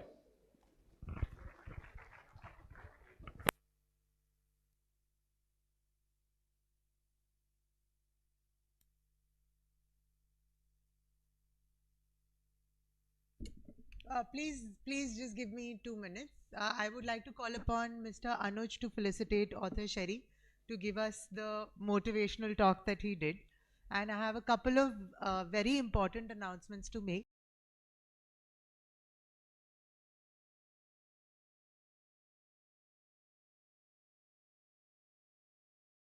So once you get the nitty-gritties की एक funder एक proposal में क्या देखता है, then you will understand what to pitch, how to pitch, and where to pitch. These 3 questions will be answered. So I and my colleague Shelly Kaushal will be taking this session. So Shelly will be covering the entire HCL grant application process, and I'll be talking about the proposal writing. कि proposal writing में क्या हम चीज़ देखते, because in 9 editions में जितना हमने proposals हमें मिला है, we have got more than 10,000 quality proposals and more than 50,000 plus registrations. तो उनके सारे documents, everything is with us. So now we go through each and every proposal in detail, and we also keep it confidential. Whatever information you give us, it is never shared with any third party unless and until we get a consent from you. Even if we want to share it with any other donor, we first take your consent, then only we share it with the other donor, the same proposal which you have submitted to HCL Foundation. So that is a thumb rule which we follow, and that is the declaration which we take from you and we also give you. So without wasting much time, so I would like to invite my co-partner, my partner in crime, Shelly Kaushal. So Shelly Kaushal ka introduction, she joined HCL Grant 3 years, right? 3 years now, and now she is the face of all the NGOs. So the voice behind the toll-free number is Shelly Kaushal. So a round of applause for her, because every day she takes more than 100 calls. और बेचारी का phone ख़राब हो चुका है मेरे से, कब से वो बोल रही है कि हमारे बजट से एक नया फ़ोन दे दो. But yes, we will be thinking about it. But anyways, so she is the face behind the entire HCL Grant Edition rollout and the entire symposium. मैं आप लोगों को बता नहीं सकता, the non-stop travels we had.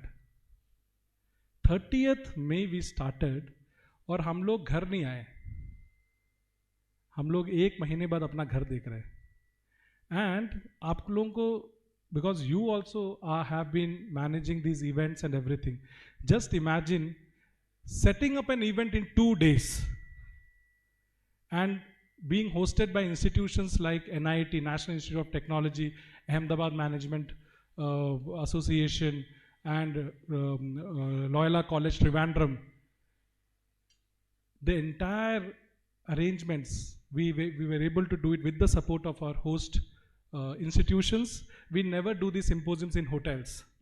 First of all, understand there is a reason behind it. It's not that we can't afford going to big hotels and doing these symposiums and calling you there, having big fancy talks. नहीं, हम लोग उसमें believe नहीं करते.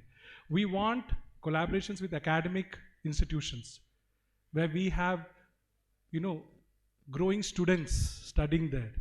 They also participate in all our symposiums. Whichever institutions we have gone, we have given 30% seats for the students so that they come, they attend, they understand the development sector. And then they are the future people who will carry forward this development work which we all are doing. So that is the reason we are going. मुझे आज थोड़ा सा hurt हुआ and I want to tell you all because थोड़ा सा आज इस meeting में एक वर्ड यूज हुआ कि यहाँ पे दुकानदारी चल रही, यहाँ पे कोई दुकानदारी नहीं चल रही. आप अगर हमारे साथ ट्रैवल करते, आप इन जगहों में जाते जहां हम गए हैं, आप उन एनजीओ से पूछिए, उन रिमोट एनजीओस जो वहां पे कभी किसी सीएसआर से आमने सामने बैठ के बात नहीं कर पाए. They were able to see the CSR company and the delegates coming there, sitting with them, understanding the regional challenges there, working with them, how to write the proposal and encouraging them not to apply for HCL grant because 80% of them were non-eligible. We knew that. But we went there because our objective was to build their capacity. We didn't expect anything from NGOs. That is a responsibility which we have taken through HCLTech Grant. Application process, concept note submission is all secondary. But the level of learning which these NGOs, wherever we have gone, the NGOs, the learning which they have got is immense.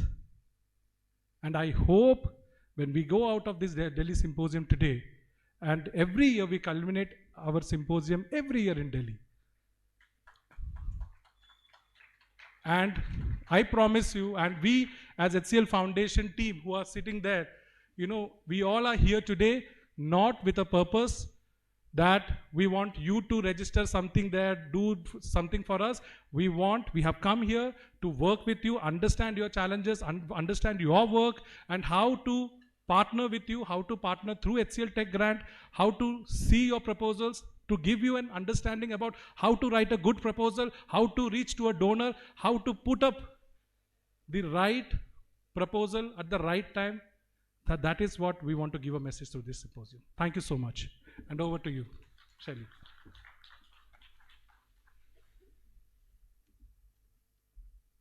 Good afternoon, everyone. So I am Shelly Kaushal this side, and I hope you all enjoyed your lunch. I know it's an after lunch session, but we'll make it very crisp and also to the point. And I also wanted to reflect a lot of queries which I get through this session so that I can also address those queries. Yeah, so I'll start with what is HCL Tech Grant. It's now HCL Tech Grant. Earlier when it started, it was called HCL Grant. It was started in 2015. It's a CSR initiative of HCL Foundation. And it gives grants to the NGOs who are doing path-breaking work towards the rural transformation. And we give grants in 3 categories.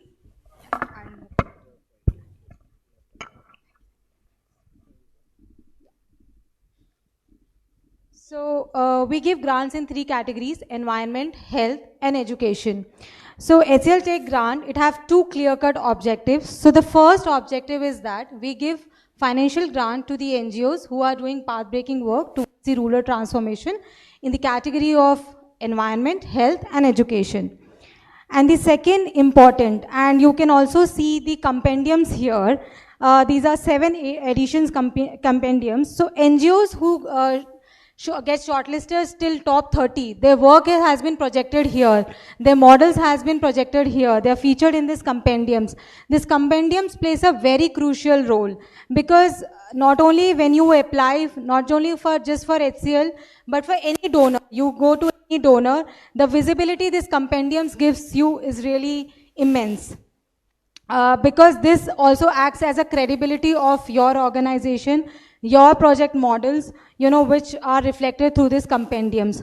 All these compendiums are readily available on our website. You can go to the publication page and download them and read more about them. So moving to the next. Yeah. So as I was just mentioning that we give financial grant in 3 categories, that's environment, health and education. So the recipient, the winner NGO gets the 5 crore grant and the finalist gets a 25 lakh grant. So the total commitment is, annual commitment is 16.5 crore. Moving to the next. So yeah, these are some of the definitions of all the categories which I was just mentioning: environment, health and education. This is just an indicative list. It is not an exhaustive list. This is for your benefit, because I get a lot of queries, ma'am, what category should we apply? Are we fitting in this category or not? So these are also, we have covered some of the sub-themes. Like a lot of NGOs ask me that, they are working on livelihood. So which category they should apply? So, education is one of the category you can apply. So these are, I'm just not going through one by one.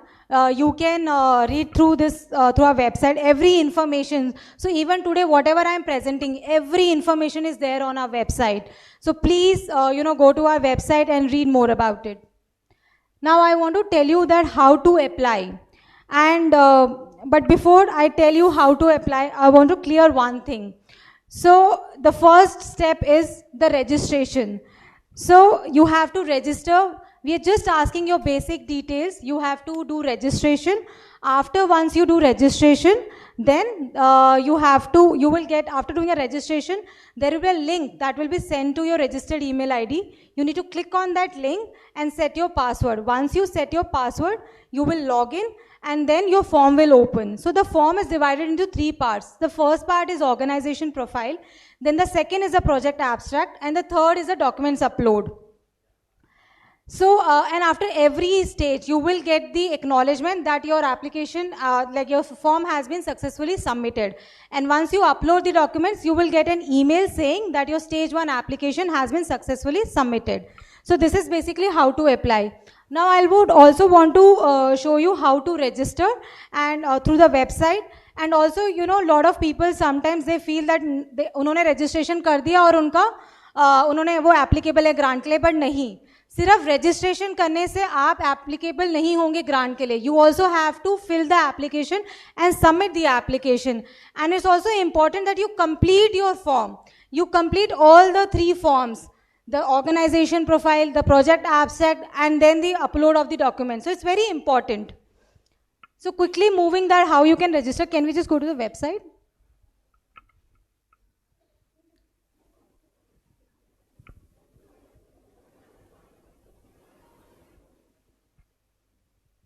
And I'm sure like a lot of people have already done the registration, because like 25th was the last date. But since we have lot of queries and lot of requests from the NGOs that you need some more time to submit your application.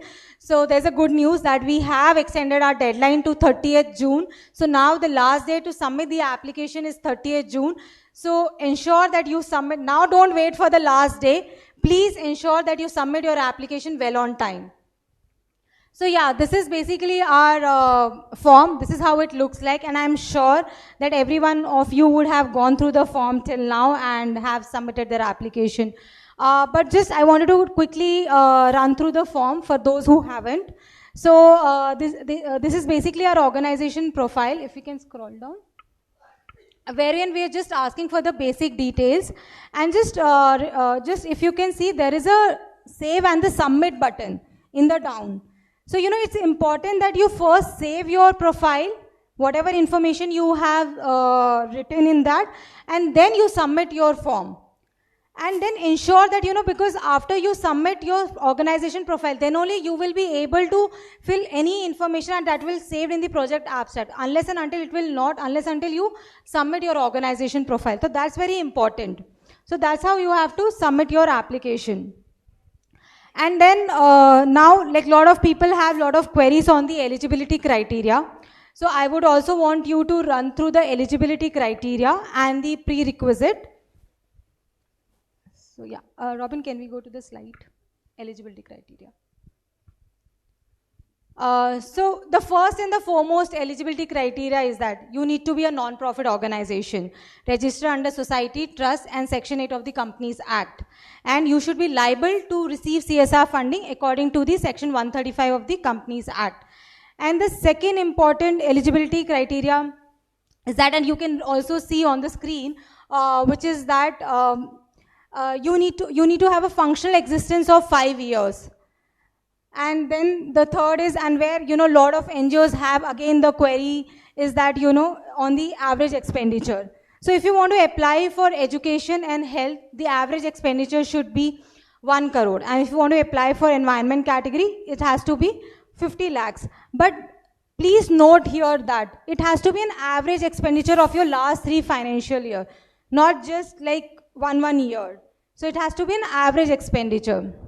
Then you need to have your CSR Form 1 in place, because now, as Nikhil sir was also mentioning, there are new amendments which have come up, and now you need to have your CSR Form 1 in place to apply for any CSR funding, to receive any CSR funding, which you can apply through Ministry of Corporate Affairs.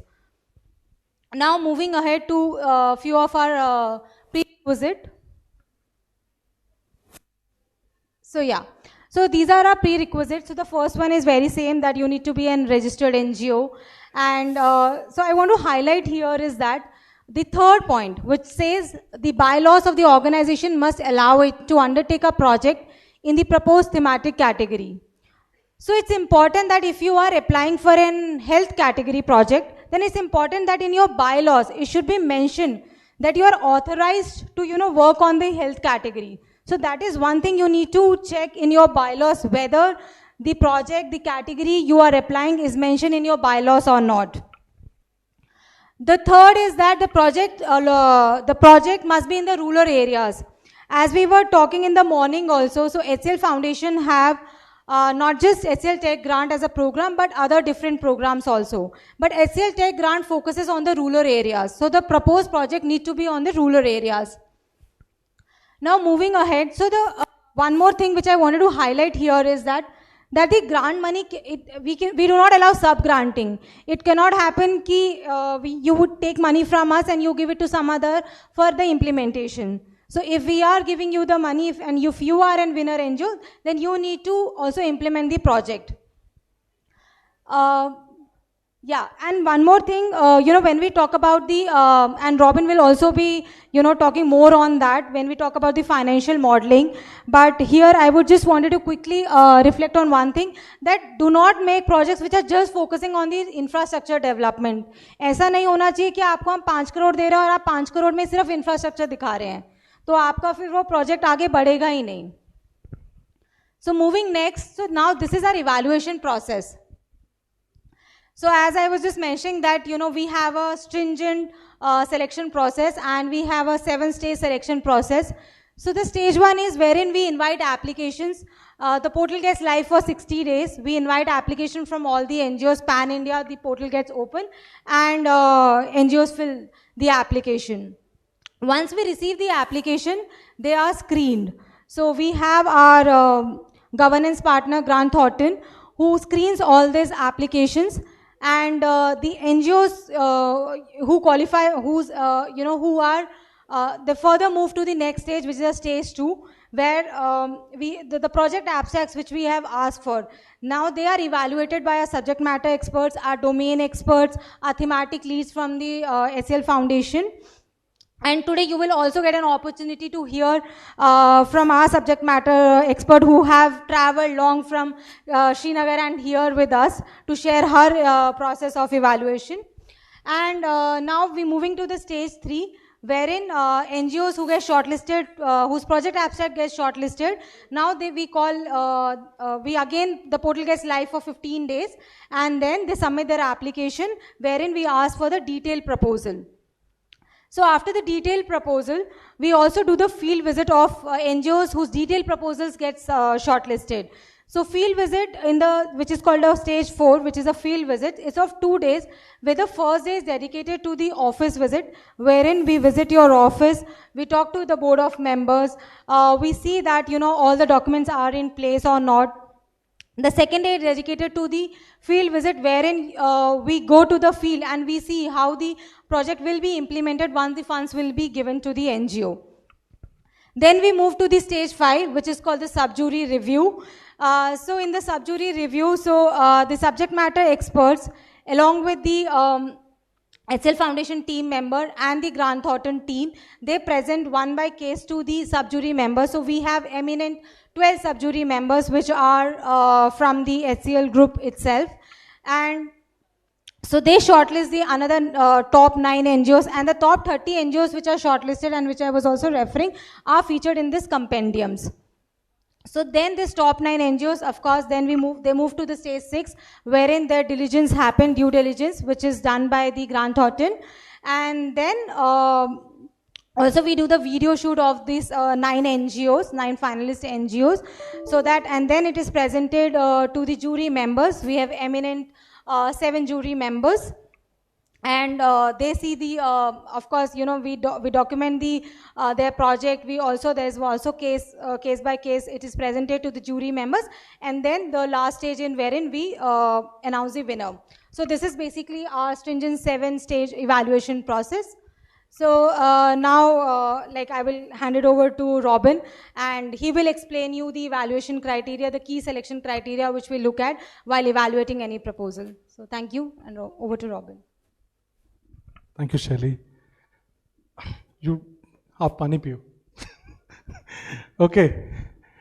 So to nahi gaya na? Hello? Okay, great. अब मैं एक question पूछता हूँ.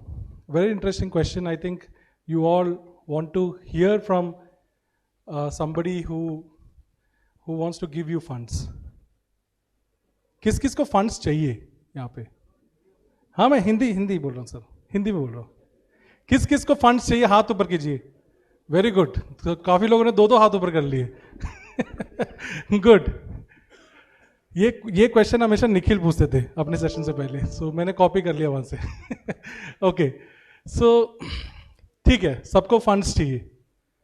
आपको पता है एक donor कोई भी प्रोजेक्ट किसी भी एनजीओ को देने से पहले, अलॉट करने से पहले, फंड्स देने से पहले, वो क्या क्या ऐसी चीजें हैं जो एक प्रोजेक्ट में देखते हैं.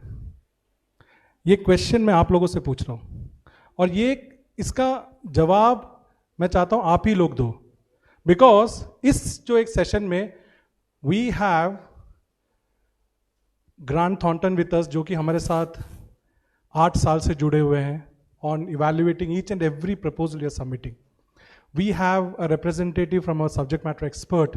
हमारे 15 सब्जेक्ट मैटर एक्सपर्ट्स हैं जो कि इस सारे 7 स्टेजेस में they are involve from stage 1 till stage 7 till the time the winners are announced. They also see whatever you are going to tell now. And we have the HCL Foundation subject matter experts, in-house subject matter experts, who also come and visit your organization, who also reads your proposal. So there are 3 layers who check your proposal at each stage, and they give their individual scoring, quantitative and qualitative, and then we consolidate everything, then the NGOs are selected. Now, the question, again, I'm coming back to the question. As a donor, आप अपने आप को as a donor समझो. एक दिन के लिए, एक दिन का सीएम बोलते हैं ना, तो एक दिन का डोनर आप हो. आपके पास प्रपोजल्स आ रहा है, आपके पास 100 प्रपोजल आ गए, आपको 5 प्रपोजल सेलेक्ट करना है. तो उन 5 प्रपोजल्स में आप क्या क्या चीजें देखोगे? इम्पैक्ट ऑन द सोसाइटी और ऑन द प्रोजेक्ट और on the beneficiaries. Good. Impact नहीं, वो सब आप छोड़ दीजिए. HCL क्या देखता है वो हम आपको बताएंगे. HCL जो देखता है वो कोई अलग चीज नहीं देखता. HCL वही देखता है जो मिनिस्ट्री उसको बोलता है कि एक एनजीओ में वो आपको देखना चाहिए, एज पर लॉ जो देखना चाहिए, और हम भी लॉ में अबाइडेड है ma'am. We are also answerable to government the same way you are answerable. So impact आया, compliances, very good point. Compliances, impact. एक मिनट एक करके.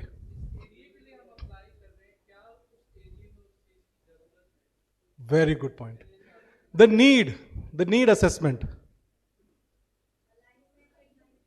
Alignment with the CSR policies, very good point. Capacity of the NGO to deliver. Credibility, confidence. Credibility, capacity and confidence. Very good points. Creativity, very good. Innovation. Sustainability. ये कहाँ से आवाज आया? Okay. Sustainability. Feasibility of the project. Very good. Scalability. Good point. Now, methodology of the project, proposed model, partnerships, convergence, कैसे आप बाकी stakeholders के साथ partnerships कर रहे हो? Very good. Okay, Target audience, beneficiaries. That's a very good point. Beneficiaries. बहुत ही low hanging fruit है, बहुत ही हम इसको अवॉइड कर लेते हैं, बट बहुत इंपॉर्टेंट है पॉइंट. आपके बेनिफिशरीज कौन है?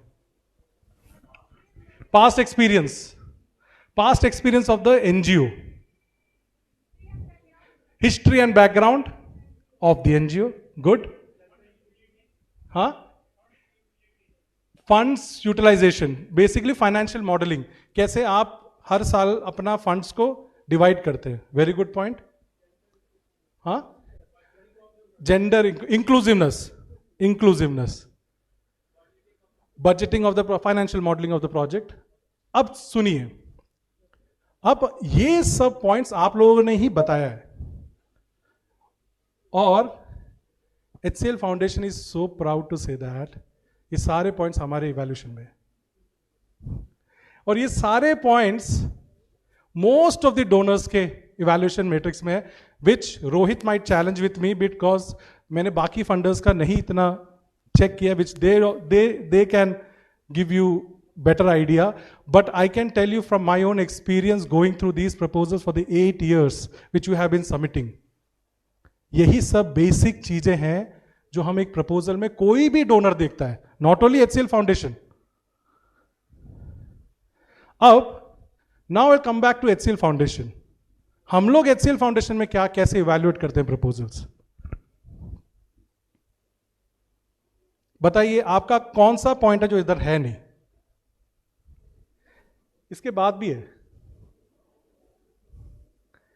सो आपने जो जो चीज बोला वो सारा चीज यहां पे कवर्ड है, और हमारा जो वेटेज है, जो स्कोरिंग है, this is based on these criterias.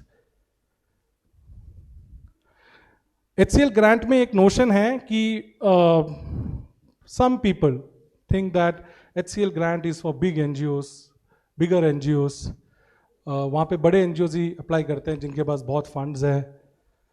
आप अगर हमारा HCL ग्रांट विनर्स का लिस्ट खोलोगे, उसमें आपको स्मॉल स्केल, मीडियम स्केल और गुड स्केल के NGOs मिलेंगे. It's a mix, but they are selected purely based on the merit of the project, not on the size of the organization. I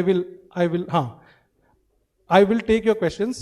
Okay, after this, I'll definitely take your questions. We see each and every proposal, we evaluate each and every proposal basis merit. That's not only HCL Foundation, but any donor. Size of the organization, geographic location is secondary for them. But आप क्या वो innovative model आप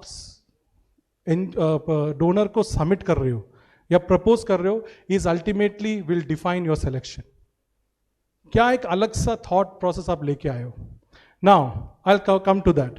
now in HCL foundation we have 40% weightage. We give 40% weightage to organization. We give 60% weightage to the proposal. Now 40% we have increased from it from 25 to 40. पहले 25 था, अब now we have increased it to 40. 2 साल पहले 25 था. Now with strict CSR law which has come in, not only for its NGOs, but also to the foundation, we had to increase this percentage. अब आप समझिए organizational governance, organizational structure, organization का capacity आपको improve करने की कितनी ज़रूरत है. हम लोग को लगता है कि एक प्रपोजल डाल देंगे, डोनर के रिक्वायरमेंट को मीट कर देंगे उस प्रपोजल में, then we are through.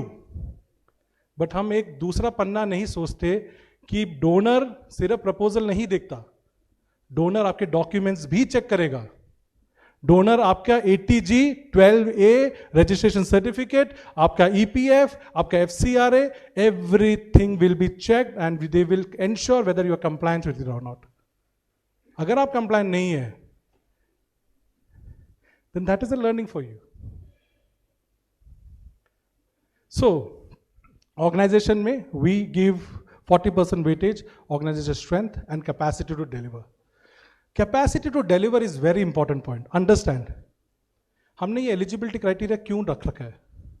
50 lakhs for environment category and 1 crore for education and health. It's not that we don't want to support smaller NGOs or NGOs who are doing good work in the rural areas.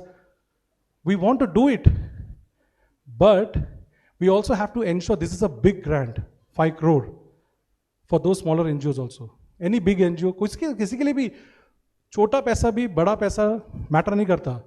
It's the one thing which donor will also check whether the NGO has the capacity to deliver or not. एक 25 लाख का NGO अगर 5 करोड़ का proposal डालेगा तो capacity to deliver तो पक्का check किया जाएगा, और उसमें तो बहुत स्ट्रिंजेंटली चेक किया जाएगा, इरेस्पेक्टिव ऑफ कितना स्ट्रॉन्ग आपने प्रपोजल डाला हो. सबसे पहला चीज which will be checked is capacity to deliver. इस पे आपको बुरा मानने की जरूरत नहीं, because every NGO should learn to grow gradually. 25 lakh से 50, 50 से 1, 1 से 2, 2 से 5, 5 से 10, 10 से 15 से 100 ऐसे ग्रो करना चाहिए. It should be a ladder growth, not a jumping growth, जहां पे आपको भी पता है 25 लाख का एक एनजीओ 5 करोड़ का प्रपोजल आपको मिल भी जाए, आप उसको शायद नहीं इंप्लीमेंट कर पाओगे, because you will have to then increase your resources, you will have to make sure that you have the capacity to deliver. That is our take. Some might agree, some might not agree, but this is the fact which we have seen in our proposal. Okay. Now, in the project level, the first thing we see is the relevance. How relevant is your project? So NGOs यहाँ पे हम लोग क्या करते हैं कि एक category देख लेते हैं. एजुकेशन में 5 मिल रहा है, हेल्थ में 5 मिल रहा है, एनवायरमेंट में 5 मिल रहा है. हम एजुकेशन में ट्राई कर लेते हैं, बिकॉज हेल्थ में शायद हमें लगता है बहुत NGOs अप्लाई करेंगे, जबकि एजुकेशन में शायद एक्सपीरियंस ना हो, और वहाँ पे वो प्रोजेक्ट रेलेवेंट भी ना हो. वहाँ पे उस एरिया का प्रोजेक्ट रेलेवेंट है हेल्थ का. लोग problem statement is what I am coming to. How strong is your problem statement? और प्रॉब्लम स्टेटमेंट कैसे स्ट्रॉन्ग होगा? कैसे एक प्रॉब्लम स्टेटमेंट स्ट्रॉन्ग होता है बताइए? प्रॉब्लम स्टेटमेंट स्ट्रॉन्ग कैसे आप बना सकते हो? Statistics, good point. Data, facts, figures, baseline survey, need assessment.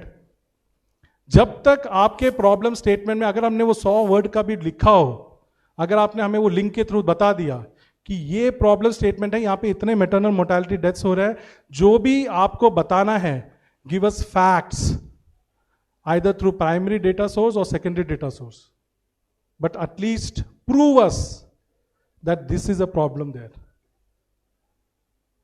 And that's how it becomes relevance. Okay. Now the second point is impact innovation. यहाँ पे किसी ने बोला impact innovation. कितना innovatively आप एक project को देखते हो? Don't submit your proposal in that very old conventional methods. Time change हो चुका है. There is AI which is taking over now. आज आप chat GPT में लिखो, मेरे को एक proposal लिख दो, वो लिख देगा. बट जितना आप उस कम्युनिटी को जानते हो, जितना आप उस प्रॉब्लम स्टेटमेंट को या उस चीज को आप डाल सकते हो, कोई भी नहीं डाल सकता. वो चैट जीपीटी भी नहीं डाल सकता. वो मैं आपको चैलेंज कर सकता हूं. सो कितना इनोवेटली आप सोचते हो, क्या वो डोनर देख रहा है, अगर वो आपको समझ आ गई और अगर आपने प्रेजेंट कर दिया अपने प्रपोजल में, कॉन्सेप्ट नोट में, your half proposal is written. Third is sustainability. Now एक प्रपोजल बनाने से पहले एक चीज आप लोग को जरूर करना चाहिए. These are some of the general basic things which we, हम लोग उसको ध्यान नहीं देते, बट ये काफी छोटी छोटी चीजें हैं जो एक प्रपोजल को बहुत स्ट्रांग कर देती है. जब आप प्रपोजल सबमिट करते हो, कितने लोग, कितने एनजीओस अपनी फील्ड टीम को बैठा के, अपने फाइनेंस टीम को बैठा के, अपने प्रोग्राम टीम को बैठा के, then they review each and every application, then submit. Because most of the NGOs, what we do, I am also coming in that NGO. What we do, हम लोग last day का wait करते हैं, फिर जब हम अपने टीम को बुलाते हैं, टीम नहीं अवेलेबल होती. So एक प्रपोजल सबमिट करने के लिए make sure you have a go ahead from your field team first, because field team को पता है असली रियलिटी क्या है.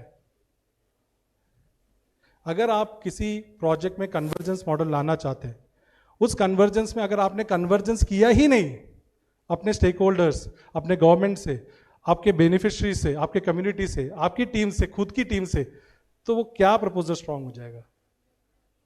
सो आपको ये इंश्योर करना है when you submit your proposal, it is with team consent. Team को सबको बैठ के एक साथ एक वॉइस में एक बारी में क्लिक करना है. अब सबमिट हुआ ये. अब इसका पॉजिटिव निकले, नेगेटिव निकले, बट सारी टीम को पता है कि उन्होंने सबमिट क्या किया है. बिकॉज एक और चीज है, when we come for the field visit, जब एक मेंबर, बिकॉज फील्ड विजिट पे जाते हैं, एक टीम मेंबर कुछ और बोलता है, दूसरे टीम में बोलता है सर हमें तो पता ही नहीं था ये प्रपोजल सबमिट हो गया. That is a negative for you.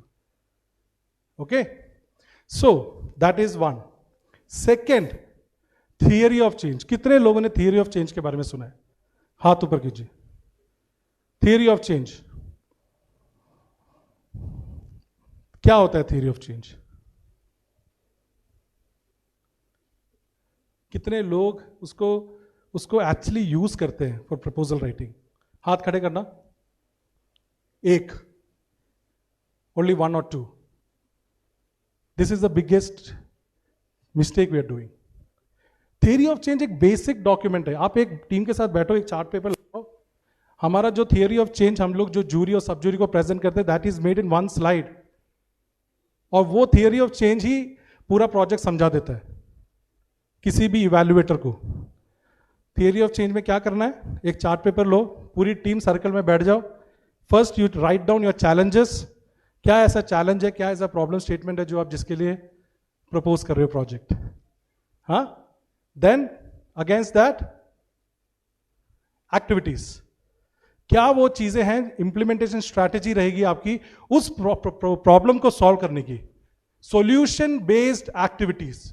Note this point, not just activities, solution based activities, and that is the vision of HCL Foundation also. We look for source code. Source code हमारे IT language में बोलते हैं solutions. HCL Foundation, we look for source code. We look for solutions. We don't look only for problems. Implementation strategy should be solution focused, solution oriented. Then you come to your immediate impact. Every year, what is the impact you are going to create? Har saal. And with that, if you are getting a 5 crore grant for a 4-year project, the final outcome after this 5 years. So this, if you are able to do in just one chart paper, उसके बाद अगर आप proposal लिखो तो आपका proposal इतना strong हो जाएगा कि यू विल फील कॉन्फिडेंट कि मैंने सबसे अपना बेस्ट पिच दिया. डू यू एग्री और नॉट? एग्री और not? Yes. Practice it. Logical framework वो और भी खतरनाक है. वो तो और खतरनाक है. आपको वो LFA भी करना है. मैं उस LFA में जा ही नहीं रहा. मैं तो अब सिंपल स्टेप बता रहा हूं. LFA इज वेरी इंपॉर्टेंट, जहां पे आपका रिस्क, थ्रेट्स, वो भी चीजें कवर हो जाती है, एक्टिविटीज, एवरीथिंग. एंटायर प्रपोजल आपका LFA में आ जाएगा. यू आर राइट, अगर LFA भी कर पाओ, that is also the best thing. We have LFA models with us. आपके आप हमारे प्रोजेक्ट डिटेल प्रपोजल में जाओगे ना, अभी तो आप कॉन्सेप्ट नोट, मैं कॉन्सेप्ट नोट की स्टेज कर रहा हूं सर. कॉन्सेप्ट नोट की स्टेज पे आपको LFA कोई नहीं पूछेगा. कॉन्सेप्ट नोट में हम सिर्फ एक प्रॉब्लम स्टेटमेंट पूछ रहे हैं, क्या प्रॉब्लम में आप एक सॉल्यूशन ढूंढने की कोशिश कर रहे हो और कैसे आप सॉल्यूशन ढूंढ, कितना इनोवेटिवली आप सॉल्यूशन ढूंढ रहे हो. उसके बाद हम आपसे डिटेल ये सब लेंगे. LFA ये सब बड़ी बड़ी बातें, ये बात की बात आती है. पहले पहला स्टेप क्लियर करो. ओके उसके बाद sustainability. Sustainability is also one very important factor कि even if the donor is gone, how you are sustaining the project, how you are sustaining that community for whom you are working. उनको आधा अधूरा हम छोड़ नहीं सकते. In simple language, उसको कितना आप स्ट्रॉन्ग एग्जिट स्ट्रैटेजी आप बनाते हो, that will also define your evaluation. Then we have inclusiveness. किसी ने बोला इंक्लूसिवनेस, कैसे आप अपना बेनिफिशरीज, आपके आपके आपके जितने भी बेनिफिशरीज है, it should not look like we have 80% men and only 20% women. ऐसा हो नहीं सकता किसी भी कम्युनिटी में. There are people living with disability, there are people like transgender community, there are scheduled caste, scheduled tribe, everyone in the community. You need to include all of them when you are putting your beneficiaries. And don't think that for a project amount, for example अगर आप 5 crore का project HCL को दे रहे हैं, तो अगर हम 1 lakh beneficiary लिख देंगे तो शायद हमारा chances बहुत बढ़ जाएगा, because we are able to reduce the per unit cost. ऐसा कुछ नहीं है. We see the nature of the project case by case. अगर हमें the evaluators feel that these beneficiaries actually are there और इतने की जरूरत है, तभी वो आगे बढ़ती है. And that's how we evaluate the inclusiveness. The kind of beneficiaries, direct beneficiaries, indirect beneficiaries you are putting into your proposal. Then we have the replicability, scalability and a fresh model which you put. उसको भी आपको prove करना पड़ेगा how good is this replicability model or scalability model. Then last and final, financial modeling, which most of our subject matter experts, they actually correlate these financial modeling which we do. I think Shelly mentioned about the infrastructure cost, the sub-granting, everything which you put in the financials, those are evaluated basis starting from the problem statement, starting from the implementation strategy, starting from your the funding which you are putting for each year, वो देखा जाता है. जब आप एक proposal लिखते हैं, right it in a story form, right it in a story form. आपने जिस से स्टार्ट किया वो फ्लो का भी मत जाना चाहिए. Even that flow should reflect in your financials. Financials में हमें दिखना चाहिए, अच्छा ये प्रॉब्लम है, इस प्रॉब्लम को टैकल करने में उन्होंने इतना फंड एलोकेट किया है फॉर अवेयरनेस, इतना फंड एलोकेट किया है for patient discovery like patient tracking, इतना फंड एलोकेट किया है for the service delivery, improvement in the service delivery. Everything will be connected, it should be connected. Now soon you will be hearing from the horse's mouth who have been evaluating these proposals. Rohit is here, Dr. Shafia is here. We have our winner NGOs here from the Save the Children and Lokmata Rani Rashmani NGO, who are from very remote area from the Kolkata, and they were the finalists in the HCL grant last year. So now I'll introduce them. And they deserve an introduction. Everyone who's the winner of HCL grant, they deserve a big round of applause. They deserve a big, introduction, because they have not only crossed HCL Foundation, this award-winning grant competition, but they have actually crossed these 7 stages. And once they cross these 7 stages, I think every donor who will then want to fund that NGO, it will be easy for them because they have already gone through these checks by HCL Foundation. So that is a stamp which is put on them that you have already crossed. And once you are featured in this book, you are also advertised with the other donors. Because this book is an e-book which is available in the HCL Grant website. If any donor wants to see about any NGO, where they are working, what they are working, they can see through this book and they can directly contact you. And that is the entire purpose of this, bringing out this book, is because to publish the good work the NGOs are doing in these remotest part of the country. Bring them on the limelight and put them in front of the donors. If they are trying to find good NGO doing good work for the community. Okay. So now I'll hand over the stage to Anuj. He will be calling our subject matter experts and the winners of the HCL grant. Over to you, Anuj. I hope this session was useful to you. I am here, we are here. We have our governance partner, Grant Thornton here. We have a subject matter expert here. अगर आपको कोई भी doubt हो, आप हमसे पूछ सकते हैं. We all are the HCL Foundation experts who are actually experts in their own field. They are also here. So you can ask them what is this that they see in this proposal. Just go with an open mind. Don't go with a closed approach कि हाँ अगर इस donor को इतना पैसा चाहिए तो मैं इतना ही डालूंगा. ऐसा नहीं. Give your best pitch. Give your best pitch और आपको proposal और donor और सब कुछ आपको मिलेगा. आपका intent right होना चाहिए. That's it. Thank you. Thank you very much, Robin. मैं आप सबसे 2 बार तालियां बजवाऊंगा. पहली बार एक बार सब लोग जोर से तालियां बजाइए. ये इसलिए है and a sincere thanks on behalf of HCL Foundation. My name is Anush Shrivastava and जब आप लोग आए थे morning में, the house was full. Many people have left after lunch.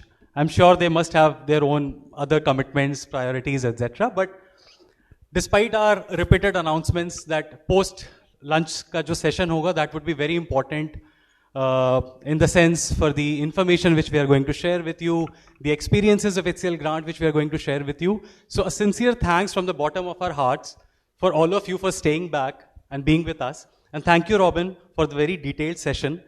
And this is one session which I mentioned just before we departed for lunch is going to be very crucial because, and the beauty today is that we have a very diverse panel who's going to be here with us on the dais. So one by one, let me just quickly start inviting everybody. So firstly, to begin with, I would like to call upon Mr. Rohit Bahadur, partner Grant Thornton, who are our governance partner. So Rohit and GT has been associated with HCL Foundation for the last 6 years. Let's have a round of applause for Rohit. And we are going to hear from the horse's mouth that what is it that we had really learned over the last 6, 7 years, 8 years of HCL Grant journey. Secondly, we have Mr. Amitava Roy. Thank you, sir, so much coming all the way from Calcutta to be with us. Representing Lokmata Rani Rashmoni Mission, I'm sure Robin must have talked about LRRM, who are one of our 25 lakh recipients in year 2021. Followed by Mr. Shantanu Chakrabarti. Sir, I couldn't meet you. I'm really sorry if you are in the hall. Thank you so much for joining us. Mr. Shantanu Chakrabarti is the Director, Program Operations and Humanitarian Response at Save the Children, also known as Bal Raksha Bharat. We have Dr. Shafia Yasin Wani. Thank you, ma'am, coming all the way from Kashmir today and sparing your valuable time. A senior subject matter expert with HCL Foundation and also an assistant professor with IMPARD. IMPARD stands for Institute of Public Administration and Rural Development, Kashmir. Last but not the least, we have Dr. Santosh George from CIIT, Director, Cure India, New Delhi. Thank you so much, sir, for joining in. I know on the last moment I had to pull you, but it would be very essential and important for you to be on the dais today. Ma'am, I'll also join you. Thank you so much. So firstly, thank you. Again, a round of applause for a very diverse panel we have today with us. And as you can see that all the set of stakeholders who gets involved in the 250 days due diligence period which Robin and Shelley both have talked about. So HCL grant is an annual cycle, and every year we say that, you know, during the 250 days period, there are 7 odd stages. So across these 7 odd stages, these are the set of stakeholders who gets involved. So let me directly jump into why are we here, what was the purpose of calling this diverse panel on the dais, and thanks to all of you for being again with us, staying back post-lunch. So I'll begin with Dr. Shafia, coming all the way from Kashmir. Dr. Shafia has been associated with HCL Foundation for the last 4 years, I believe, and she has traveled length and breadth of the country, experiencing and meeting some of the amazing people out there, implementing some very innovative rural development models. Ma'am, how has been your experience? You know, not just, I won't ask from the evaluation point of view, but your overall experience of being associated with HCL Grant, and what is that you really want to convey to our targeted audience today, which really would help them not to apply for HCL Grant, but for any other kind of possible grants which are available today in India. Over to you, ma'am. Thank you, Anuj. It's been a pleasure here to connect with you all, because the way HCL is connecting with you all is wonderful. And as Anuj introduced me, I'm part of the government. I'm from the institute, but the journey with HCL is so beautiful. I always try to put on myself on leave, or take permission from the government to come and connect to this organization, because it's such a wonderful journey. I have been connecting with this organization from the last 4 years, and the way HCL is working, I would say reaching to the unreached through you all. So it's a wonderful thing, and the journey to the organization's mandate, the way they are working is such a wonderful thing to watch and to connect with the communities, where you see the impact of the projects which are running across the length and breadth of the country is beyond measurable. So I cannot express that in words. When we go and visit organizations, and without HCL grant or with HCL grant, they are serving communities. They are having a path-breaking work towards the betterment of societies. That is where we all should connect, and this is how the HCL is doing a wonderful job by giving this grant to the organization, to those of the organizations who have really impacted. And I am witness to many of the organizations that there has been a huge, tremendous change. So that is the connect I like to be with HCL. In spite there are many times the hindrances, but still I managed to connect, because there is this beautiful learning, and the way we see the results is something which gives us hope that the unreached people who are there in the far-off communities, through our joint effort, we are able to have a lasting impact. And as far as the visits to organizations and the review, I would say last year we, when we were into the first stage process of evaluating the projects, we could see many organizations applying for the very catchy subject. But when we get into the details, we see they don't have the capacity to deliver on those fronts. So I would say that whichever domain you are selecting, whichever area you want to work on, should have a clarity on that very project. And the very important thing is the how much impact it is going to have on the community, on the society, and the audience you are targeting. And plus, someone was mentioning of the the theory of change. That is also very important, that how you are looking into the factors and parameters of theory of change. And most important is that how innovative you are going to have things in your project which are going to change that very community, that very targeted audience. So the impact is very much important. So it is not something very some jargons you have to get into. Your projects can be very simple. You can have very much simple and clear idea what you want to do and how it is going to have a larger impact on the that very much audience where you are targeting. And another thing I would say is that again, I would say that please focus on the subject where you have experience of working before. Last year, again, we had witnessed many projects. The organizations were very good, but they had, ventured into the subject which was not their domain. In order to have the catchy kind of proposal, they came up with the proposal, but ultimately we could see that there was, no experience, and we could not take it forward because of the thing that there was no such type of intervention by them before or no experience of that. So please, these small things are very important. And when we go, if the NGOs are selected, when we go and check these documents in the form of when we meet board of directors, and then the second day, which is important, when we go and meet community, and we go meet different stakeholders, and we get the understanding of how the organization is serious about the project. Not that they are not serious, but they have to understand that the project proposal which they are submitting is in line with the thing that they are able to deliver, and the impact will be kind of in that sense. And definitely the innovations in the projects are very important. How you are going to take it forward is very much important. Thank you, Dr. Shafi. I think very, very rightly said.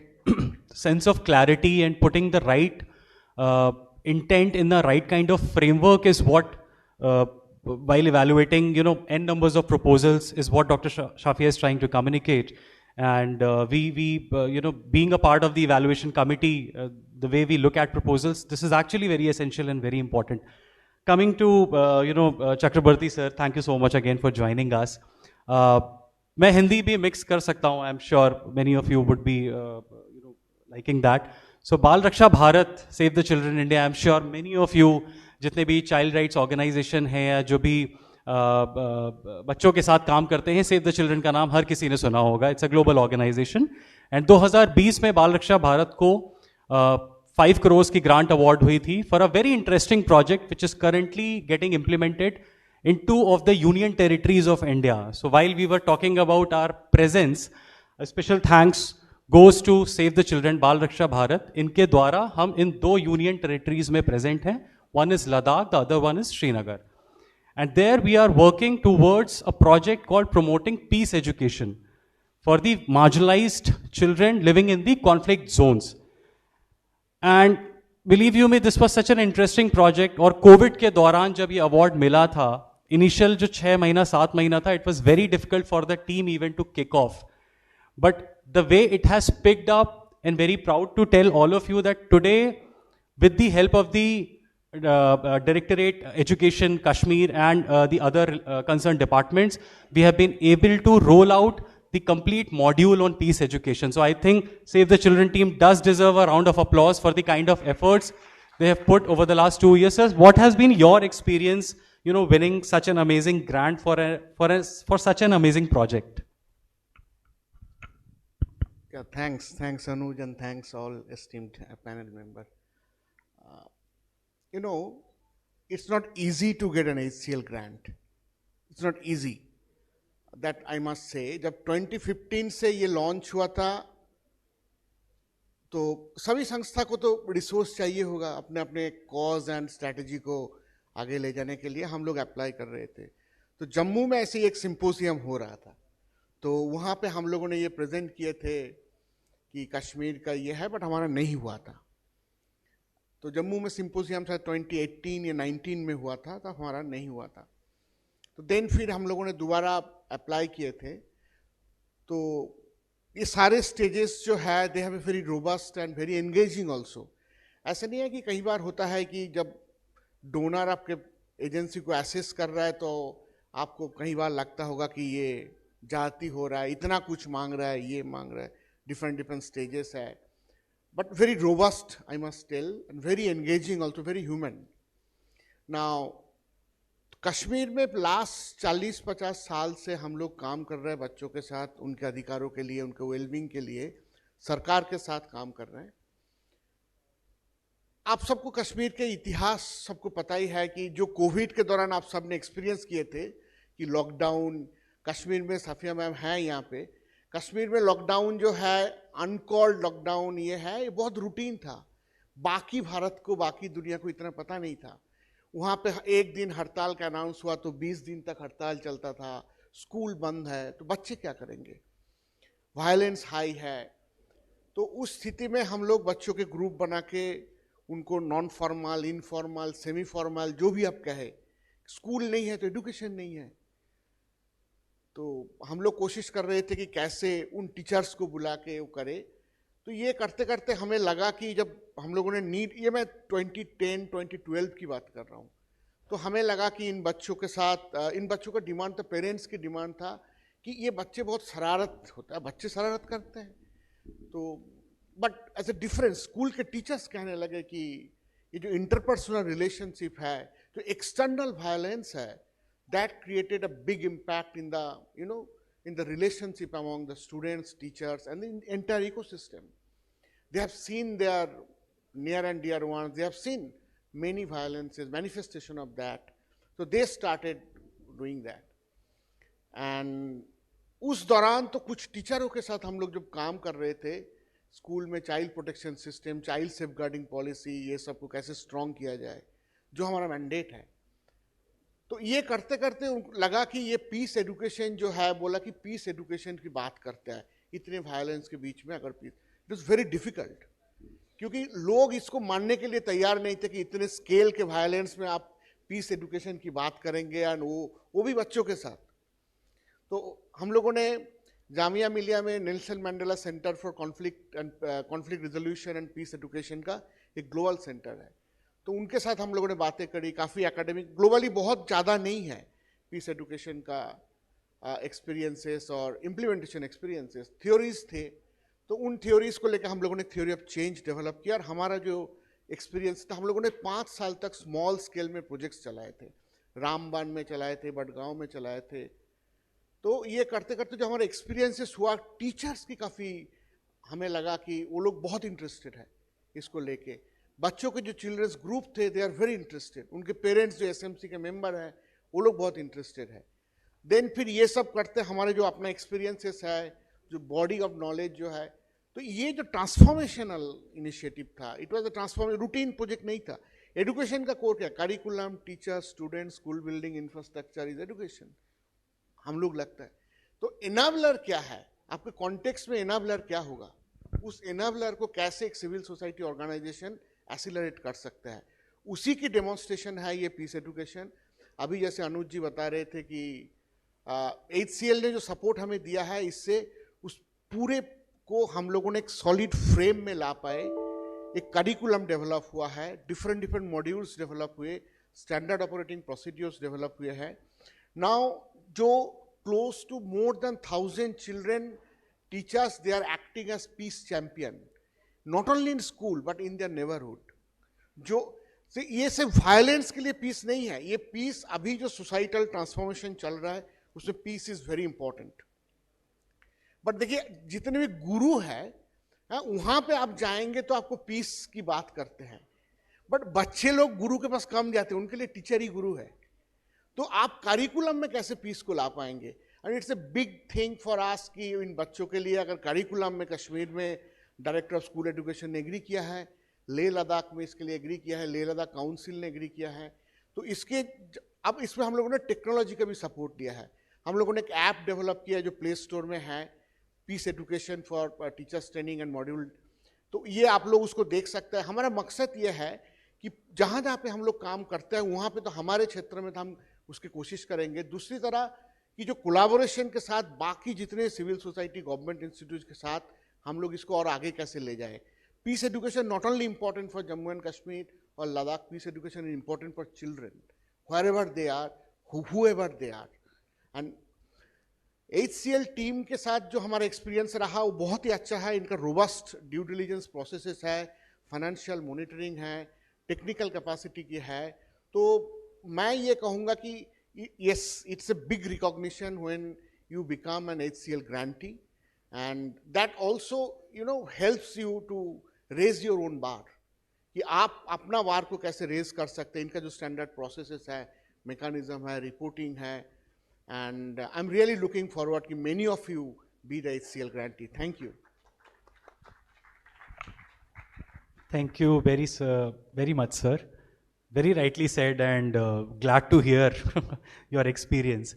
Again, connecting the dots, sir ने एक बात बोली कि जो पूरा grant का एक experience है, रोबस्टनेस है, जो थरो ड्यू डिलिजेंस होता है, that really helps the civil society organizations to elevate themselves, to look, you know, forward in future, कितना हमें आगे कैसे बढ़ना है, what kind of other funding opportunities are available. So on that note, Amitava ji is representing Lok Mata Rani Rashmoni Mission, a very grassroots level organization, very humble organization, and they had won a one-year project with a grant of 25 lakhs, and they're working towards promoting climate resilient agriculture and alternative livelihoods, specifically for the vulnerable communities in the forest fringe village of Sundarbans.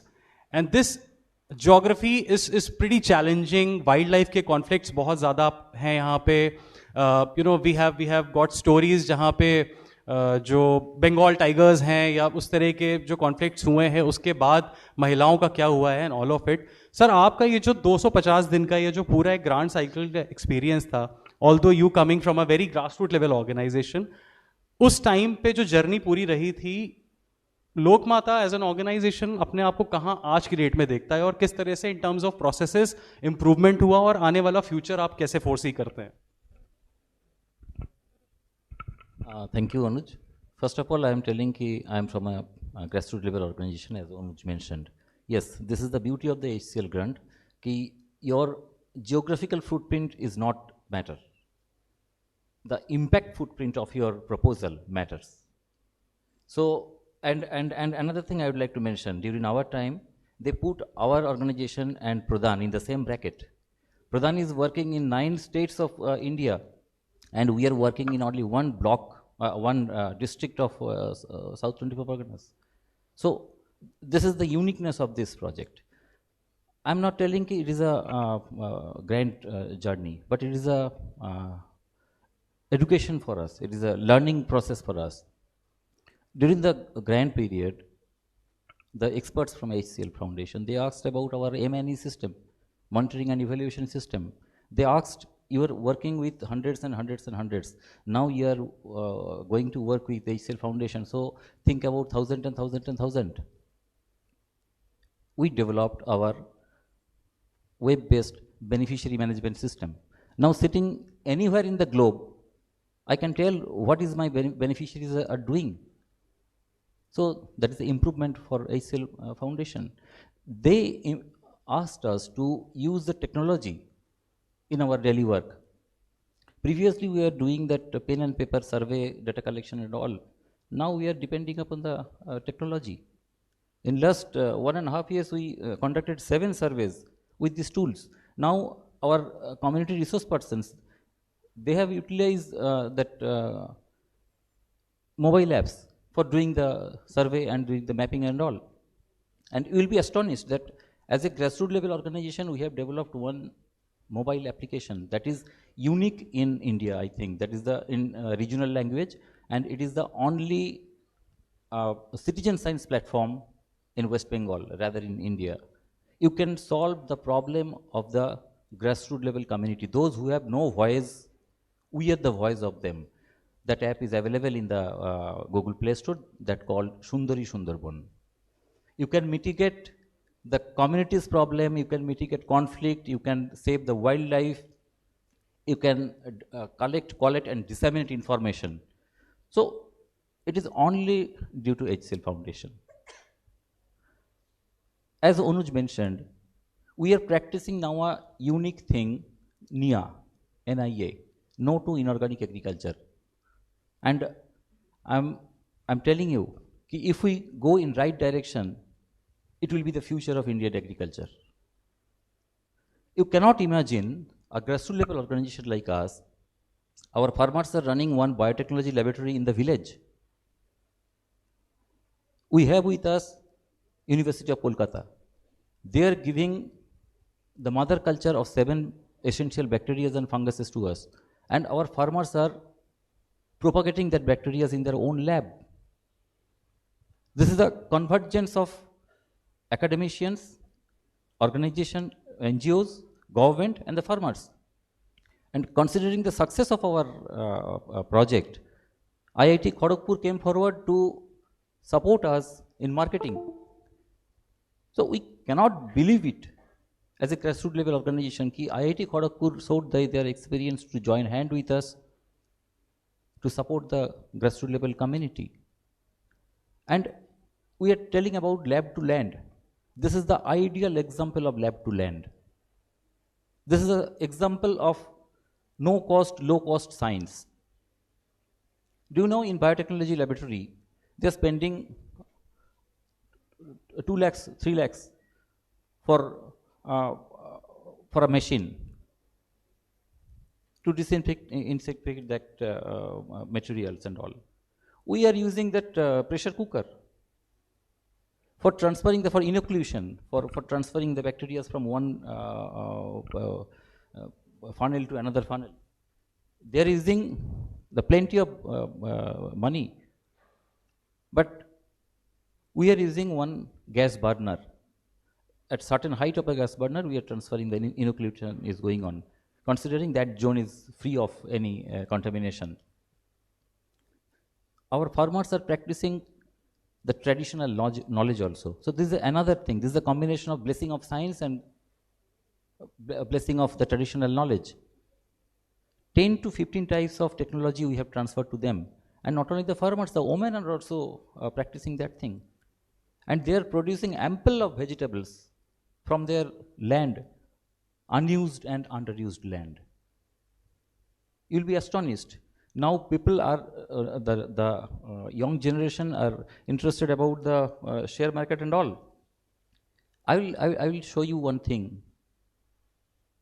In 6 months, can you get triple benefit? No. No financial system is there. We have that financial system in Sundarban. We have our own prolific breed of goat that's called Black Bengal. That is prolific breeder. In 6 months, it will give birth of 2 kids. So in 1 year, if we give one sea goat, she will be the beneficiary will be the owner of the 5 goats. The 5-time benefit in a year. Actually, the technologies were there, everything was there. The HCL Foundation helped us to disseminate the technologies to the grassroots level people. And we did that. And we are getting the return of that. Not only the beneficiary management system and app. Now we have developed our payment management system. They told your payment management system must be foolproof. Yes, you cannot write a single voucher in backdate or even a second before because it is in computerized. So for us, for the grassroots level organization, few people was telling there, it is not for the grassroots level organization. No, wrong. For the grassroots level organization, it is the right platform to learn. Don't take it as a grant process. Take it as a learning process. From stage 1 to stage 7, you learn something. Robin was asking about, telling about the theory of change.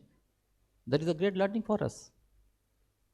So each and every stage of this HCL grant is learning for us, and we are applying our learning in the community for their development. They are being benefited and we are also. Thank you.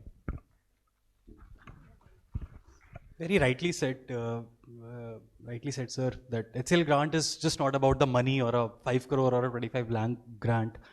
It's all about the learning through the entire process. I think similar set of question goes for Santosh also, representing Cure India International Trust, one of our 25 lakh recipient in year 2021, and some very amazing project. In fact, the first video, I'm not sure how many of you had seen while we started the day. We started with CIIT proposal video, which HCL grant as a part of our due diligence process we shoot. So that was the project. Santosh, if you can talk about how CIIT as an organization, the grant has really helped you. Thank you so much, Anuj. I'm used to stand and talk. Sorry. Thank you so much for this opportunity. We all apply not only HCL grant, any proposal when we send, what is the intention? Money. So we also, with so much of expectation, applied. First couple of times we didn't make it. So first time it was very disappointing also, personally for me, because I was so expecting 5 crore is big, no? And but later we soon realized, even before getting this 25 lakh, the experience we go through is priceless, because I saw my team suddenly maturing. Our proposals are better. Our finance systems are better. And I now consider this as an annual capacity building for my team. We don't look whether we are getting or not. So if you really want a free experience of building capacity of your NGO, just participate sincerely. Because our experience, we didn't make it to the first, but we've made it to the finalist list, showing that we raised more than 5 crore. So, because see, Cure India, many of you heard Cure India for first time, but HCL is famous, correct? Has reputation. So somebody going through the Grant Thornton process, that means we are completely vetted. So we put a sentence, in the proposal, first sentence is finalist in the HCL grant. So any CSR person will, be tempted to read, what they did to come to the finalist. So that gave a very high success rate in our CSR, effort. So again, I want to repeat, it's not the final money we get, but the advantage for the organization is priceless. So last year we couldn't, because we are not eligible, because we were running a project of this 25 lakhs, but we truly missed.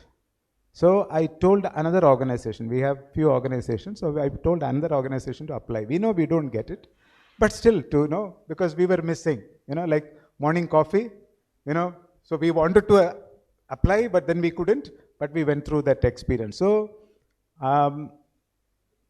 great experience. Look forward to this kind of thing. And also I should tell, see, when today's meeting, I've been into this for so many years, but every presentation was very inspiring, very informative. I don't know how many of you agree, but I was a little reluctant to come, in the retirement mode. I thought, what is there to learn? I know everything kind of thing, attitude I came. But amazing.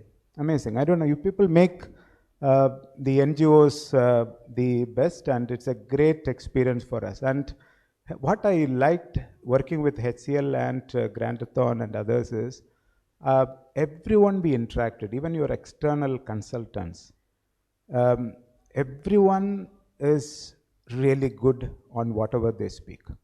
There was not even a meeting that we wasted. Sometimes we go, and when people come, and then at the end of the day we feel, oh, it's waste of time. But then what I like is, I remember some of these, experts, what do they call it? The subject matter experts and all. They never came and gave an impression that they know everything and we don't know nothing kind of thing. But they respected our space, but it's a different experience altogether. So 7 stages. So I thought I will talk my 7 advantages of working with HCL. So as long as HCL grant is there, as long as Cure India is there, we have another program, Children in India, We Plant India. I told my friends, if they have education, we should make sure that we put education. If they have health, we are there, Cure India. If we have environment, we have We Plant India. A day will come when we will get all the 5 crore. I was just sitting with my team and telling, but it's very encouraging. Recently, somebody asked me that they would like to evaluate, but they don't have money. for the, the social impact evaluation, their system evaluation, capacity building of the thing. I didn't realize, as a joke, I said, you apply for HCL, people will come and teach you how to build your capacity. But when you when you asked me to talk, that's what came to my mind. So it's amazing. Thank you so much. Thank you so much, Santosh. That was innovation, I think, which was inside you. Last but not the least, coming, as I said, from the horse's mouth, we will hear. So, Rohit, you have been associated, and I'm sure you would vouch for the fact that there has been a significant improvement which has happened over the last 6, 7, 8 years. The way the trend has changed, the quality of proposals which has improved. So what has been your experience, and what is that strong messaging which probably you would want to give to the ones who are eligible and wish to apply for it? Thank you, Anuj. Shukriya. I'll try and speak both in English or Hindi maybe. So I think it's important, मैं organization और processes के point of view से बोलूँगा कि it's important to understand कि आप उसको broadly दो भाग में divide कर सकते हैं. एक जो बिल्कुल ही mandatory है, and that is mostly your compliances, right? तो वो अगर आप निकाल दीजिए.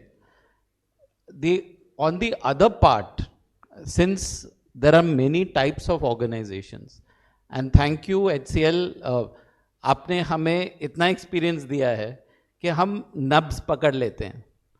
तो हम सब kind of governance हमें पता है, सब kind of policies हमें पता है. तो मेरा एक ही मैसेज है कि शुरुआत में जब आप एब्स्ट्रैक्ट में आपको सेल्फ अटेस्टेशन डालना होता है कि हाँ मेरे पास प्रोक्योरमेंट पॉलिसी भी है, ये है, आप झूठ मत बोलिए क्योंकि आप पकड़े जाएंगे. तो अगर मैंडेटरी जो है वो तो है ही है, बट आप ऑनेस्टी से भरिए क्योंकि अल्टीमेटली मतलब चाहे जैसा भी टाइप ऑफ ऑर्गेनाइजेशन है, गवर्नेंस है, आप you can still be selected a finalist or a winner even with some gaps. ऐसा नहीं है other than the mandatory element. But the honesty should be there, like Robin had mentioned, the story should be complete. So the expectation from a due diligence that a Lokmata should have everything in place is not there. We present our findings to the jury. If they find that they have the capacity and honesty to then work on the things which are there are gaps, you have as good a chance of selection.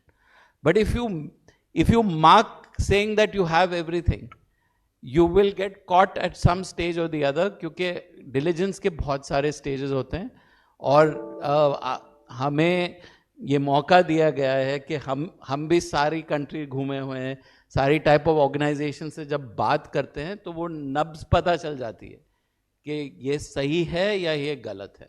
और अगर गलत होता है तो वो process से हट जाता है. अगर वो सही है तो अगर गैप्स भी है, ऐसा नहीं है, हमारी ड्यूटी होती है कि गैप्स हम हर लेवल पर प्रेजेंट करें, उसको इवैल्यूएट करें, and there is room still for improvement in both your organization and your project model. So that was my key messaging, be honest to what you are so that the story is complete, and otherwise you will get caught somewhere down the line and you will be out of the process. So I just wanted to communicate that, and thank you for choosing us as your partner. It's the 7th year actually, yeah, that we are partnering together. So thank you so much. Thank you, Rohit. Indeed, pleasure working with the team at Grant Thornton. And in the interest of time, I'm not again going to repeat any of the questions. But एक बहुत important चीज़ मुझे याद आई जब रोहित भी बात कर रहे थे कि जितने भी यहाँ सिंसिरिटी के साथ अपनी प्रपोजल को सबमिट करना चाहते हैं फॉर HCL ग्रांट, एक बहुत अच्छी चीज़ हम लोग करते हैं कि हम सारे प्रोजेक्ट्स का वीडियो डॉक्यूमेंटेशन करते हैं before it gets presented to the final jury. और उस ज्यूरी को आपने देखा होगा जब रॉबिन का प्रेजेंटेशन हो रहा था.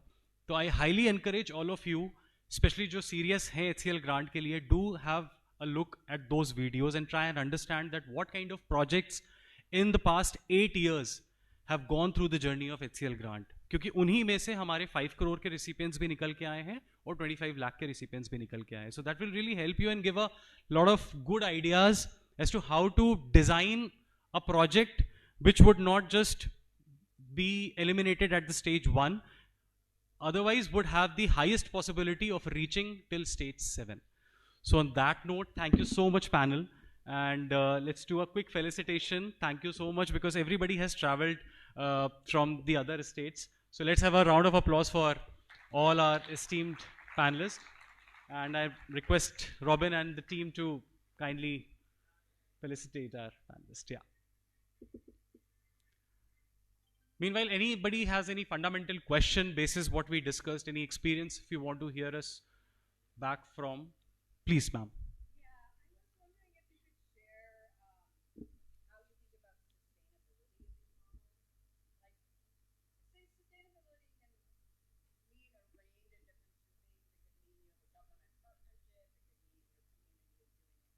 Right.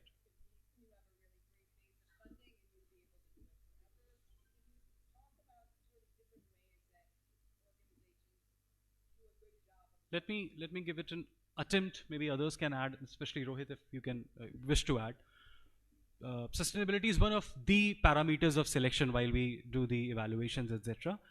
So if you look at some of our past projects, so these projects were ranging mostly between 3 to 5 years of duration, and most of these projects at the end of the while they were about to get concluded, most of them were taken over by the government or the other set of stakeholders. So for instance, there was a project, the first project which we awarded in the health category, it was to Child in Need Institute in West Bengal, and they were implementing this project on malnutrition. It was on RMNCH. And by the end of the 5th year, this entire model has been upscaled to all the 46 blocks of these 3 districts where this project has been supported with. So with a 5 crore commitment, they were able to leverage, I don't know, crores and crores of rupees from the government of West Bengal. And currently the modules, the collaterals, the technical knowledge which got developed during the implementation of the project has taken up by the government, and now it is getting upscaled in the entire state. The second classic example I'll give, the very first grant which was awarded in the environment category to Foundation for Ecological Security.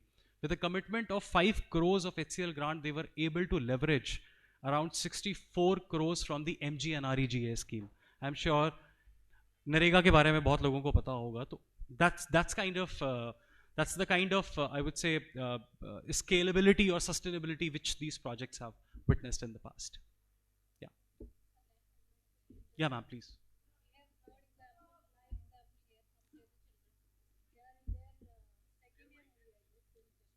Sure. Yes. So being from that very place and from the government side, they are already with the government, and government has taken that peace module along. So Hello. they are not only doing that in the piloted villages, but government is taking that peace model across JNK.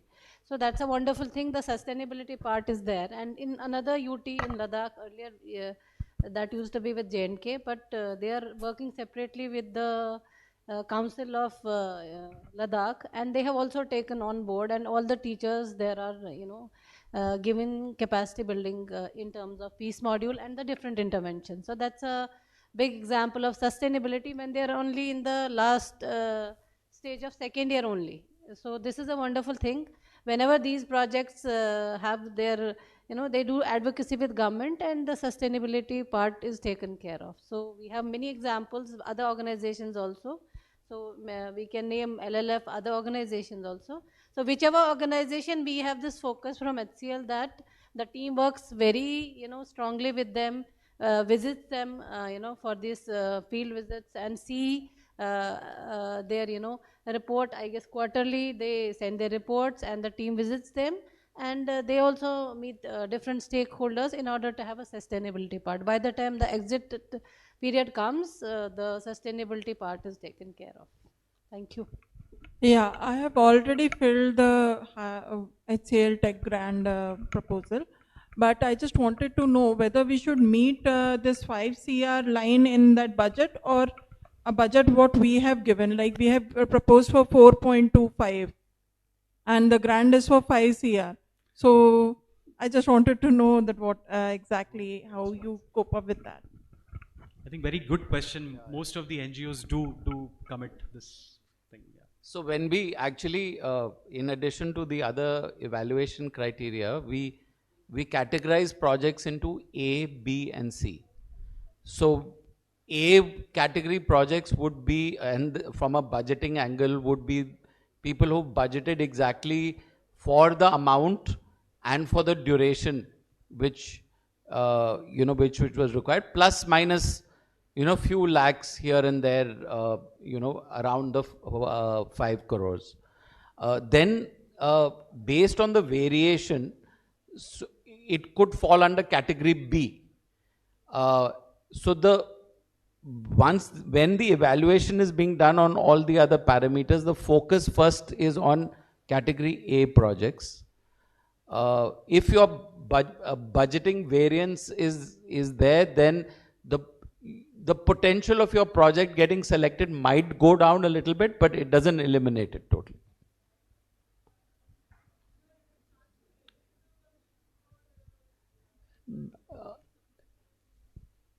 You will get a chance at the proposal stage, Yes. if you make it So right now, through as the you abstract. all are aware, this is the stage 1 wherein you are submitting your abstracts, your concepts notes. Basis the evaluation criteria, etc. If you are eligible for the stage 2, then you will get the chance to submit your detailed proposal. So at that time, the correction can be done. Instead of 4.25, if you feel that you want to make a budget of exactly 5 crores, so that leeway would be there at the stage 2. I think we'll take ma'am last. And largely the because it's abstract to proposal, quite a few organizations are invited to put in the proposals as well. Yeah. So likelihood of your move, if you fill other criteria, mandatory criteria and other criteria, likelihood is there that you'll get a chance to revise it subsequently. Yeah. No, so we we do not encourage, as Robin also must have mentioned, that whichever area you feel your organization strongly is working upon. So that's something which we highly encourage NGOs to apply for. If they feel that they are very strong in both the categories, let them apply. You are free to apply. So you're free to apply. Yeah.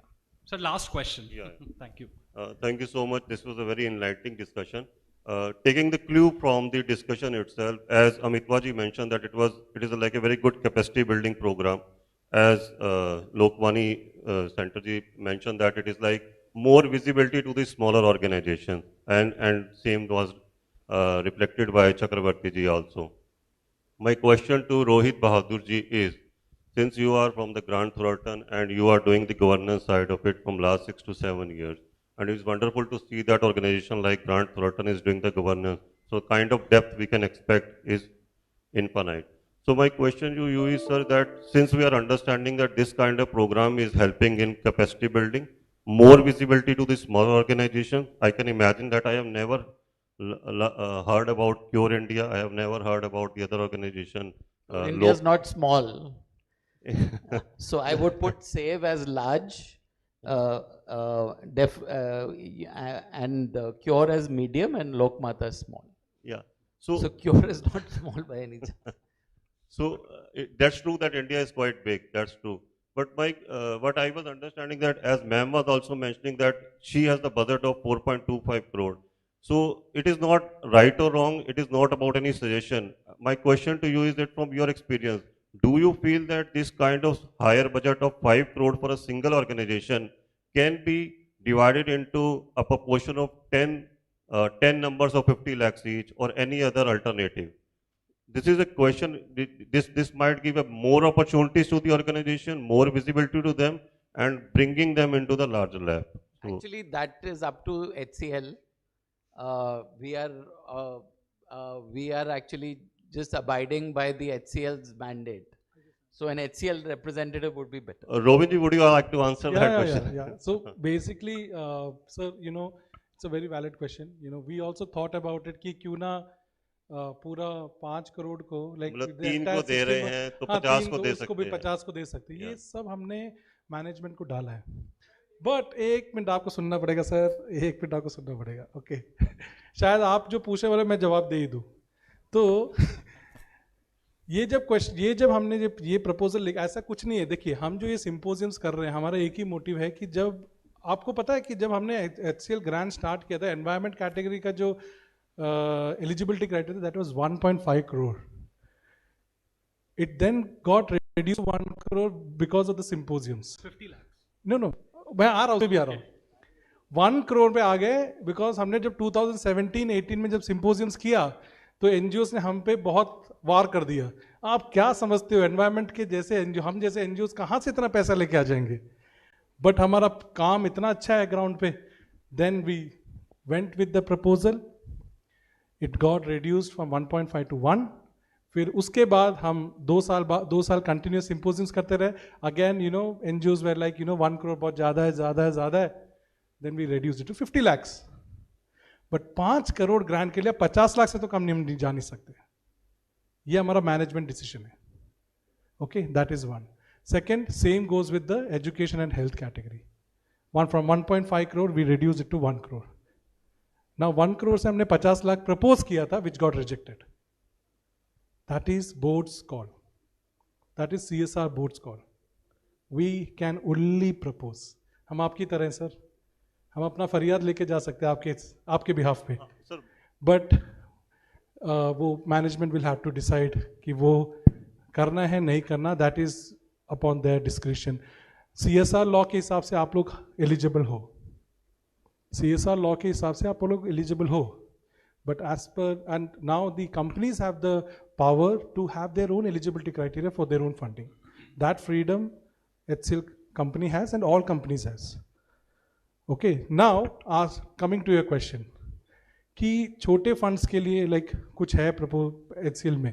Yes, in उदय हमारा एक urban poverty alleviation का एक जो project है, जो urban slum community पे हम लोग का projects चल रहा है। We have around 200 NGO partners, not in Uday but overall in HCL Foundation, but उसमें काफ़ी percentage, I would say right 80% is of Uday partners, so जो कि हमारे 11 cities में wherever HCL is present they are working. Now for them this eligibility criteria doesn't apply. That ranges from 5 lakhs, 10 lakhs, 20 lakhs, 50 lakhs, 1 crore, 2 crore. And Prijo is also sitting here, who's heading that entire program for South and the entire funding, this thing which they only devised when they were writing this eligibility criteria. In HCL Uday, that there is no such stringent eligibility criteria.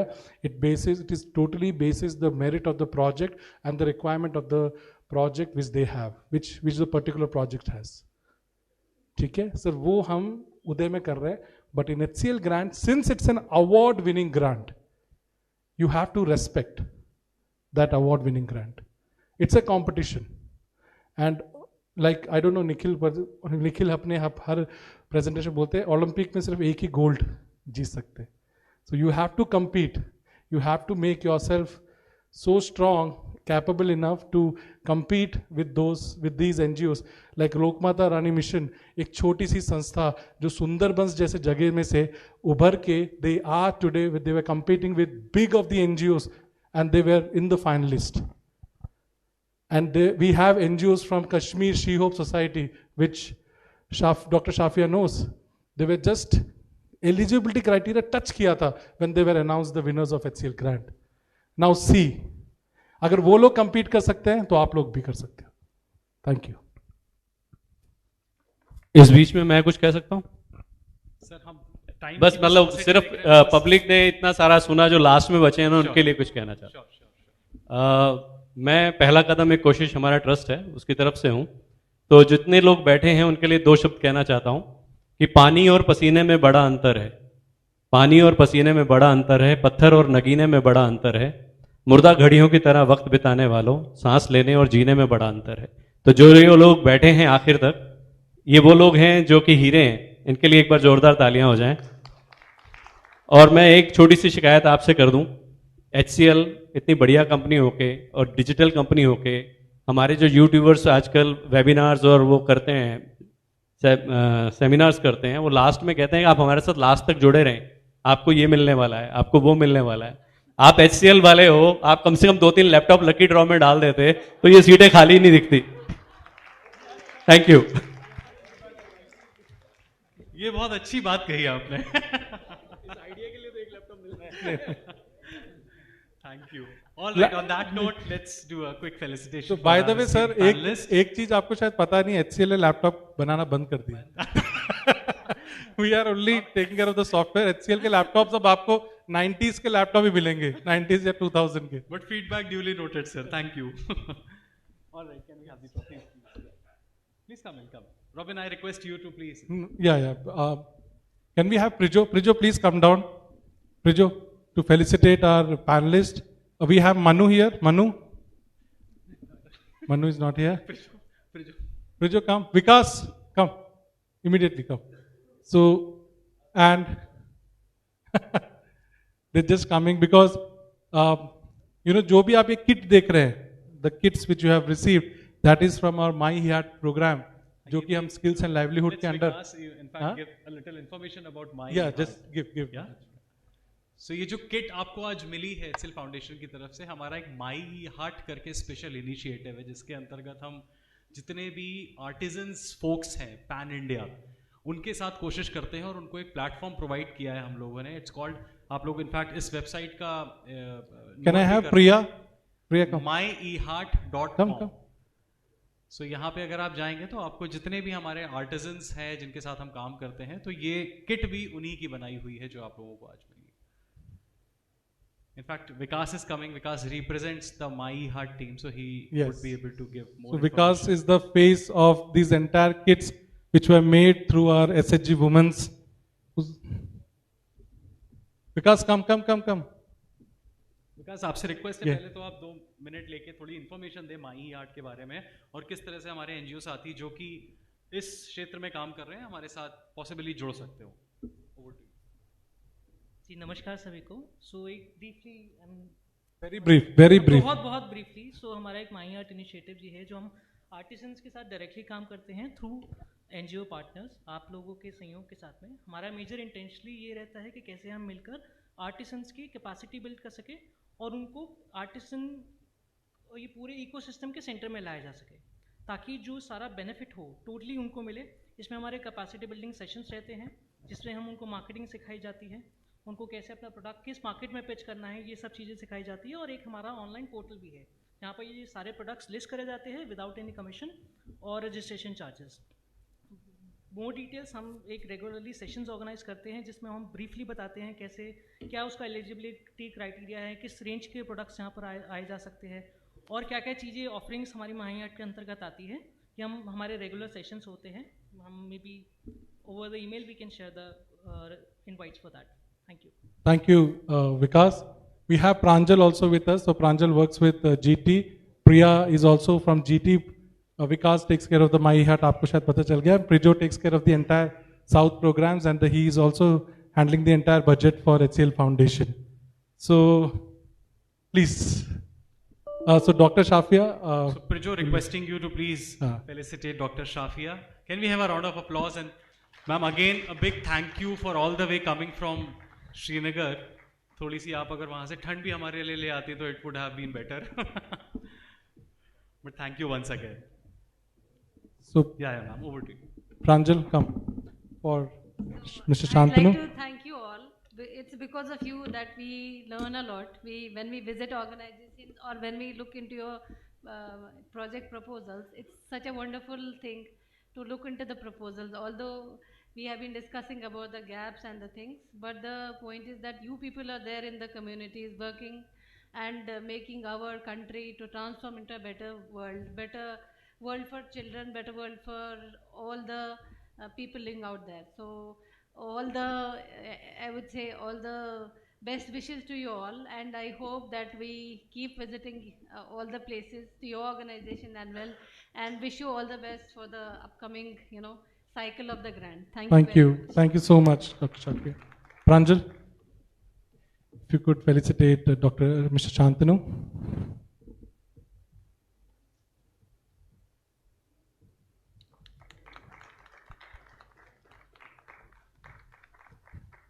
Priya. Amitabh Roy, please.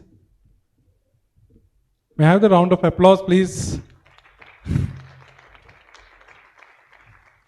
Thank you so much. Vikas, to Santosh ji.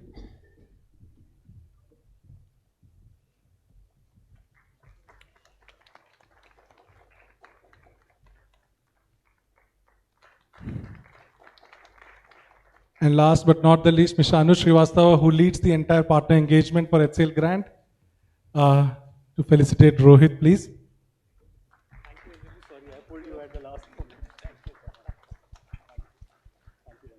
Take it. Thank you so much. With this, we announce the end of our symposium journey series, which we started. और एक चीज मैं आप लोगों को बोलना चाहूंगा before you leave. And 3 cheers for HCL Grant. Hip hip, hip hip, hip hip.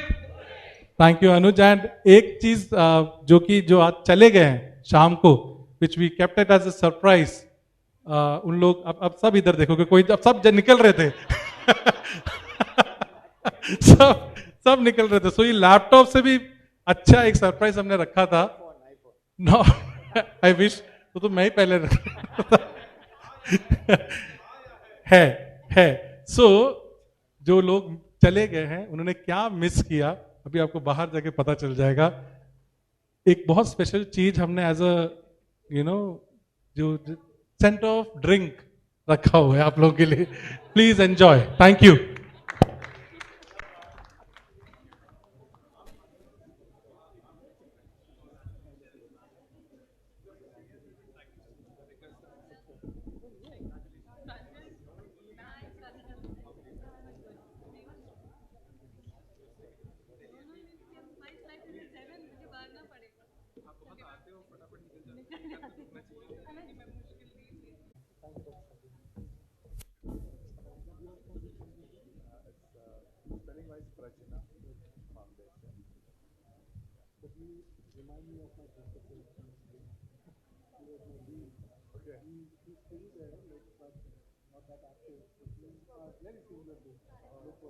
Last month I was in Kochi for Automotive Society's AI stuff.